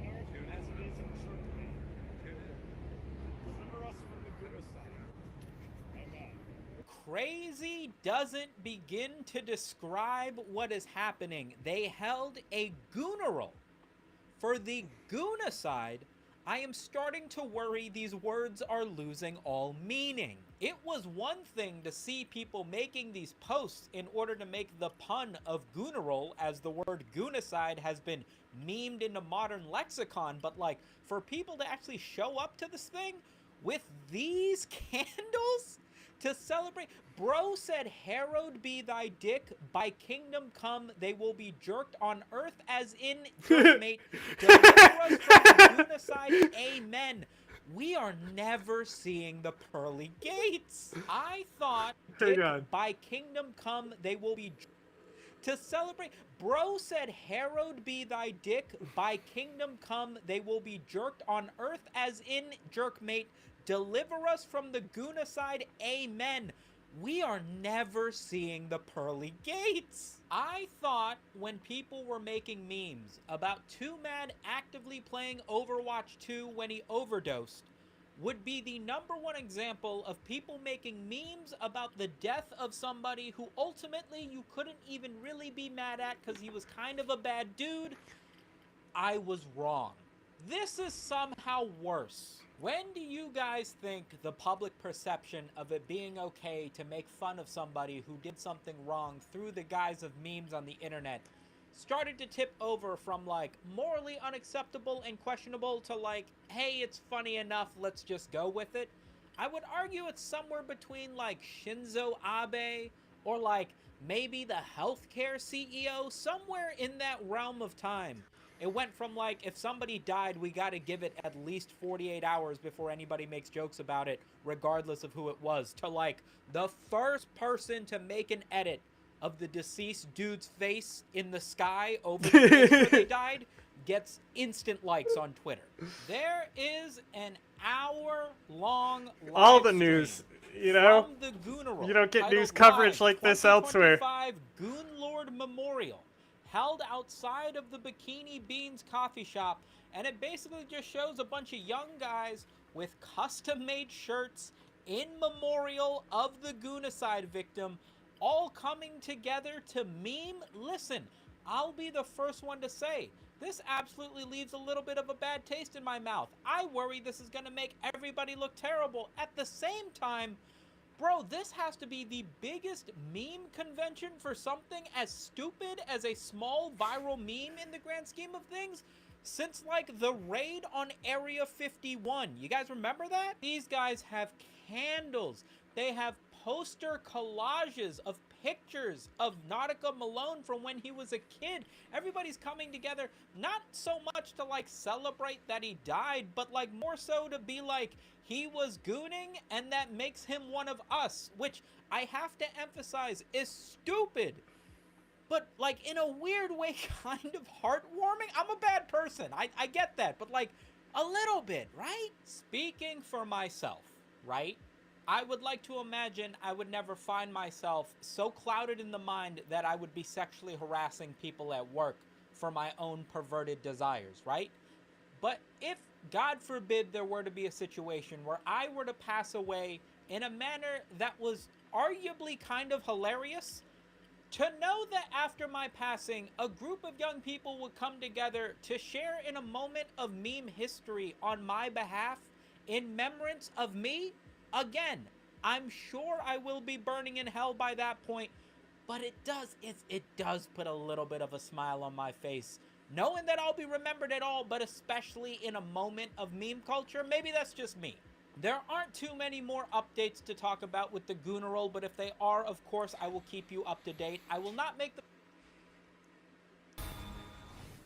Have you ever knowingly met with any members, leaders, or affiliates of Hezbollah? Lady can't even talk. No, and it is an absurd accusation. If No, it's confirmed, not. meet the objectivity and political neutrality Literally requirements to ensure that you're telling the White House what they need to hear. White House. And not what they want to hear. Is Edward Snowden a traitor to the United States of America? I understand how critical our national security Apparently is. you don't.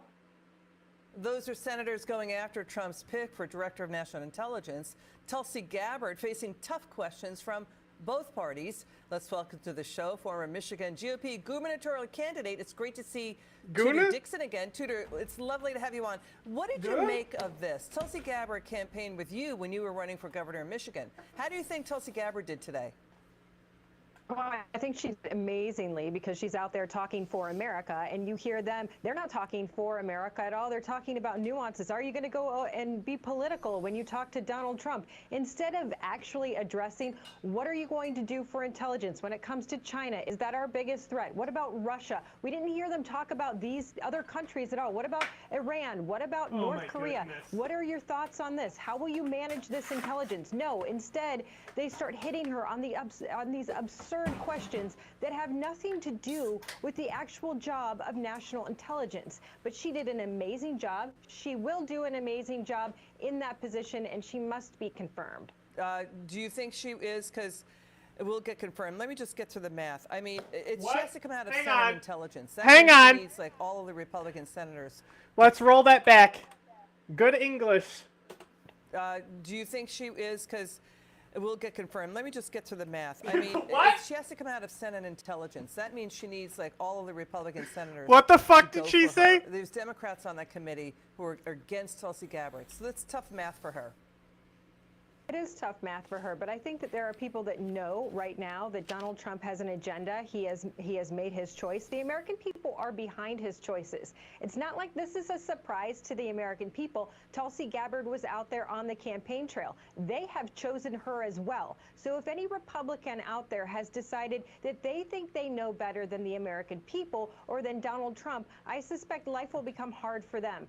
I think Tulsi Gabbard should absolutely pass with flying colors and be confirmed, because that is the choice of the American people, and they know exactly who she is. You know, the nominees have been really pushing back and going toe-to-toe with their, senators who've been grilling them. Let's get your reaction to RFK Jr. going after Senator Bernie Sanders today for taking in big donations from the pharmaceutical industry. Watch this. The problem of corruption is not just in the federal agencies, it's in Congress too. Almost all the members of this panel are accepting, including yourself, are accepting millions of dollars from the pharmaceutical industry. Oh, no, protecting their interests. Oh, I thought that would, no. I ran for president like you. I got millions and millions of contributions. They did not come from the executives, not one nickel of PAC money from the pharmaceutical industry. They came from workers. In 2020, you were the single largest receiver of pharmaceutical money. Whoa. Democrat hypocrisy. Wow, Senator that was Elizabeth not a Warren is good. accused of taking That was millions not a of good donations clip from the for your drug narrative, industry. guys. Were they splitting? Was Senator Bernie Sanders splitting hairs there? Do you think RFK Is she really drunk? landed an uppercut there? And do you think he's going to get confirmed?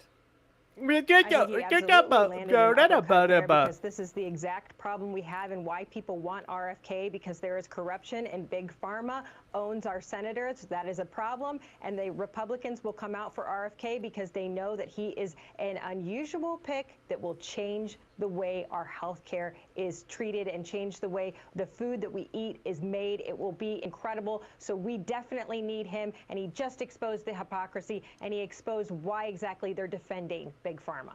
Tudor Dixon, great What? analysis. Come back soon. We love having you on.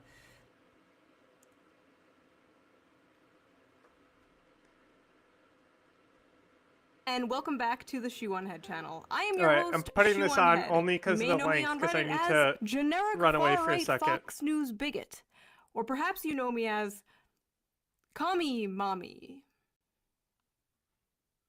You people need help. Anyway, my last few videos about the election got a lot of attention, as well as brought a lot of new people to the channel. So everyone say hello to the new people. Please welcome the new people. Please be polite to them. Educate them on what to expect here. Just don't tell them about the contraption. But not all the attention I got from my election videos was good attention. So I've decided today I am going to respond to those critics. I figured it's been a while since I actually responded to a response that I've gotten on YouTube. It's very old school, very 2012 YouTube. All I need is a rant Sona and I'm set. So that is what we're going to do today. I'm going to respond to criticism rationally and calmly.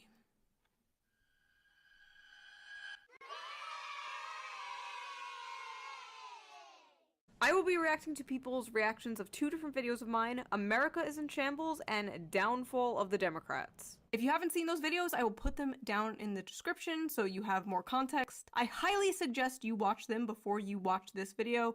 Pause this video, go watch them. Don't worry, I will be right here. I've been here for 10 years. Will I be doing this in 10 more years? Will I be a 43-year-old e-girl? I guess we'll wait and see. Now, a lot has happened since my last video. It's been like, yeah, I'll what, pause 2 this months? video to shut it off because you're fucking annoying.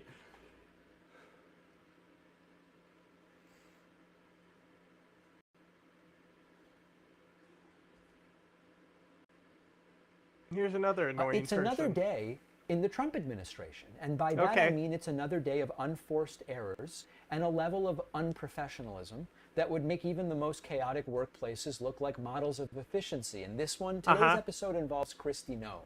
Kristi Noem is the newly confirmed Secretary of Homeland Security.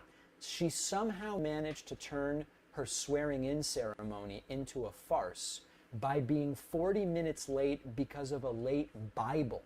You might say, what do you mean a late Bible? Yeah, there was a Bible that was late arriving. And in fact, she was so late that Vice President J.D. Vance, who was supposed to swear her in, just left. He just left. He's like, I can't do it. Why did she not show up on time? According to her spokesperson, it's because her father's Bible was delayed getting there. It wasn't her flight. It wasn't her car. It wasn't an unforeseen emergency. This is so crazy.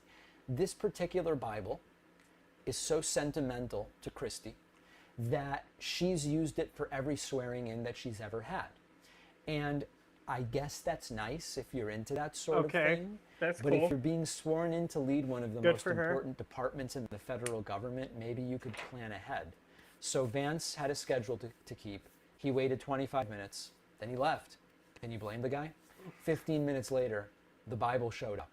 Now, Noem didn't let a little thing like Vice President J.D. Vance leaving ruin her moment. So what she did is she called, every detail of this story is nuts. Kristi Noem calls Supreme Court Justice Clarence Thomas and had Clarence Thomas swear her in at his home, because nothing says I'm ready to lead Homeland Security like a last-minute informal ceremony at a private residence of a guy who's extraordinarily corrupt. It's almost a sort of poetry. The head of an agency tasked with protecting the nation from threats is sworn in by a justice embroiled in ethics scandal after ethics scandal, including failing to disclose lavish gifts from billionaires. Truly a kleptocracy. Now, Noem's spokesperson, Tricia McLaughlin, tried to spin it as heartwarming. Oh, she was honored to be sworn in by Clarence Thomas with her dad's Bible. She also took a bizarre swipe at Politico, saying, we wish that Politico would have paid as much attention to the Secretary of Homeland Security for the last 4 years. You know, maybe the last 4 years got less attention in that role because it wasn't a nonstop parade of scandals, incompetence, corruption. And there was less for the media to pay attention to. Now, meanwhile, J.D. Vance's spokesperson also trying to put a positive spin on the whole thing, saying that Kristi Noem is going to bring great change to DHS and she's going to secure the border. Nothing says change like showing up late to your own swearing in and then having to call in a favor from Clarence Thomas. And this is just David. what we are. Okay, he really stretches this shit out, doesn't he? About the Destiny drama by now. And a lot of people are making statements about Destiny and the relationship with Destiny and everything. And so I thought I would make my statement about this, my video. And it's been hard. It's been hard this last week for me. And I've been, you know, opening up these videos. There's like 30 of them and they're all like 2 hours long for some reason. So I haven't been able to familiarize myself with all the details yet, or even most of them. But I open up the videos and I go to the transcript and I Control F drag to see if anyone's talked about drag yet. And no one seems to be mentioning me. I don't seem to be involved with the story at all. And this has made me feel sort of left out, sort of alienated. I feel a little ostracized, and it's been hard. It's been hard because this would have been like a really great thing for me to have been a part of in some way. And you know, I'm not exactly sure what my role should be, but I am making this video to say like, hey, you know, I'm involved with the drama now. You guys can start including me in the drama thumbnails. I don't know what the angle is here. We can work that out maybe in the comments section. You guys have any ideas? But yeah, so like, I don't know, maybe I leaked the porn, maybe I was in the porn. I don't know, maybe I triggered Destiny to do it or something. I don't know. Yeah, this isn't my A game, but we can figure something out here. So anyway, yeah, so you can put me in the drama thumbnails now. Maybe I had a really good take on the situation. Maybe it was like an abstract take. It can be innocuous. Maybe I'm polluting the discourse. You can make a video about maybe my irreverence. So yeah, I don't know. You put me in the drama thumbnail, Turkey Tom. If you want to put me in the drama thumbnails, go ahead. Or you could maybe, I don't know, I'm just going to keep saying streamer names. Maybe one of you guys will do something. H3H3, Hassan, Destiny, reacting to this video. Hello, Destiny. PS4 giveaway. I assume this is how it works. I'm just saying SEO terms. Rolex. Is that how it works? F-150. If that's the case, F-150 I should just giveaway. play this video every stream, and then it boosts me. If that's how it works. I've never done this before, so you know, forgive me if I'm all over the place here. I'm doing my best. Hungry Box. Good enchilada, Mayor Sunday. You guys talk about me. You guys bring me on. Corpulent Charles. Corpulent Charles. Put me in the Corpulent Charles thumbnail. I've learned all these incredible new streamers. Bo Blacks. Put me in the thumbnail. Quentin Reviews. Quebble Quap, I'm not sure who that is. Singapore Steve. Glasgow guy. You guys all put me in the thumbnail. March 29. I want to be in the March 29 videos. So yeah, put me in those videos, put me in those thumbnails. I've been feeling real aimless recently. The ennui's been getting to me, and this Destiny stuff happened, and I thought maybe this is my next big thing. You know, maybe this is my thing now. Maybe I'll be a drama guy. Maybe I'll be in the drama orbit. So you guys could really help me out if you like made me like a sort of a character in this universe. Throw me in there. Put me in there. I'd love to be involved in some way, and so it would really mean a lot to me if you guys put me in the thumbnail. And you know, found some way of making people think about me when they think about this drama, because everyone wants to think about this drama right now, but people aren't thinking about me, you know, as much, and there's only so many things people can think about, right? Like, if you're thinking about Destiny, you're not thinking about me, Dreg. So I want you to think about me, like maybe we thought enough about this Destiny fella. Maybe it's time to think about me a little bit. Maybe it's time to think about me. So yeah, I'm looking at this tragedy. This not your best video. Okay, actually giving him a thumbs down. As leader of the incumbent Liberal Party last David, month, there was a sense you're getting a that thumbs it was down. Too little, too late. He had no obvious popular successor. The Liberals were polling 30 points behind Pierre Poilievre's Conservatives, and an election was due by October at the latest. However, while the Conservatives are still ahead, the most recent polls suggest the Liberals are recovering fast, and will fare especially well if Trudeau is succeeded by Mark Carney, who's currently the bookies' favourite and is apparently surprisingly popular. So in this video, we're going to take a look at the most recent polls, why the Conservatives' poll lead has proved so brittle, and whether Carney can actually save the Liberals. Whoa. Is this new music for them?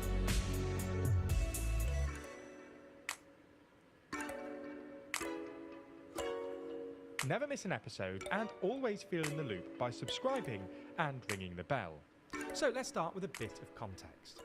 As we've explained in previous videos, and as you probably already know, Canada's incumbent Liberal Party hasn't had a good time recently. Their poll numbers have fallen steadily over the past couple of years, and by December they were about 25 points behind the main opposition party, Pierre Poilievre's Conservatives, and not much above their former coalition partners, the NDP. This was for a variety of reasons. Incumbents across the world have struggled to deal with the inflationary spike that we saw in 2022 and 2023. But quite a lot of it had to do with their leader, Canadian Prime Minister Justin Trudeau. When he first came to power way back in 2015, Trudeau was incredibly popular. According to polling by Angus Reid, for his first year or two in power, his net approval hovered around +30, with about 60% of Canadians saying they approved of him and about 30% saying they didn't. However, in 2021, his rating started slowly but steadily declining, hovering around -15 for most of the pandemic, and then falling further throughout 2023 and 2024. In December, when Trump was pushing Canada to join the US and Trudeau's ministers were resigning over both his economic mismanagement and his apparent inability to handle the new president, things got really bad. Angus Reid polling found that Trudeau's net approval rating had fallen to a record low of -52, with just 22% of Canadians saying they approved of him, and just 16% of Canadians said that they intended to vote for the Liberals at the next election. Not only was he nearly 30 points behind the Conservatives and 5 points behind the NDP, it was quite possibly the worst polling in the Liberals' entire 157-year history. After all, even in their worst electoral performance ever, the 2011 election, they still won 19% of the vote, and polled at a minimum of 17% in the months leading up to it. That poll also found that less than 50% of 2021 Liberal voters intended to vote for them again at the next election. These appalling numbers forced Trudeau to finally resign in early January, kicking off a leadership election within the Liberal Party that's due to be over by March. Quite quickly, two frontrunners emerged. Trudeau's former Finance Minister Chrystia Freeland, who precipitated his departure by resigning in December, and former Bank of Canada Governor Mark Carney. Now, British viewers might remember Carney because he used to be the governor of the Bank of England as well, between 2013 and 2020, before going on to work as a UN representative, where he focused on climate issues. Carney is remembered relatively fondly in Canada, at least with the financial press, for his role in steering Canada through the 2008 crisis, when his decision to cut interest rates early helped Canada weather the subsequent storm relatively well. The Canadian economy outperformed its G7 peers in that period, and Canada was the first G7 nation to have both its GDP and employment recover to pre-crisis levels. While Carney is somewhat of an unknown quantity in Canadian politics, he's trying to turn this to his advantage by pitching himself as a fresh face to rejuvenate a stagnant party, while Freeland has argued that she's the only candidate with sufficient ministerial experience to stand up to Trump. Anyway, the important thing here is that Trudeau's resignation and the prospect of either Freeland or Carney taking over has apparently given the Liberals an immediate spike in the polls. ECOS polling carried out between the 17th and 21st of January, for instance, found that the Liberals were up to 32%, just 7 points behind the Conservatives, although we should say that this poll is currently a bit of an outlier. For instance, the most recent batch of Angus Reid polling, carried out in late January, is slightly less bullish for the Liberals, but it still suggests that both Freeland and Carney are significant improvements on Trudeau. With Freeland, the Liberals go up to 24%, but with Carney they go up to 29%, largely because Carney fares better with both NDP supporters and young voters. This is still a fair bit behind the Conservatives, who, with 43% of the vote, would still be on track for an outright majority under Canada's first-past-the-post electoral system. But it does suggest that quite a lot of the Liberals' woes were specifically to do with Trudeau, which should be cause for concern amongst Conservatives. While it's hard to properly gauge the race, given the short time frame and relatively small electorate, the bookies currently suggest Carney is the slight favourite to succeed Trudeau, and he's received by far and away the most ministerial endorsements. If Carney does indeed win, the Conservatives should be really quite worried. While he's relatively unknown at the moment, the Liberals are already up in the polls, and recent polling by Abacus Data suggests that he has a net approval rating of +13, way above both Trudeau and any other major party leader. This speaks to an oft-overlooked fact about Canadian politics at the moment. While he's often hailed as some sort of political superstar, especially by the online right, Canadian Conservative leader Pierre Poilievre just isn't that popular. Sure, his party were pulling way ahead of the Liberals, but that mainly reflected Trudeau and the Liberals' deep unpopularity, rather than Poilievre's own appeal, and his net approval rating has hovered around -15 for the past few years. Carney has also been helped by the fact that NDP leader Jagmeet Singh is also struggling in the polls at the moment, with his net approval rating falling from around evens to a new low of -25 in the past few months. Largely because, despite ripping up the confidence and supply agreement with Trudeau's government in September, Singh refused to vote against the Liberals in any subsequent no-confidence vote. This didn't go down well with voters. I remember that. Remember that? We covered that. Unpopular government and denied voters a new election. And there was a widespread suspicion Singh was holding out until February, when he'd become eligible for his MP pension. All in all, while the Liberals are still well behind, the recent polling, plus Carney's apparent popularity, has created a glimmer of hope. And even if an outright victory in 2025 looks unlikely, it should still be enough to guard against a 1993-style collapse, which was when the Canadian Conservatives lost so badly they essentially collapsed.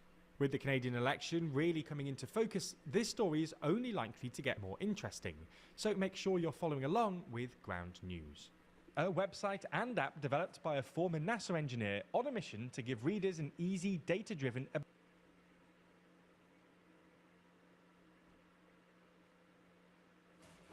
Edward Snowden. Edward Snowden. Edward Snowden. Edward Snowden was a traitor to the United States of America. Edward Snowden. Edward Snowden. Edward Snowden. Edward Snowden, I agree with Tom Cotton, he's a traitor. Is Edward Snowden a traitor to the United States of America? That is not a hard question to answer when the stakes are this high. Steak? Our senators are a joke, and nothing made that clearer than how they handled the confirmation hearing of DNI director nominee Tulsi Gabbard, that's Director of National Intelligence. Now, it seems like there really is bipartisan hatred toward Tulsi Gabbard, but what really stood out to me is the fact that they all kept asking about her views on Edward Snowden. Now, for those of you who are unfamiliar with Edward Snowden, he was the whistleblower who, at the time, alerted Glenn Greenwald about the NSA's indiscriminate spying of all Americans. Okay, that was a huge scandal. And he is not a traitor to America. If anything, he is a patriot who felt the need to risk everything in his life to let the American people know that the federal government was indiscriminately spying on all of us. All of us. So, truly, there's really no way that we can show you all the Snowden bashing coming from senators, but I do want to give you a little taste. Until you were nominated by the president to be the DNI, you consistently praised the actions of Edward Snowden. Some who, I believe, jeopardized the security of our nation, and then, in an effort to flaunt that, fled to Russia. You even called Edward Snowden, and I quote here, a brave whistleblower. But Edward Snowden isn't a whistleblower.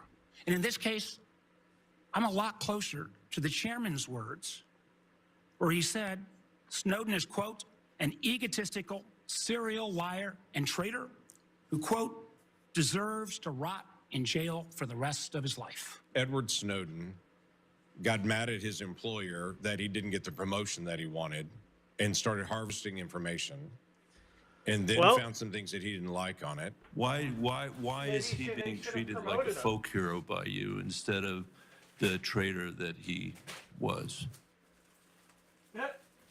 We're going to get to Tulsi Gabbard's answer in just a minute, which, to be quite frank with you, I wasn't happy with. But it is infuriating to see the bipartisanship pushing this narrative that Edward Snowden is like some demon that should be, you know, I mean, like, they act as though he's like public enemy number one. We were all being spied on. Okay, the federal government was collecting data on every single one of us, regardless of what we've done, what we didn't do. It didn't matter. Indiscriminate spying by the federal government is an overreach of the federal government. And Edward Snowden basically threw his entire life away to let the American people know about that. It was targeted. He should be pardoned, period. But that's, I don't know. It's unlikely to happen. What do you think, Jake? Well, okay, so first to the senators. If I was in Tulsi's situation and they asked me, is Edward Snowden a traitor? Easy, easy, easy answer. Hell no. You authorizing spying on Americans illegally, you're the traitor. You're the actual enemy.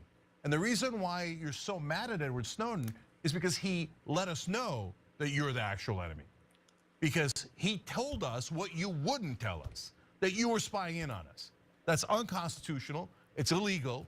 And then you guys afterwards said, oh yeah, we want to do it anyway. And Edward Snowden's such a bad traitor for trying to protect your constitutional rights. No, he's not. Yeah, Absolute American hero. It's the senators that are the goddamn problem. And look at the Uniparty. All of a sudden, they're unified. Oh, no, spy on the plebeian mass. Okay. I don't understand why Tulsi just doesn't lie and say, yeah, he's a traitor. Like, why not just tell them all what they want to hear? I don't understand. There's no, like, consequences for just telling them what they want to hear, is there? Says, how dare you support a whistleblower telling you to protect your constitutional rights? Okay, now I turn to MAGA. I proposed pardoning Edward Snowden. Almost all of MAGA agreed. They loved that Tulsi Gabbard wanted to, support Edward Snowden and support his pardon, etc. That was part of the reason that she rose up with the right wing. And what happened to your Republican senators? I know you hate a lot of them. Well, this is the time to show it, okay? Because these guys, and by the way, if you're a Democrat, also the same thing for you. Those Democratic senators are saying, let's go spying. Yay, spy on Americans. As a left-winger, you should despise hate him so much. that. He's so obnoxious. The people who initially said Edward Snowden was a hero were on the left wing, okay? So, and by the way, this is not something that the left wing is hypocritical about. They have challenged Democrats and said that they were wrong, okay? Right wing, I know a lot of you believe this, well then show it, because we're not in charge. The right wing, unfortunately or unfortunately, I think unfortunately, but they think fortunately, you are in charge. So if you're in charge, are you gonna stand up and go, what the hell? No, we said Edward Snowden was a hero. We meant that he's a hero. Stop kissing the ass of the Uniparty and pardon the guy. Are you gonna put, by the way, not just about Tulsi, but are you gonna put pressure on Trump? Or is that guy gonna go another 4 years where everyone calls him a traitor, including Trump? So I want to go to Tulsi Gabbard and how she answered one of the 1,000 times that she was asked this same question about Edward Snowden. Ms. Gabbard, a simple yes or no question. Do you still think Edward Snowden is brave? Mr. Vice Chairman, Edward Snowden broke the law. I do not agree with or support with all of the information and intelligence that he released, nor the way in which he did it. The fact is, he also, even as he broke the law, released information that exposed egregious, illegal, and unconstitutional programs that are happening within our government that led to serious reforms that Congress undertook. Was Edward Snowden a traitor to the United States of America? He broke the law. Senator, if confirmed as Director of National Intelligence, I will work with you to make sure that there is not another Snowden like Lee. Yes or no, is Edward Snowden a traitor to the United States of America? As someone who has worn our uniform in combat, I understand how critical our national security is. Apparently you don't. Yeah, the traitors to the United States of America are sitting in Congress, okay, fattening their bank accounts through insider trading that ordinary Americans would go to prison for a very long time, okay? The traitors to America and Americans are the corrupt politicians who provide cover for a corrupt government that indiscriminately spies on Americans, even when they've done absolutely nothing wrong. A lot of different stuff right now. Okay, it's just, it's disgusting to see the bipartisan. I'm listening to Anna yell at me. Partisan agreement on this issue, and the fact that they think they're so high and mighty, as if they're not traitors to the American people when they're elected to serve the best interests of the American people, but they consistently do the opposite. I can't stand these people. And honestly, I've said this before, I'm going to say it again. I've had issues with Tulsi Gabbard because I felt that she was dishonest about her political identity, and it turned out she was dishonest about her political identity, you know, pretending as though she was some progressive when in reality she wasn't.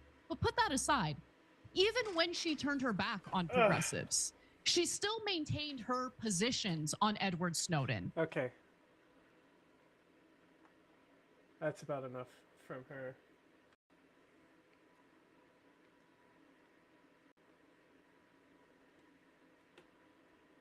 Negotiations with the Russians and Chinese on denuclearization and eventual agreements are very possible, according to U.S. President Donald Trump, who recently addressed the World Economic Forum. Tremendous amounts of money are being spent on nuclear, and the destructive capability is something that we don't even want to talk about today, because you don't want to hear it. It's too depressing. During the Cold War, a generation of school children did hear about it, tutored on surviving a sudden atomic attack. There's no time to look around or wait. Be like Bert. When there is a flash, duck and cover, and do it fast. Such instructional films did not illustrate how an explosion could This wipe guy out their neighborhoods. doing the voiceover. That was made explicit by the U.S. government's above-ground nuclear testing thrilling. in the Nevada desert in the 1950s. House number 1 as the blast hits it. On News Now, civil defense observers witness effects of the blast and the tremendous glare of the fireball. Since 1945, when the United States dropped 2 atomic bombs on Japan to end the Second World War, it has been evident how radiation burns and sickens anyone who manages to initially survive such a nuclear attack.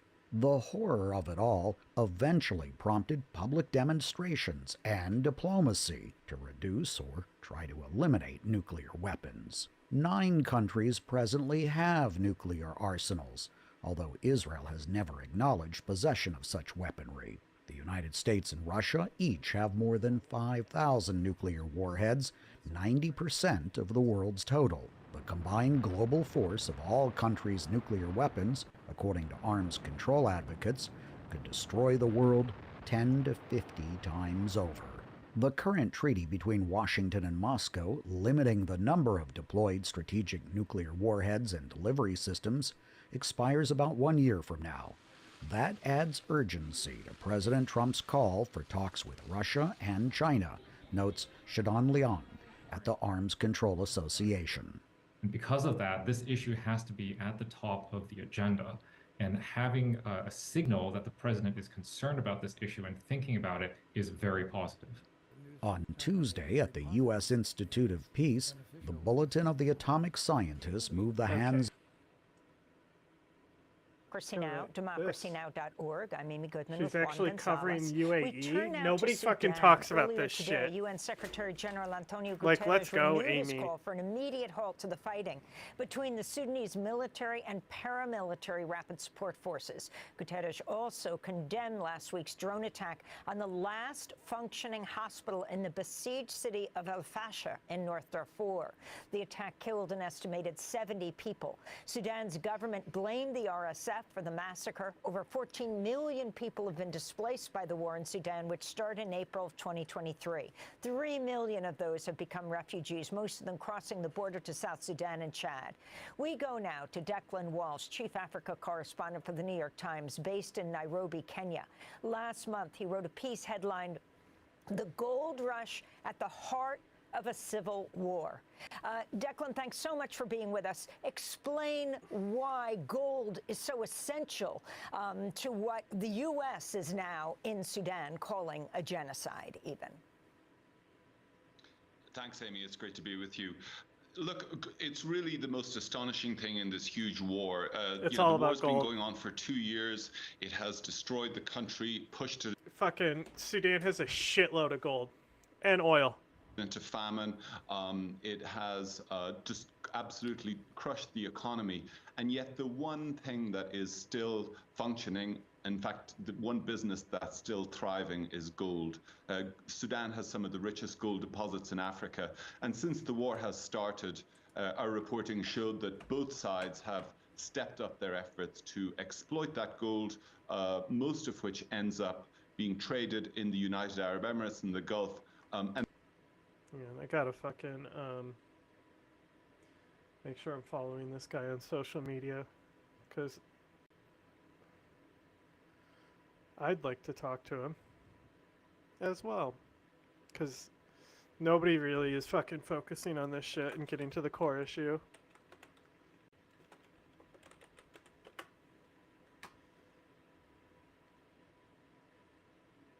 Chief Africa correspondent for the New York Times. And they're using that funding for to fund the weapons purchases that are being used to fight the war. And Declan, could you talk about the role of the United Arab Emirates in this conflict? So one of the aspects of this conflict that have really bedeviled efforts to try and bring the two warring sides to peace is the fact that so many foreign countries have gotten involved on both sides. But far and away, the most significant meddlesome foreign power, if you like, is the United Arab Emirates. Our reporting and reporting by other outlets has shown that they have been smuggling weapons across the border into Sudan to the Rapid Support Forces. That's the paramilitary group that the US has now determined committed genocide during the war. They've been smuggling those weapons for about the last 18 months. And it's become, certainly in the last months of the Biden administration, it had become quite a sensitive point between the two countries. Biden administration officials up to Vice President Harris had raised this issue in private with the Emiratis, asking them to stop the support for the RSF. There's a certain degree of support in Congress. Some lawmakers have introduced laws, or had it proposed laws rather, suggesting that the US should condition weapons sales to the Emirates so that it would stop supporting the RSF. But in public, the Biden administration was actually, I would say, much more supportive of the Emiratis. The Emiratis, of course, the Emirates, of course, is an incredibly This pissed me off. country If you remember, like a few weeks ago, they fucking brought the fucking leader of the UAE in, and they're like, we're upgrading our fucking relationship, our defensive relationship with them. Obviously, Israel has a little bit to do with this. But, like, and then, like, weeks later, they fucking recognize that it's a genocide in Sudan, and also recognize the RSF as the main perpetrators of the genocide, but they don't fucking do anything about the UAE. It's fucked up. Of money to invest. It buys a lot of American weapons. And so that support has continued. Just last Friday, as news was coming through of the drone strike that you referenced in the introduction there, that killed about 70 people at a hospital in Darfur, we had a word from some lawmakers in Washington who said that they had been informed officially by the Biden administration that despite the promises by the Emiratis that they would stop funding or arming the RSF, that arming continues to this day. And what is the reason, the purpose of the Emiratis in their support of the RSF? Gold. Well, it should be said the Emiratis absolutely deny that they've consistently denied that they provide any support to the RSF. But as we know, Sudan is a country with immense natural resources, not just gold, but it also has immense agricultural potential, a lot of agricultural land along the Nile that is coveted or desirable to many Gulf countries that are facing a future where their own food security could be in doubt. But it's also a very strategic place. It has a long coastline along the Red Sea. And there are many countries that are jostling in the hope, including Russia, that hope that they may at some point be able to set up a port along that. And frankly, the other reason is just because the Emirates can. They have the Emirates has a long-standing relationship with the Rapid Support Forces and with its leader, General Mohammed Hamdan, that goes back to the campaign that the UAE waged along with Saudi Arabia in Yemen some years ago. As part of that campaign, the Emirates paid for the Rapid Support Forces to send some of its troops to Yemen to fight alongside its own forces. Yeah. And I've talked about this for years. The fucking mercenaries in Sudan, they fucking Like, they'll be fighting on multiple sides, and like there's that fucking huge leak that came out about the British government that showed that they were actively working with these child soldiers in Sudan because somebody, like someone in their special forces, was injured by a grenade by one of these trainees, and it's like it's in our child soldiers article on our Substack where I talk about it. And the link to like the U.S. backing child soldiers. We may not back the RSF child soldiers, but they're also one of the child soldier mercenary groups that are in Yemen. So ultimately, they have benefited from us and our diplomacy and the relationships that we have. So there's this long-standing relationship between some of these the leaders of the Emirates, effectively members of their royal family, and the RSF, and the Emirates appears to have taken a calculation that they thought that he could win this war, but increasingly the RSF has been losing ground on the battlefield, and there's a real question mark over whether, I mean, there's a question mark, frankly, over whether either side can win this war by purely military means. And Declan Walsh, as we wrap up, I wanted you to take us on the journey that you begin the gold rush at the heart of a civil war peace with. You say the luxury jet touched down in Juba, the capital of South Sudan, on a mission to collect hundreds of pounds of illicit gold. On board was a representative of a ruthless paramilitary group accused of ethnic cleansing in Sudan's sprawling civil war. The flight manifest showed the gold itself had been smuggled from Darfur, a region of famine and fear in Sudan that's largely under his group's brutal control. Take us from there to UAE, where the gold goes to, and the fact that you interviewed the head of the RSF, back in 2019 when they took over a gold mine, yet minimized its power, though ultimately it fueled the RSF to the power it is today. Yeah, gold is really at leading the heart question of the RSF's ascent to power. I mean, the RSF endeared itself to the autocratic ruler of Sudan, Omar Hassan al-Bashir, before he was overthrown in 2019. But it also grew incredibly rich by taking over the largest gold mine in the country and by using that money to build a business empire that extended into many businesses. And that's why when I met the leader of the RSF in 2019, I asked him about that. At the time, he tried to downplay it, but our reporting shows just how pervasive it's been. And the incident that you referred to that we reported on in the story was really just an effort to illustrate just one of many, many routes that gold follows when it flows out of Sudan. Sudan's a country that borders about 7 other countries. Gold seems to be flowing across almost all of those borders into those countries, and sometimes through very circuitous smuggling routes involving a whole range of officials, not just in Sudan, but in neighboring countries, involving companies, gold traders in the UAE themselves. It ends up in the UAE, where, you know, research has showed about 90% of the gold from across Africa, including many conflict zones like Sudan, ultimately is traded. That was a great report. Hundreds of Democratic Republic of Congo's soldiers who surrendered to the Rwanda-backed M23 rebels are trucked out of Goma. M23 says it's taking them for training. The Rwanda-backed M23 fighters took control of the city after days of heavy fighting in the streets earlier this week.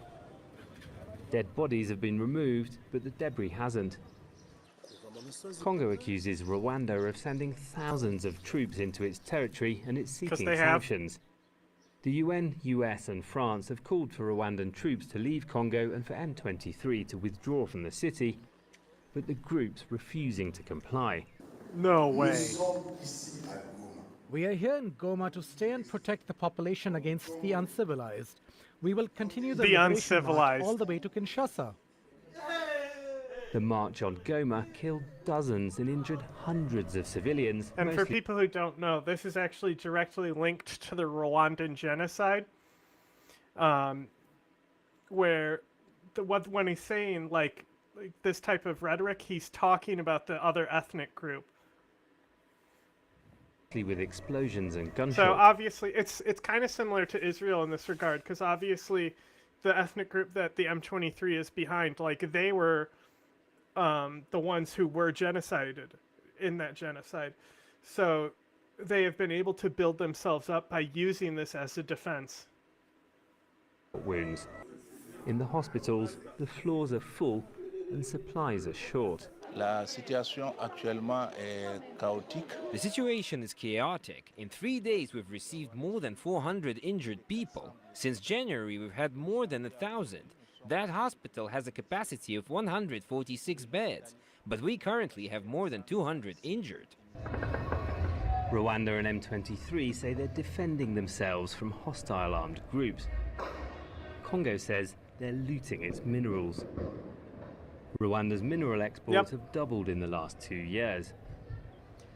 Yeah, so like, if you go in our LTech playlist and listen to our thing with Scott about, it's called like How to Save Afghanistan and Then the World, one of the things he's talking about, it's now changed because they have discovered a gold mine in Rwanda, but he was talking about how one of Rwanda's largest exports is gold. And when we did this interview like 2 years ago, Rwanda didn't produce any gold. So where was that gold coming from? Obviously the Congo being sourced by the M23 and other groups, you know, the Congo mining is fucking insane. At the same time, the displacement camps around Goma have swollen as M23's fighters have advanced. The UN says about 500,000 people have been forced from their homes in the last month. In the city, many people have been hiding in their houses, hungry for days. Finally, a chance to collect water from Lake Kivu came when the fighting stopped. Electricity and water supplies are still cut off. Meanwhile, the pro-Rwandan forces have been advancing south around the lakeshore towards Bukavu. It's the capital of the province of South Kivu, which is rich in gold, coltan and cassiterite. This is what's left of a UN base after coltan, obviously another huge conflict mineral. People talk about cobalt a lot. Coltan is actually way more prevalent. Cobalt is only used in very specific type of electronics, but coltan is in everything. Gold as well. Gold is needed for electronics as well. So like, obviously the electronic waste fuels a lot of this. The fight for Goma. Its peacekeepers haven't stopped the conflict, which has lasted nearly 30 years.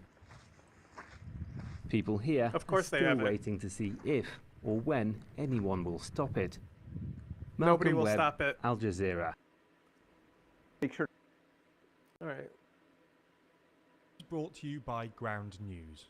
With Germany's federal election now less than a month away, polling shows that the centre-right CDU-CSU party, led by Friedrich Merz, looks pretty likely to win and lead Germany's next government.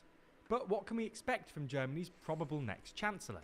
In this video, we'll explain by taking a look at the CDU's 2025 election manifesto and what its main policies actually are.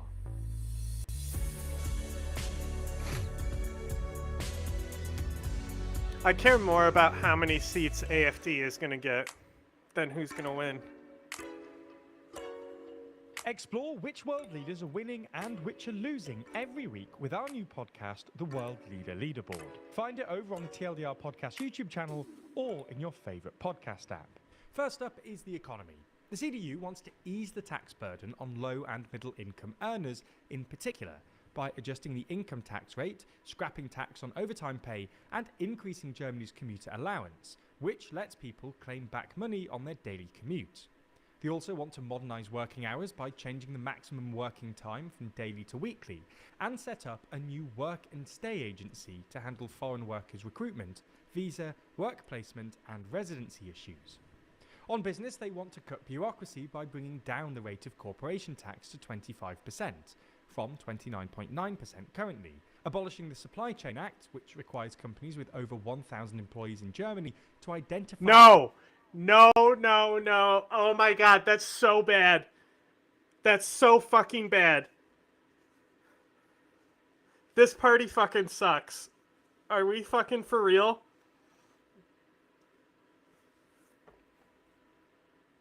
The Supply Chain Act is like probably the most important policy in the world that like every country needs to pass.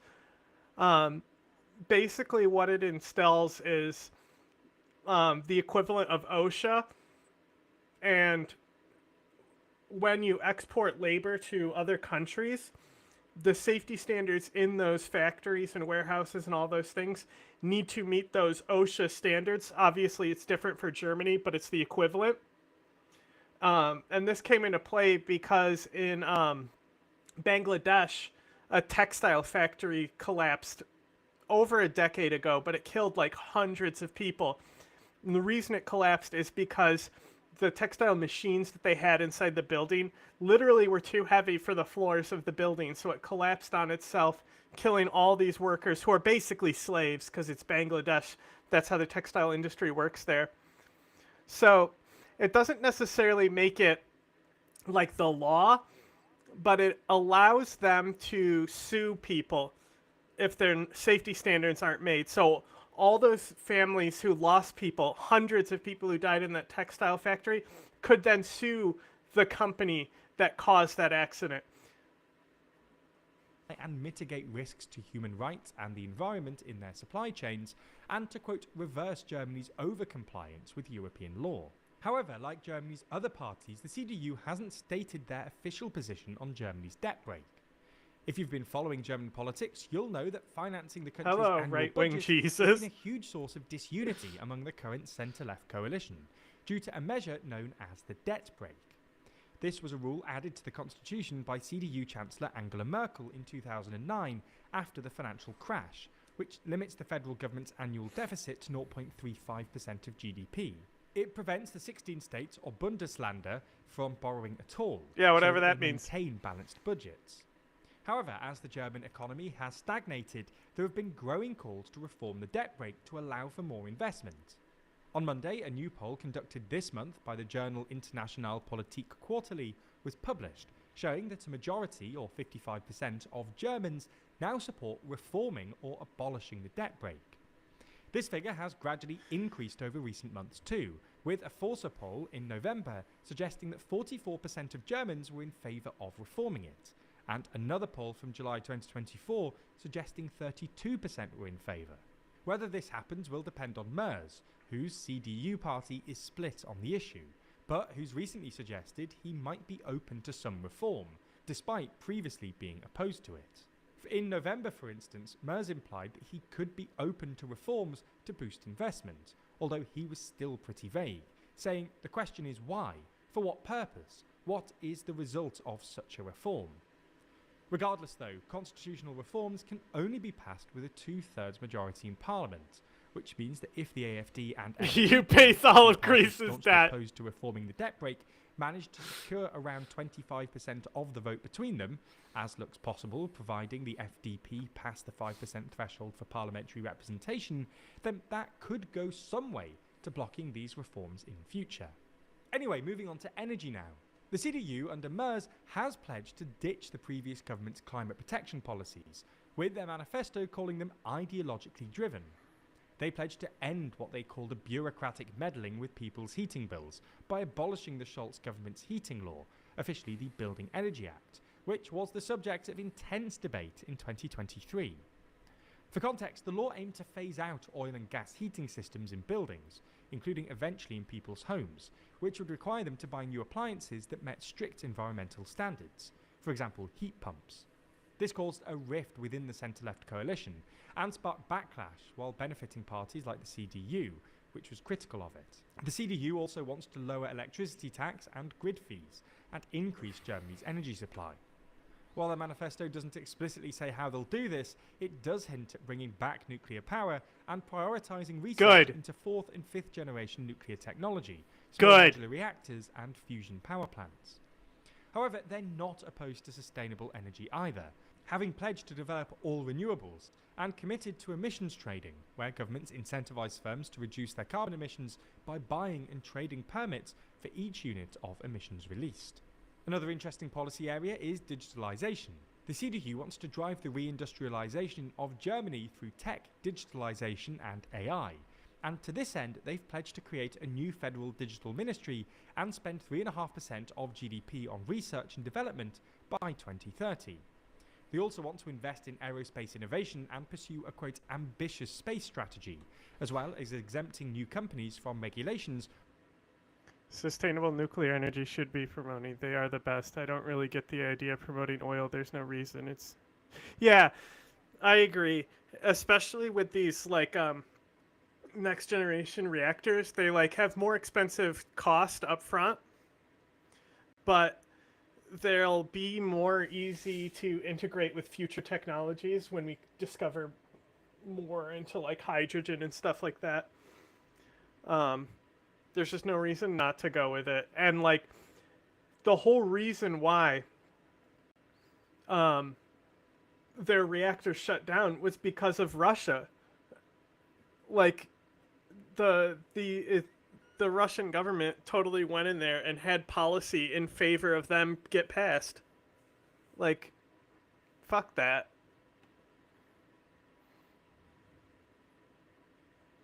While they're in the startup phase. On immigration, the CDU calls for a strict limitation of migration, which they hope to achieve by designating more countries as safe countries of origin, accelerating deportations, suspending family reunification, providing limited bed, bread and soap services for deportees, and transferring asylum seekers to safe third countries, like possibly Rwanda. They will also focus on domestic security through a, quote, 360-degree Do not strategy, boost relations with Rwanda promises right now. harsh action on every form of extremism, violence and terror. That's not specifically smart. through expulsions, removing residence permits, fighting both right-wing and left-wing extremists, punishing anti-Semitic statements and anti-constitutional symbols, i.e. swastikas, closing mosques where hatred is preached, and creating a new customs police force to prevent profits from organised crime going towards things like villas and yachts.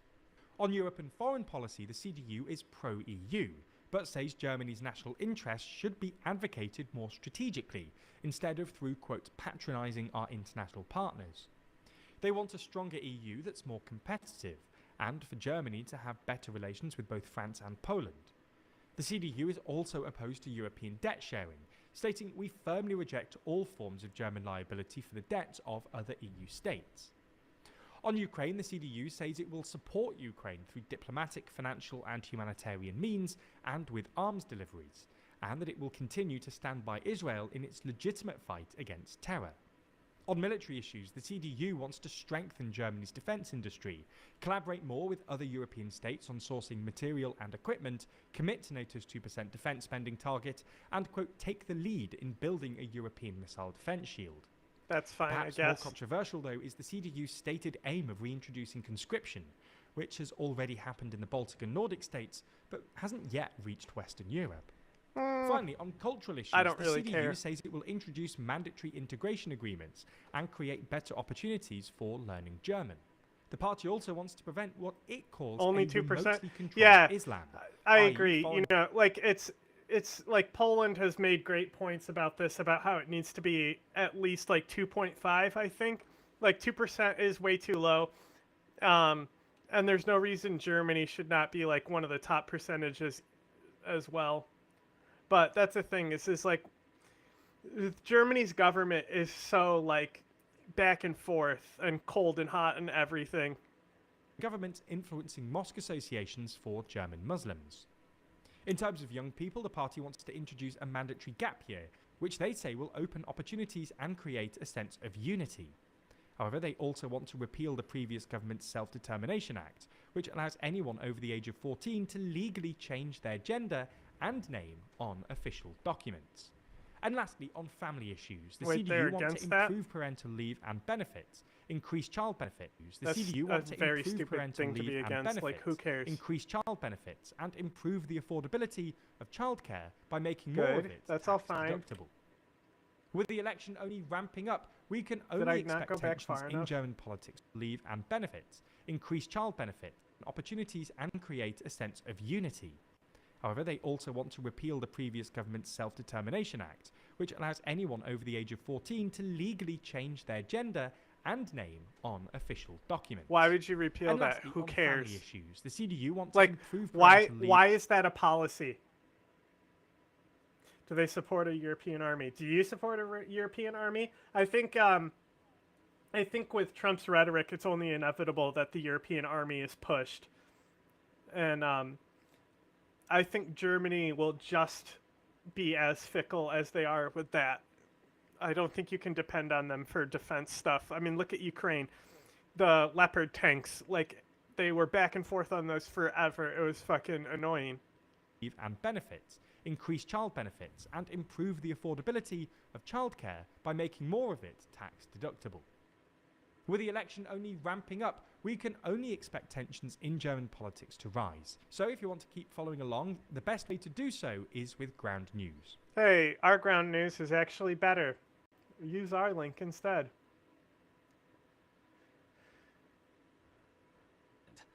And despite what you may have heard, it would be easy if you had $2.9 trillion lying around.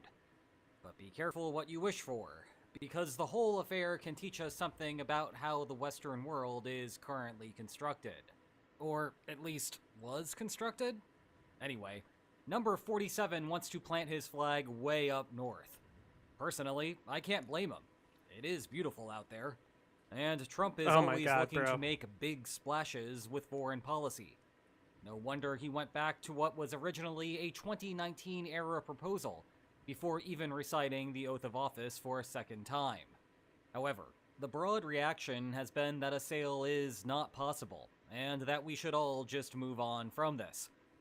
The situation is not, say, a repeat of the Treaty of Danish West Indies, when Washington acquired what is now the U.S. Virgin Islands, in part because Copenhagen was eager to sell them. Well, I'm here today to explain that it is very much possible. But again, whether it is a good idea is an entirely different question. However, the knee-jerk reaction of the deal's impossibility has suppressed discussion of why it is economically a bizarre idea. And that is a shame. Primarily because of what Western countries have been building for the last 80 years, but also because that is where the strategically interesting discussion lies.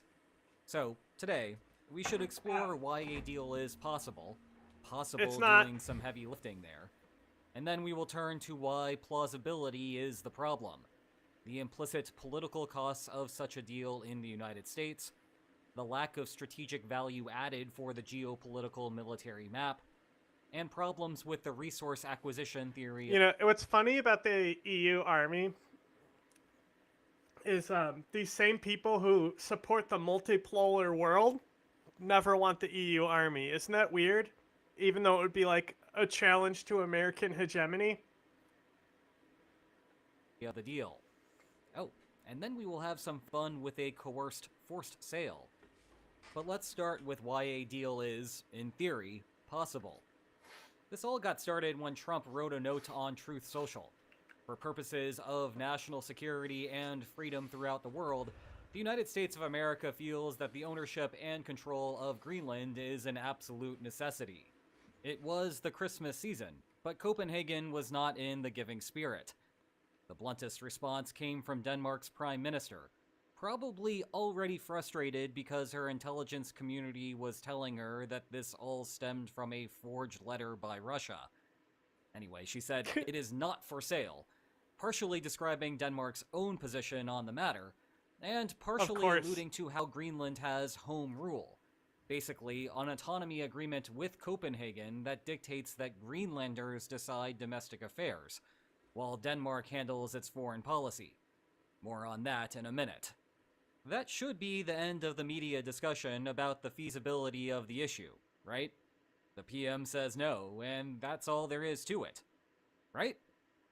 Well, it is not for sale is just not true. Ted DiBiase, a Nobel-winning economist and friend of Trump's incoming Secretary of Education, said it best. Every man has his price. Let's imagine that, tomorrow, Trump proposed an arbitrarily large amount. Say, $29 trillion. Yeah, because the economy already isn't fucked enough. Would instantly change to how quickly... This video is just dumb. row is shaping up, pitting Rwanda against South Africa in a blame game of alleged respective roles in the current crisis in eastern Congo.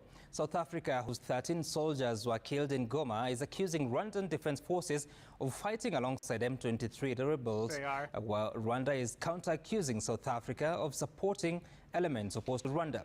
South African President Cyril Ramaphosa and Rwandan President Paul Kagame have in the last 24 hours engaged in a testy exchange of words, with the Rwandan president declaring Rwanda's readiness for any confrontation with South Africa. Emmanuel Tor reports.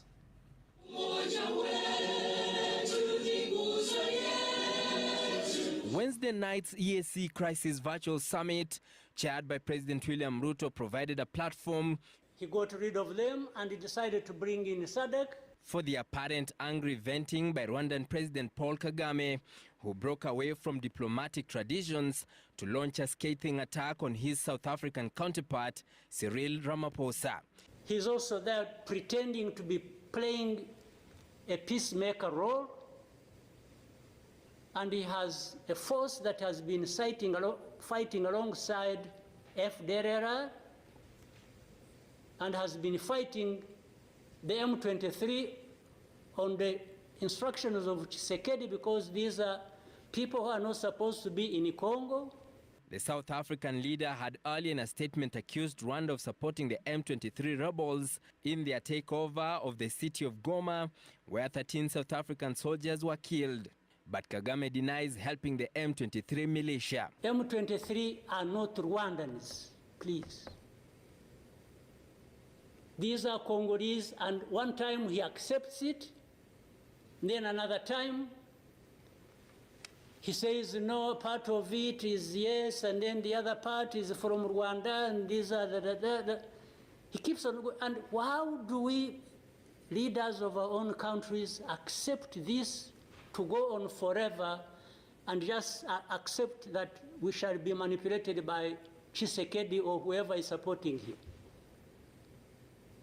And South Africa dares even issue threats about what is likely to happen after that, and so on and so forth. Of course, we will see what threats they are talking about.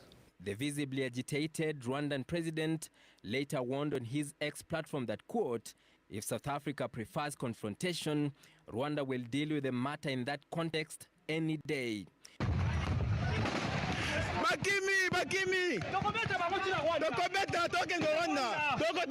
Foreign nations have for the last 30 years featured prominently in wars in the Congo, with the first war starting in October 1996 and ending in May 1997 with the overthrow of the then Zaire President Mobutu Sese Seko.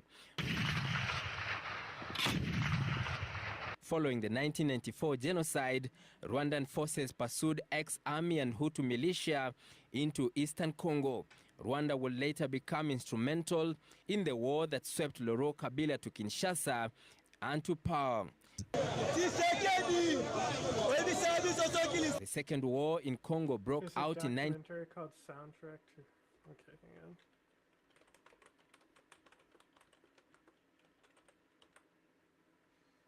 Oh, this just came out.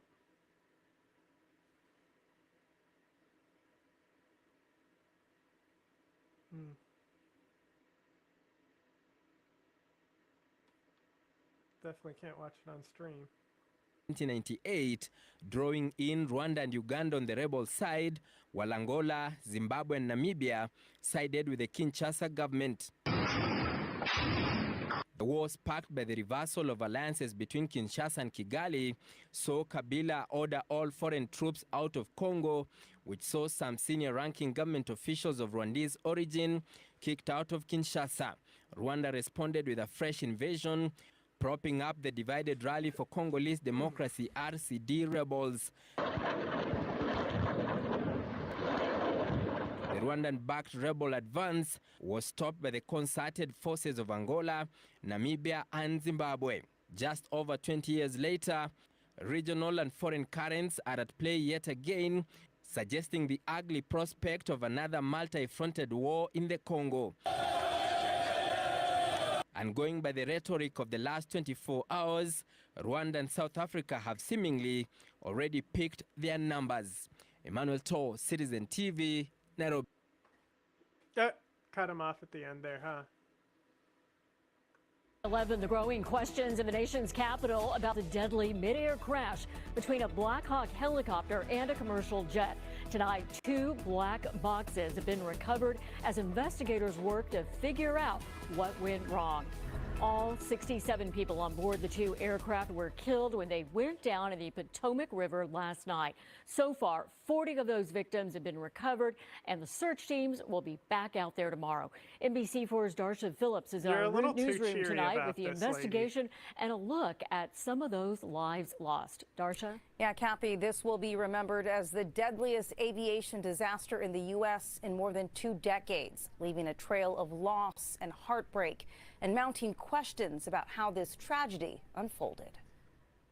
A cockpit voice recorder and a flight data recorder known as black boxes were recovered from the wreckage of the American Airlines plane, now being analyzed by the NTSB in its search for answers into Wednesday's catastrophic collision. Crash. This is Alert 3. The mid-air crash was caught on EarthCam video. The American Airlines flight from Wichita, Kansas was just moments from landing at Reagan National when it collided with a U.S. Army Black Hawk helicopter, both plummeting into the Potomac. American 472, Washington, 1 star, 32017. The American Airlines flight had 60 passengers and 4 crew on board. 3 people were in the Black Hawk. Dive teams and crews worked through the night, but by morning, the mission turned from rescue to recovery. We don't believe there are any survivors. On the flight from Kansas, several elite figure skaters returning from a training camp, including young athletes, their parents, and coaches, along with 2 Russian world champion skaters. It's tough, like they're gone. That's what kills me, it's these kids. Because I work with kids all day. It's just one of those things where you don't want to see anyone go through this. The Army has not identified the 3 people in the Black Hawk, which was conducting a routine training flight. NBC News has learned staffing was not normal in the control tower at the time of the crash, but still acceptable by FAA standards. Moments before the collision, a controller tried to guide the helicopter away from the American Airlines plane. Pass 25, get the CRJ in flight.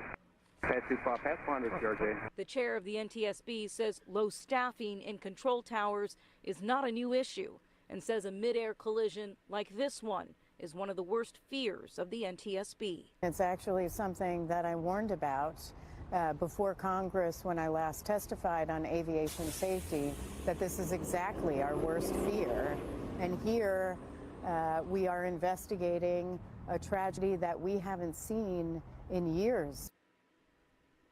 Now, military helicopters near Reagan National are supposed to fly no higher than 200 feet, crucial to keeping clear of the commercial aircraft coming in and out of the airport. An expert told NBC News the Black Hawk appeared to be flying much higher than that, between 300 and 350 feet at the time of the collision. Live in the newsroom, I'm Darsha Phillips, NBC4 News.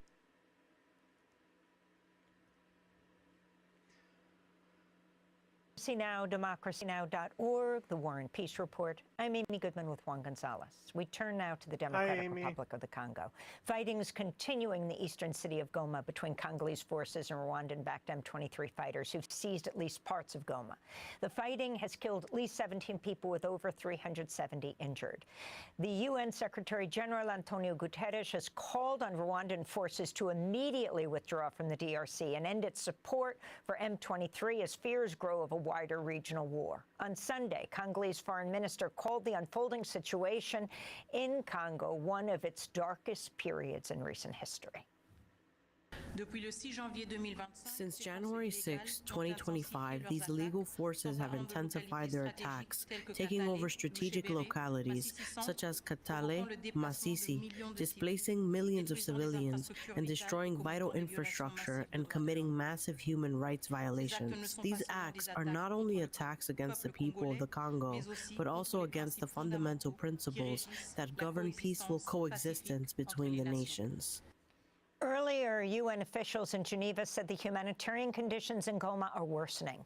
Jens Lack is a spokesperson for the Office for the Coordination of Humanitarian Affairs.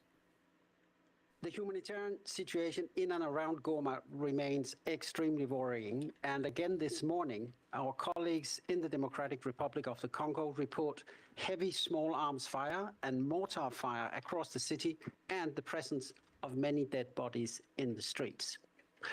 We have reports of rapes committed by fighters, looting of property, including of a humanitarian warehouse, and humanitarian and health facilities being hit. Hospitals in Goma are reportedly overwhelmed, struggling to manage the influx of wounded people. Electricity and water supplies are compromised, and yesterday internet services were cut off, and Goma is still offline this morning. Earlier today, protests broke out in Kinshasa, the capital of the DRC, outside the embassies of several allies of Rwanda, including France and the United States. To talk more about the Congo, we're joined by Maurice Carney, co-founder and executive director of Friends of the Congo. Maurice, explain what's happening to a global audience in the DRC. Yeah, thank you, Amy. It's a pleasure to be with you.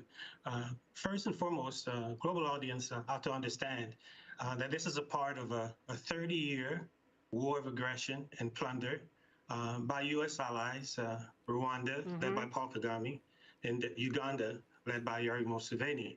And this war of aggression and plunder has been able to continue as a result of the support that they have received from major powers like the United States, the United Kingdom, the European Union, France.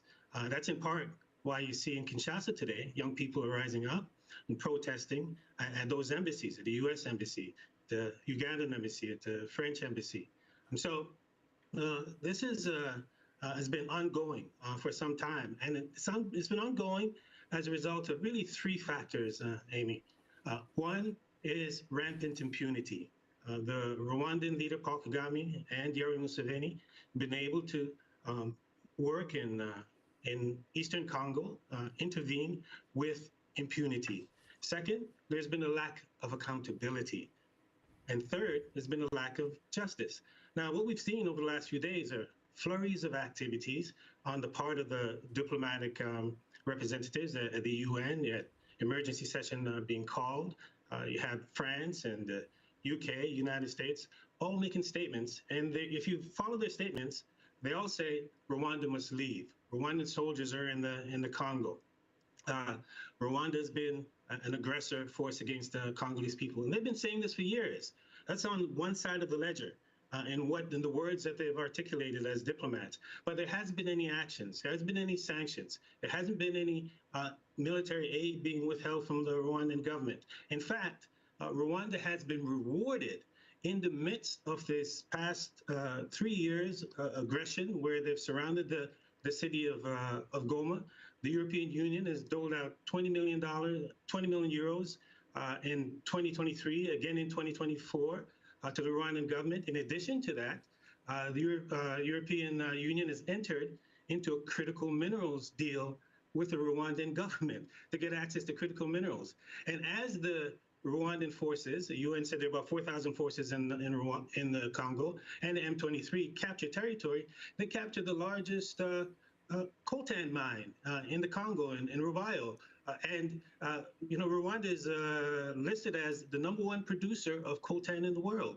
So here it is that it's clearly evident that minerals are being smuggled out of Congo through Rwanda into the international market, and Rwanda is being rewarded for its aggression against the Congolese people, which, as you laid out in the introduction, the humanitarian outfall is catastrophic for the people. I was in the displacement camps a few months ago, and people are living in bestial condition.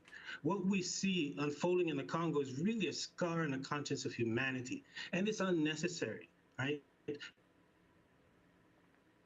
Maurice, it's absolutely unnecessary. So the international community can do. Yes.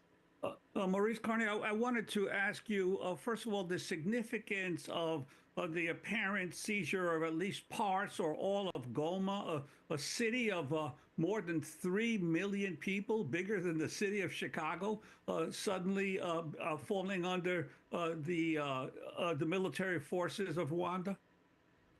It's important, one, to remind your viewing audience that this is not the first time this has happened. In 2012, Rwanda, back in the M23 and having its forces in the Congo, they seized Goma. At that time, what President Obama did, he called Paul Kagame on the phone and told him basically back And he off. told him In to get the addition to fuck that, out. he withheld military aid. That's what the United States did. Not a lot, $200,000. However, what that did is it showed some kind of leadership.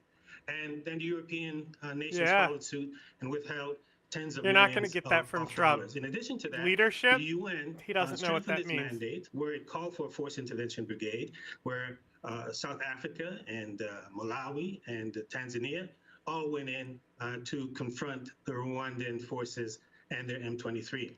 So this is the one point. It's not the first time this has happened.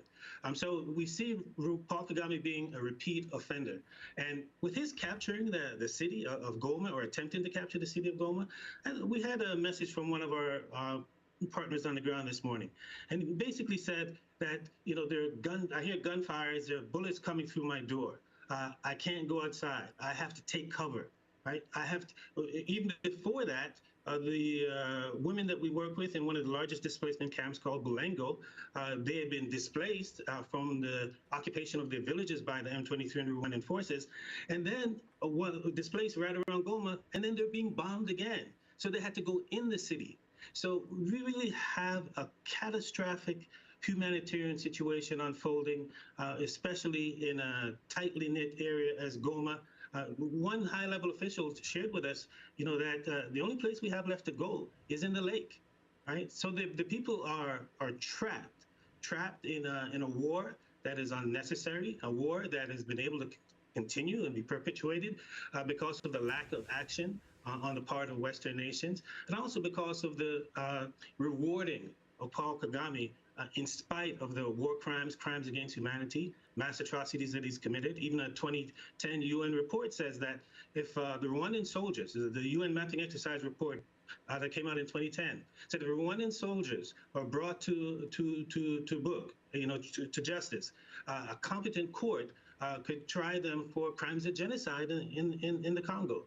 So there's just this lack of accountability, this rampant impunity, lack of justice has enabled this to continue to this day. And we have an opportunity right now to bring an end to that. As we wrap up, Maurice Carney, the UN peacekeeping mission has been there, since 1999, comprising 10,000 troops. In the last 2 days, 2 peacekeepers from South Africa, 1 from Uruguay, were killed, 11 injured. Can you talk about the significance of this and what you want to see happen as the UN calls Security Council meetings around the DRC? Yes, UN peacekeepers are there with the South African troops, the Congolese troops. In fact, 9 South Africans have lost their lives. 3 Malawians have lost their lives. What is interesting, Amy, Rwanda is the largest contributor to peacekeepers, to the UN peacekeeping efforts in Africa. Yet, in the Congo, they're firing surface-to-air missiles at the UN. So that they're at war against the United Nations. So really, what needs to happen is just stronger action on the part of so they're the fighting Western themselves? nations. They can do that. 40% of Rwanda's budget comes from the West. Congo is so critical. It's a vital country to not only to Africa, but to the world at large. It's a part of the 2nd largest rainforest in the world. Sequesters more carbon than all the tropical rainforests combined. Therefore, it's vital in combating the climate crisis. And at the same time, it's indispensable to the green energy transition, producing 70% of the world's cobalt. Cobalt is an essential ingredient that's necessary for the batteries that power the electric vehicles and the green transition. So Congo is at the nexus of 2 major global phenomena.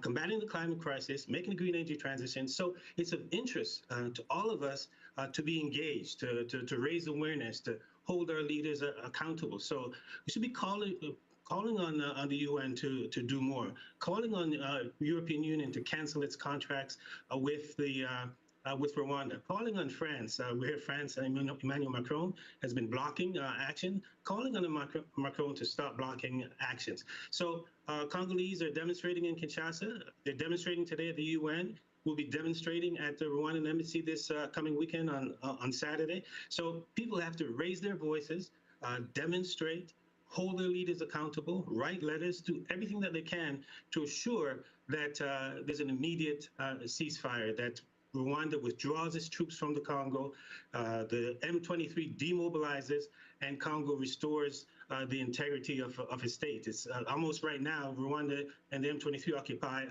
in Congo most land area almost the size of Rwanda itself. After a bloody invasion, M23 rebels now in full command in the city of Goma. The Rwandan-backed group saying they will set up their own administration here on the territory of the Democratic Republic of the Congo. Let the people of Goma be calm. Peace is here. We are a people's army. We will watch over their security. We will bring peace. No harassment. We do not steal. We do not rape.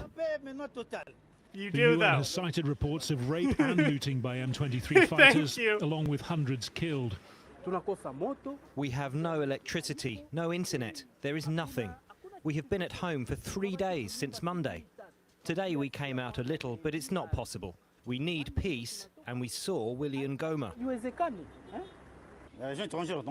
Goma, who's on a UN sanctions list for undermining peace, demanding of a Romanian mercenary why he was here.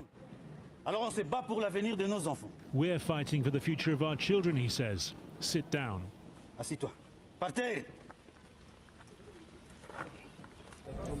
M23 says all 289 members of a Romanian security company on the Congolese government's payroll have now been given safe passage through Rwanda to Romania. A window on the level of control the rebels now have, and on We the saw this chaotic the other nature day. of a conflict encompassing regular armies, Bunch of videos proxy of these militias, guys handing regional over their forces, guns, UN walking peacekeepers, to and Rwanda. these paid foreign fighters. It's a big relief. It's a big relief. Yes, why? Big relief. Why? Big relief. Well, everything is. The Rwandan were very hospitable with us, so they took our under their protection. So it's a big step now for us. They'd been in country since at least the end of 2022. Among their services, training Congolese troops to fight M23. The company's founder, dual French-Romanian national Horatiu Potra, was arrested in Romania in December, accused of trying to incite post-election violence there. His fighters aren't the only ones surrendering to M23. Scores of men, some wearing Congolese army patches on their fatigues, pictured at a Goma sports stadium. The rebels now said to be advancing south towards the city of Bukavu. They say they fight to defend ethnic Tutsis. The DRC government says they're after mineral resources on behalf of Rwanda. The UN says they're being backed by up to 4,000 regular Rwandan soldiers in DRC territory. A mooted meeting today between the Congolese and Rwandan presidents did not take place, their representatives instead exchanging accusations at the UN. And with the violence leaving hospitals overwhelmed and aid networks barely functioning, thousands more today fleeing from Goma to Rwanda, as all efforts to cease the fighting have so far failed. Polanco from the Dominican Republic was just picked up by ICE after getting paroled in Massachusetts. He was serving a life sentence for killing his pregnant girlfriend. Then there's Edgar de la Cruz Manzo, a Mexican national and convicted child rapist. He was arrested in Seattle. And then there's Yared Garamu Mekonnen, an Ethiopian national and convicted sex offender. He was arrested in New Orleans. Now, more than 5,500 criminal aliens have been arrested since Trump took office. Where are they headed? Well, Gitmo. Joining me now, Kristi Noem, Secretary of Homeland Security. Secretary Noem, thanks for joining us. Dog killer. How soon will Gitmo be ready? We kind of floated this idea a couple of nights ago because obviously they had all the Haitian refugees there. But how soon will the facility be ready to take in these illegals? You know, it won't take very long at all. We already have some dangerous criminals there that are illegal aliens. And so the facilities can be stood up quite quickly. They're soft-sided. And we have the space. We just got to get to work. What do you think of these officials from blue cities like Minneapolis, St. Paul, that are essentially saying, don't even think about worrying, we got you, to the aliens? Well, they're not taking care of their people. Clearly, we want to come in and help make their streets safer. It was amazing to me the other morning when I was in New York City. It was 5, 6 o'clock in the morning. And the community members were walking past us on the streets and saying, thank you. Thank you for being here. Thank you for getting these folks out of these apartment buildings, these dangerous criminals.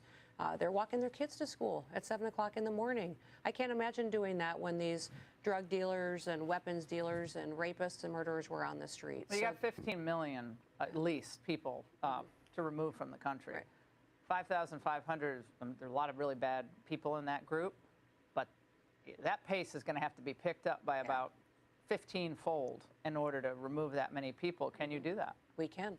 But we're going to need partnerships, and we've got a lot of folks coming out of retirement that want to be a part of these task forces. We've got retired sheriffs, law enforcement officers. We've got a lot of folks that are coming back because of what President Trump has done to inspire them to be a part of keeping America safe. But to that point, Madam Secretary, we have these blue city mayors, and I want you to hear from Brandon Johnson about whether they're going to comply. If you go to the trouble of getting a subpoena to pick up a child sex offender, this was his response. This oversight committee, of all the things that they want to have sight over, they should look at the White House right now. That White House is being ran in one of the most raggedy forms of government that I've ever seen. Is being ran by, okay. Well, it looks like some of these mayors aren't going to comply with any subpoenas. And President Trump, I believe you said there will be repercussions. Are you all going to follow through, and what are those repercussions going to be? Yeah, we're still going into their communities. We're still going into their communities. But how about with the officials that interfere with federal law enforcement? You know, they will, but the federal government has the authority to go in and to make their communities safer, especially these that are perpetuating dangerous Well, what about crimes. these officials who get in your way? Will there be repercussions for them personally? You know, the reality is these sanctuary cities, their laws have caused us problems. I mean, they are limiting some of our tools that we want in our toolbox, but we're going to continue to go in and use our operations and then show in other cities how it's working and tell our story to the American people. The people in their community need to hear how their mayors, their elected officials are protecting the criminals.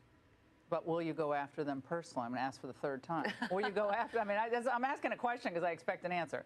Will you go after these individual mayors who are saying essentially they're going to thwart federal authority? You guys have the authority over immigration enforcement. They don't. Listen, Laura, nobody's above the law. Of course we will. But that's up to President Trump. President Trump gives us a direction. I don't sit here and make up a decision on what I do. I follow the law. That's my job, is we treat everybody the same in this country now that we have President Trump in the White House, and he's going to give us direction on how we're going to go after these individuals. You were up north, and you were in New York. Where are you going next? I was in Vermont today and on the Canadian border talking about some of the challenges that we've had. I think most people are worried that we're going to steal resources from the northern border in order to secure the southern border, and that's not what we're going to do. You're going to seal it all down. Yeah, we'll reinforce. You have your work cut out for you. We'll be watching every step of the way. Yeah. Thank you so much for coming in. Great to see you. Thank you. You bet. Hey, Sean Hannity. Mohamed al-Shara has been declared the interim president months after his opposition group toppled the country's longtime president, Bashar al-Assad.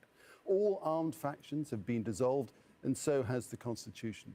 The interim president will also be tasked with forming a transitional legislature. Syrian authorities are also disbanding the Ba'ath Party. Let's cross over straight away to Osama bin Javed in Damascus. Osama, this is a significant moment on Syria's long road to recovery. Absolutely. It does not come as a surprise, but it does now concretely mean that Syria has a new president, a president who says that he has the legitimacy conferred to him by all of the armed factions, the revolutionary fighters who fought Bashar al-Assad's government for the last 14 years, members of the civil society, political groups, and everyone else that he's been meeting in the last 6 weeks. According to him and state media, he is now going to lead Syria through this transitionary period. We don't know what this transitionary period is going to look like because we believe that it's been extended for another 3 months. We don't know what the new constitution is going to look like because that has now been dissolved. And if you remember, in the last 14 years, there have been a number of attempts to try and rewrite this constitution with the former government in power. There were Syrians who were delegated to try and find a solution, but they weren't able to come up with a concrete set of solutions which was acceptable to all sides. What we are hearing from this important meeting here in the Syrian capital, that not just armed factions, but everything else which belonged to the former regime does not exist in its former shape, including the former army, the police force, the parliament, the constitution, and everything else. So it is going to be a completely new Syria which will have to start from scratch. And in the last few days and weeks, we've been speaking to people in the corridors of power who say that they're starting their ministries from below zero. They have to do all of the groundwork. Essentially, all the apparatus in this government, in this country, was geared to function for one man. And now they're going to rewrite it so that it actually provides services to the people of Syria. Now, there are still multiple questions that remain, although it has been welcomed that factions from the south have been included in this transitionary period. But in the north, the Syrian Democratic Forces, the Kurdish fighters, are still a big question mark. The US-backed forces have failed to come up with an agreement with this interim government to try and find a way forward. This is also not just a problem for the internal government, but also its strongest ally, Turkey, as well, which has been alluding towards launching in operation. He called and them then Turkey. The biggest task that this country will face Yucky. is try and convince people, not just here, but the outside world as well, that this is a government which is going to represent its people, and the sanctions that are crippling this country should be removed as well. And that's the key thing, is it? To help lift this country from this, well, as you say, less than standing start, below zero. Sanctions are a key part of all this. So the EU has already issued a roadmap for doing just that. And I suppose that al-Shara will be hoping that this move will expedite things. Well, we've been hearing from multiple leaders as the state media is now reporting what they are saying in this important meeting. Some of those pictures have also been provided to the media. And we've heard from the foreign minister that this transitionary period has just been 6 weeks. And now they have the confidence of the Syrian people, of its neighbors, of the Arab world and the wider region, that they are now able to lead this country forward. And that, as you mentioned, has led to the European Union lifting some sanctions. And Asad al-Shaybani, the foreign minister, is also confident that the United States is going to follow suit, and it is going to also lift those sanctions, which are now affecting every part of life in this country, whether it's the electricity, whether it's the fuel, it's transport, whether it's the 3G and 4G connections, whether it's the internet. Everything is now being affected under those sanctions. And we've been hearing from people on the street, civil society, as well as the leadership in the power corridors of Syria, that they say these sanctions were specifically targeted at Bashar al-Assad and his government, the way he was suppressing his people, the way he was taking this country towards a completely failed state and an economy which was built on illicit drugs. And now that his government has been removed, those sanctions should be swiftly and immediately removed. Is there any clue at this point as to how, I suppose there isn't at this early stage, but it's going to be an important thing, isn't it, how al-Shara will ensure that everybody from all these disparate factions who have now apparently come together will be satisfied as time goes on, and many will need representation within whatever government is eventually formed? Well, Nick, this group, Hayat Tahrir al-Sham, has now inherited a country which for more than a decade has been divided along sectarian lines, along ethnic lines, along the lines of fighters which constituted various parts of opposition to the Assad regime, and he has to bring them all together. And this is the significant part that is going to play a key role on not just the legitimacy of the leadership, but also how Syria moves forward. Because if those fractures continue, if the Syrian people do not feel that they stand united behind their leadership, it is going to lead to further fragmentation. And as I mentioned, apart from the Kurdish fighters in the north, everyone else seems to be on the same page. I was sitting with people, members of the civil society, people who belong to the far left of this country, and they even say that they believe that now is the time for consolidation of powers, of removing their differences, and everybody coming to the table to try and find solutions. But what we have to keep in mind is that, like, why would the Kurdish fighters give up what they already have? For them to join the coalition, they need to be offered something greater. And ultimately, that means that the SNA would be, like, getting the short end of the stick. And Jilani just doesn't have the power to do something like that. You know, they have to be able to offer them something more than they already have. A roadmap, a chart forward on how this country is going to move forward. That is going to require a lot of work. As you've been seeing, that we've heard about a national dialogue, a process that was supposed to start a couple of weeks ago, and that is still in the offing. And that is something that is going to be viewed with a lot of concern, not just from inside Syria, but from the outside world as well, that what is this national dialogue going to achieve? Will Syria have equal representation for all of its groups, for all of the factions, for women, for other minorities, especially those like the Alawis who've been in power for in this country for too long? What's going to happen to them? And by and large, in the last few weeks, we've heard that Hayat Tahrir al-Sham, this group, has now told the people on the ground that it stands for all Syrians. And now in its form that it is facing so many sanctions, Hayat Tahrir al-Sham also stands dissolved. Indeed, great deal of work ahead, but the first steps certainly being taken. Osama bin Javed in Damascus for the time being. Thanks very much. Let's bring Democracy Now!, democracynow.org. I'm Amy Goodman with Juan Gonzalez. On Thursday, Mexican President Claudia Sheinbaum will join other leaders from Latin American and Caribbean countries in Tegucigalpa, Honduras, for an emergency meeting to respond to President Donald Trump's mass deportations and more. In one of Trump's first executive orders, he designated Mexican cartels terrorist organizations and followed up with the deployment of 1,500 active-duty troops to the U.S.-Mexico border.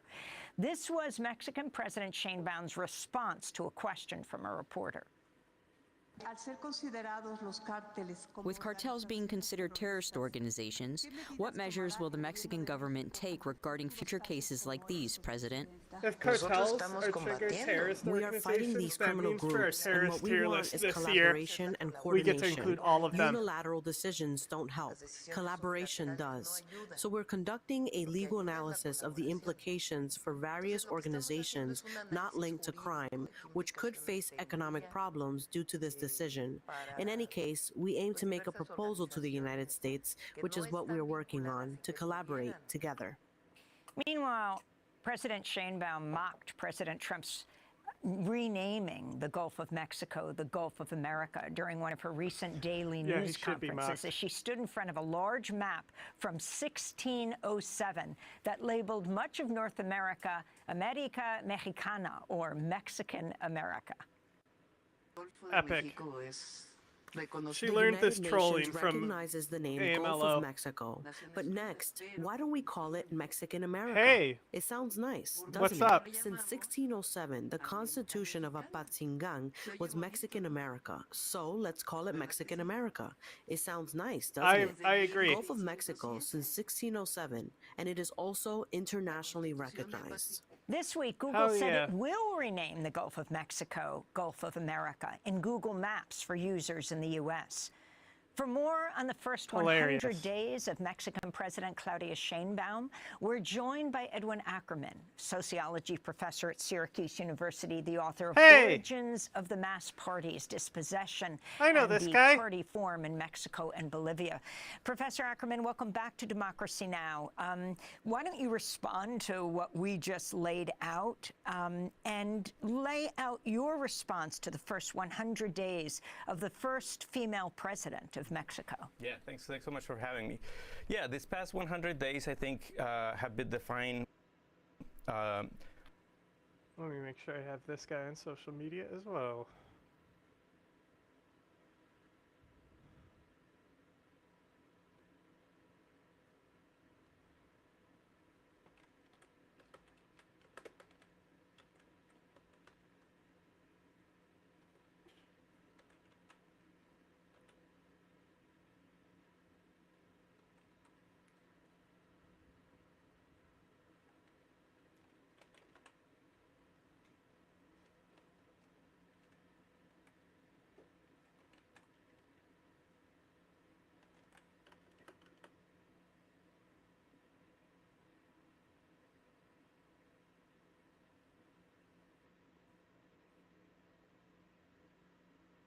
On the one hand, by this constant tension and negotiations with the Trump administration that we can talk a bit more about.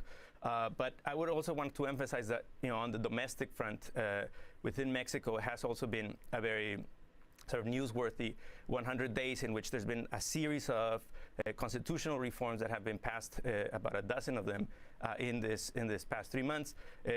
you have to remember, Claudia Sheinbaum comes in with a very strong hand. She has a 2/3 majority in both chambers, and is following the sort of legacy and popularity of AMLO.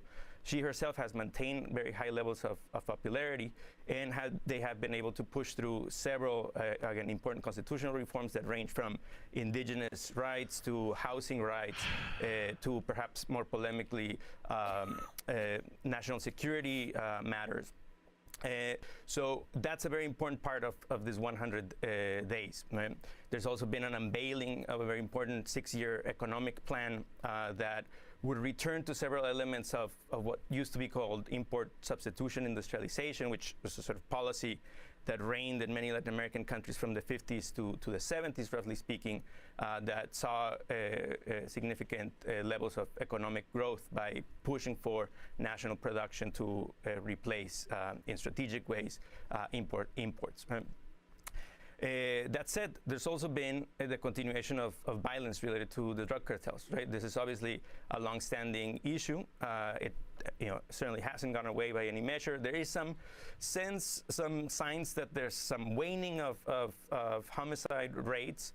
But that said, there's significant concentrations of violence, significant pockets in the past 3 months, in particular in the state of Sinaloa. There's, the city of Culiacan has been paralyzed by violence. So it's a continuing, very serious issue. And then finally, as I was mentioning, the relationship with Trump, right, who has threatened tariffs over the question of trafficking of fentanyl or production of fentanyl in Mexico, or allegedly production of fentanyl in Mexico, and question of how to deal with deportations, not only deportations of Mexican nationals back to Mexico, but even trickier, the deportation of non-Mexican nationals back to Mexican soil, which again adds another level of complication to the negotiations. And Professor Ackerman, I wanted to ask you if you could hone in a little bit about the reforms that have occurred. You mentioned her popularity.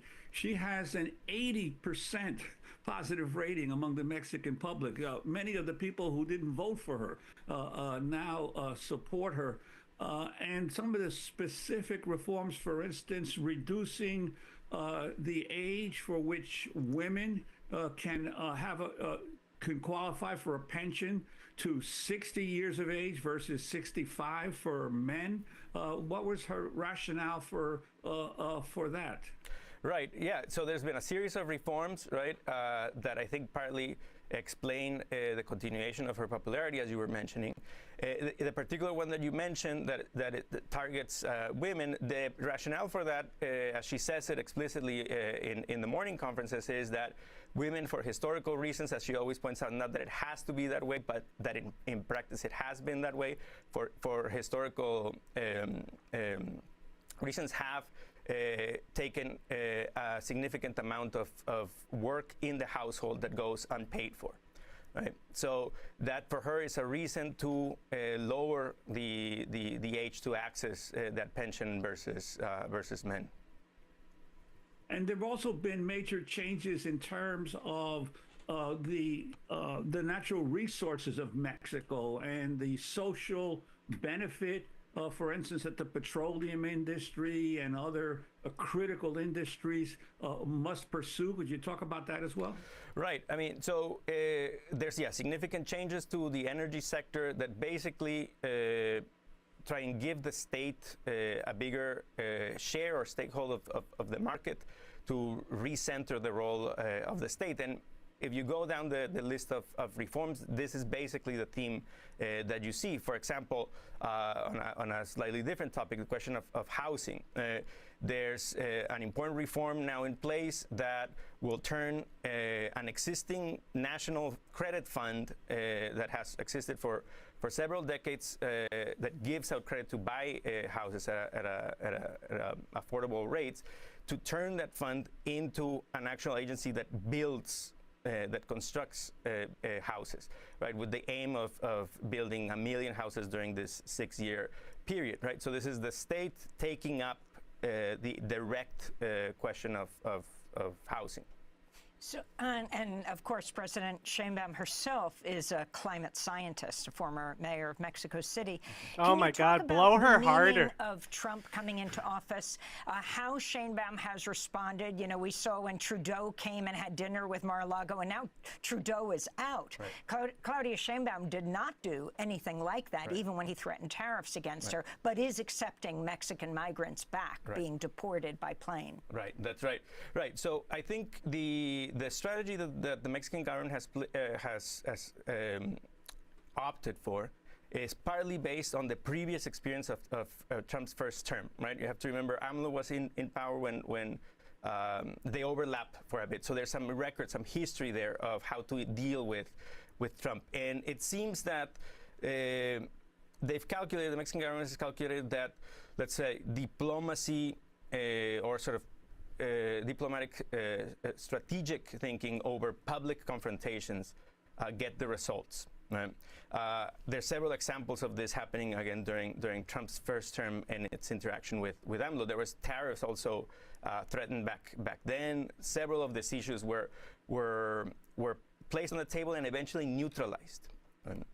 And I think Sheinbaum has been able to, up to this point, do so. I think this has to do with a couple of things. One is that if we step back from the Trump years, it's not an exaggeration to say that from the point of view of Mexico, on many of these issues, there's no significant difference in practice between a Democratic administration and a Republican administration. If you think about things like the building of the wall, it began during a Democratic administration, right? 94 during Clinton, continued through the Obama period. That is, the wall itself is not, specific to Trump. Mass deportations, as I'm sure your audience is well aware of, Obama and Biden, for that matter, have significant numbers of deportations that even overcome Trump's first term, and even the pressure to for Mexico to secure its southern border against Central American migrants also precedes Trump. So there's a long-standing record of negotiation or conversation, obviously very difficult and under asymmetrical conditions. Right? Now, the second thing to say is that I think the Mexican administration is betting on the tariff threats being a bluff, right? Not only because those threats already had existed in the past and they ended up going nowhere, but because there's let's say structural reasons for why the U.S. imposing tariffs on Mexico would be shooting itself on the leg. Not only would it have the effect of raising prices for U.S. consumers, which we know can have significant political consequences, but also Trump can't lose. In a broader sense, tariffs and tariff threats respond to a stage of global capitalism in which we're not anymore. Trump is operating from the point of view that you can sort of prop up, in a sense, national capitalists in an age of globalized capital, in which it's unclear, for example, if you're placing tariffs on Mexican imports, to what degree are those imports being produced by Mexican capital as opposed to U.S. capital or international capital. So that sets some limits on tariffs. Yeah. Professor Ackerman, I want to follow up on this tariff issue because, clearly, since Mexico is the largest trading partner of the United States right now, it would be counterproductive in terms of Mexico. But some of the smaller Latin American states, the threats of tariffs against Colombia or against Panama, because Trump claims he wants to retake Panama. A lot of people are not aware that all of these, even the threats by Trump, are violations of the Organization of American States Charter, which the United States helped to found. Article 20 says no state may use or encourage the use of coercive measures of an economic or political character in order to force the sovereign will of another state and obtain from it advantages of any kind. Do you sense that this Trump policy is going to end up uniting Latin America more in opposition to the United States? I think so, and there are some inklings that that's already happening, right? There's ongoing conversations, the possibility of meetings, of renewing certain sort of efforts at collaboration that already existed in some institutional way, particularly formed in the sort of first wave of what's referred to as the pink tide, at the beginning of the 2000s, when a series of progressive governments take office throughout the southern continent, right? Some of those efforts that were put in place again in the early 2000s were later abandoned or put to the wayside as some of these countries elected right-wing formations, but we can see again a renewed pink tide, if you will, that partly is interested in this also even before Trump taking office. Partly is interested in creating stronger links, both at the political level in terms of coordinating responses, and at the economic level in terms of integrating to some degree the economies. And you hear a lot of buzz about this happening in the past 3 months. Yes. I want to thank you so much for being with us, Edwin Ackerman, sociology professor at Syracuse University. And this update, Honduras President Xiomara Castro says she's canceled Thursday's meeting of the Community of Latin American and Caribbean States, CELAC, citing lack of consensus.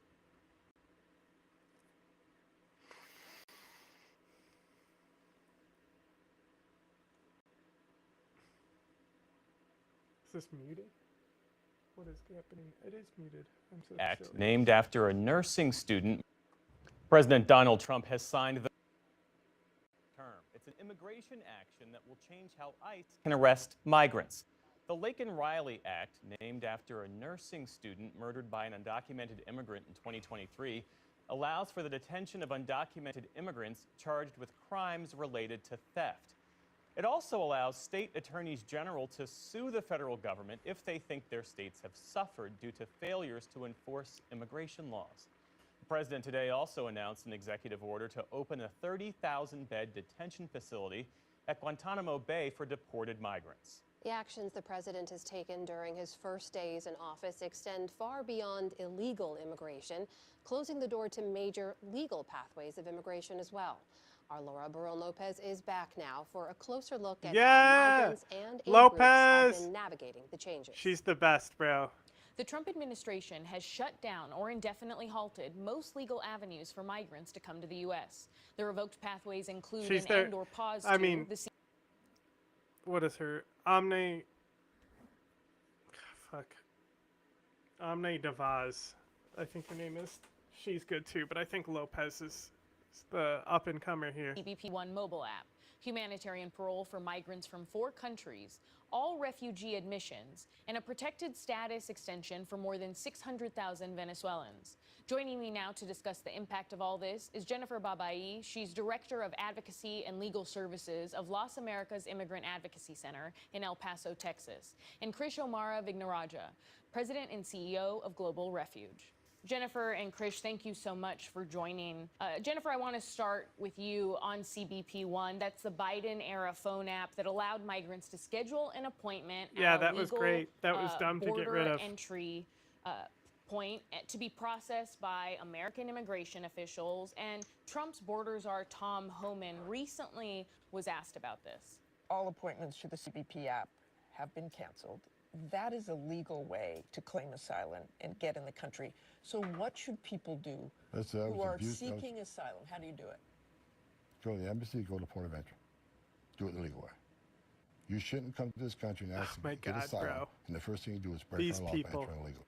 But Jennifer, what legal options do migrants have at this point? Are there any options to claim asylum? At this point in time, no. There is no pathway to asylum at a port of entry or in any other manner in the United States. And I do need to correct the record that CBP-1 was the legal way up until the 20th of this month with the suspension of CBP-1. That was very much a legal system. It was enacted as part of another executive order that was issued by President Biden at the time. It required providing biographical information in advance of the appointment, showing up at the port of entry at the scheduled time provided by the government, and then you were subject to a screening. And so now that that has been taken away, we have no pathways. Krish, the president also halted all refugee resettlement and funding for organizations like yours. Explain the scope of who is impacted and what this means for refugees that were ready to come to the U.S., but also those who are already here. It is having a sweeping impact, although I'll acknowledge that confusion rules the day. We are actively seeking clarity on what this means for our Afghan allies, refugee families, because it has been difficult to overlay the executive orders against the stop work order, against the agency's waivers, and then, of course, the federal injunction. But what we do know is that it could have an utterly devastating impact for families who are already here. Global Refuge alone is serving nearly 6,000 people who would be impacted. These are refugees who are relying on our assistance to secure housing, access health care, enroll their kids in school. And this is after they went through a legal pathway, years waiting in a third country or a refugee camp. After going through extreme vetting, they jumped through every legal hoop we put in their way, and only after they got clearance did they come into the U.S. And what we hope now is that they are not stranded.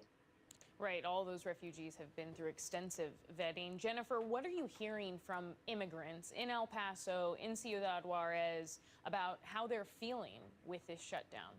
There is so much fear, so much confusion, and it's been very difficult to try to disseminate accurate information. I bet. We've also seen a drop in school participation, so students are not showing up at school due to fear. We've seen drops in individuals attending. That's also because they said they can raid schools. At community services. People are scared to come to their legal appointments with us to talk about their cases.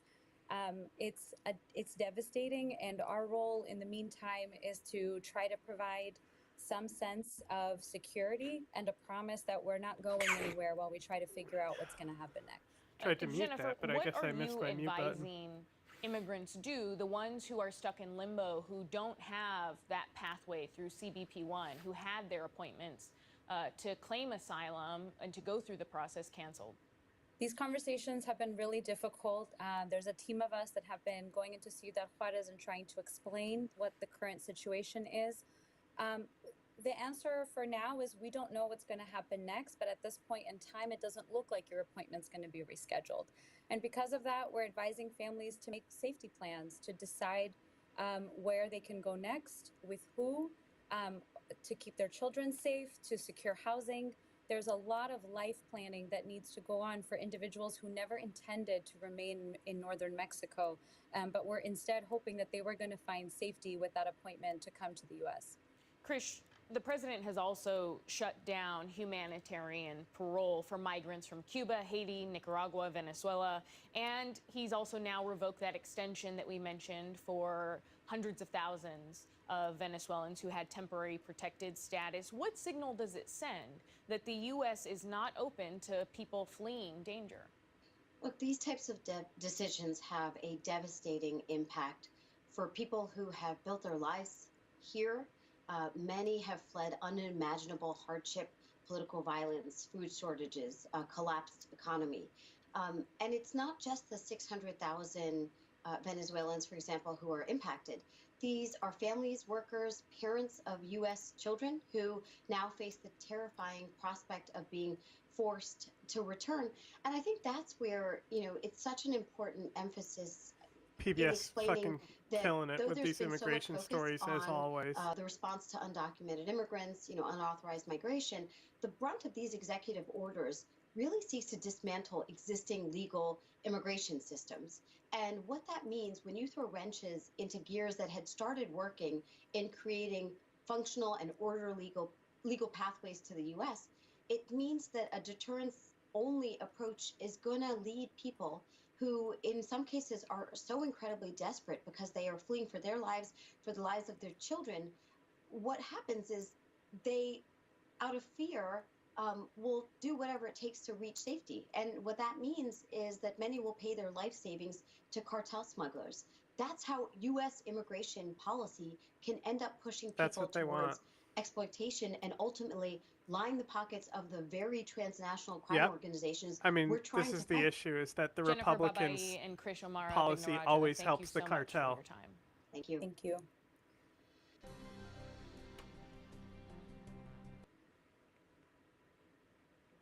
Withdrawal of Mali, Niger, and Burkina Faso from the West African regional bloc, ECOWAS. The three Sahel states announced a year ago that they were cutting ties with the bloc after their membership was suspended following military coups in the countries. I remember we reported on this going to happen maybe over a year ago. The main role of ECOWAS is to promote economic integration in all fields. But the Commission also plays a role in managing peace, security, democracy, and good governance. These three nations have now formed a separate confederation called the Alliance of Sahel States, or AES, which has a strong mutual defense component amongst other aspirations. On Tuesday, thousands of people rallied in their capitals, chanting slogans supporting the withdrawal. But ECOWAS does not want to lose these countries and said in a statement that the three nations will continue to benefit from unrestricted travel and trading arrangements with the bloc. However, those leading the AES seem to show little desire to remain part of ECOWAS. The AES is the renaissance of Africa, and I think that all the countries that aspire to the rebirth of Africa should join the AES. Well, I've been speaking to Mali's former foreign minister, Kamisa Kamara. I started by asking her why these three countries decided to leave ECOWAS. A year ago, these three nations have notified the regional body, ECOWAS, that they wanted to leave the organization immediately. I think what is unprecedented here is that we're dealing with three military coup leaders who have decided together to leave the ECOWAS and to form a new alliance called the Alliance of Sahelian States. And this is quite unprecedented. Have Alliance of Sahelian States passports be introduced, and what impact would this have on freedom of movement, particularly in West Africa? So one of the advantages of the ECOWAS region, which is, I could say, the most integrated region in Africa by many standards, is that within the ECOWAS, citizens travel freely from one country to the other without a visa. They can work in the countries of the ECOWAS without any sort of authorization. And what we know so far is that the AES countries have established their own passports. We have not seen those passports yet. I don't know what they look like. The ECOWAS passports, which their citizens still hold, will still be valid until their expiration date. I'm curious to hear about trade, because there were celebrations in these three capitals, some citizens showing approval for this move to withdraw. But I wonder, doesn't this reduce the market that business people in these three countries would have access to? And what are the potential challenges and risks with that? First of all, I would like to say and remind everyone that none of these three countries have held any popular consultations that will effectively tell them whether their citizens approve of the withdrawal from the ECOWAS or not. And so I think it's impossible, I think, at this point to know whether citizens agree with this decision. Now, when it comes to trade between those countries, again, I think the ECOWAS is still working out what it means for them, for three formerly former members to exit the organization, and whether trade will be impacted. As I said earlier, the ECOWAS region is the most integrated region of Africa, and I think the economic integration of this region is really, truly a success. There's that 6-month transition period that ECOWAS has given to AES. Do you think it's possible? I mean, what would it take to convince these three nations to abandon this move, stay with ECOWAS? Is there a possibility of that in the remaining time? So I think for an entire year, there have been diplomatic efforts led by the ECOWAS and some countries such as Togo and Senegal to really convince the AES countries to come back to the regional bloc. I think one of the reasons that they have exceeded is that the ECOWAS was putting pressure on these military leaders to conduct elections. They had an electoral timetable, and these military leaderships were really feeling the pressure from the ECOWAS. So I think exiting the ECOWAS is a de facto, we do not want elections, and we're not going to obey your rules, and we can do whatever we want. Okay. Last one. Standing on a plastic chair calls out names. Hundreds of former Assad regime soldiers pressed against the gates of what once was one of the dictator's party buildings in Damascus. They are here to surrender weapons and register as civilians. Syria's new leaders are promising amnesty and reconciliation. The former conscripts stream past a desk, walking over the picture of Bashar al-Assad. They write down names, a quick photo with a simple smartphone, and up to the first floor, where they hand over weapons and military IDs. Military service was compulsory in Syria. This man, a crucifix hanging around his neck, hands over his pistol and signs a form. We talk to men lined up outside waiting for their turn. We submit our papers, a man named Ali tells me, and receive a new document stating that we won't be prosecuted. Another man says, we don't know what questions they'll ask, but we need to find a job to live. They're given a 3-month temporary civilian ID, which they need to work and move around in the new Syria. The man in charge of this operation says the atmosphere is relaxed overall, but the sheer number of people applying for civilian permits is sometimes overwhelming. The process, he says, is no questions asked. Those who have weapons hand them over, Tariq Youssef tells me. There is no detention or investigation. While this process unfolds in the upper floors of this former Ba'ath Party building, we find remnants of the old Syria strewn across the basement level. All this paperwork all over the floor. You see files, you see Ba'ath Party IDs here, for example. These are soldiers or functionaries of the state. They abandoned their paperwork and took off. You're not going to need these in the new Syria.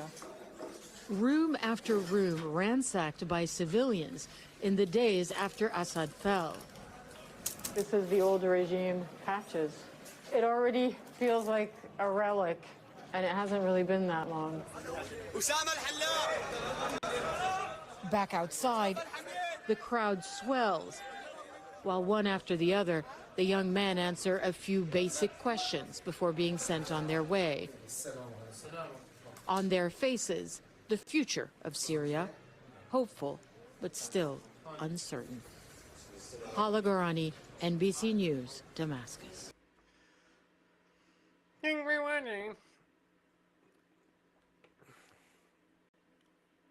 All right.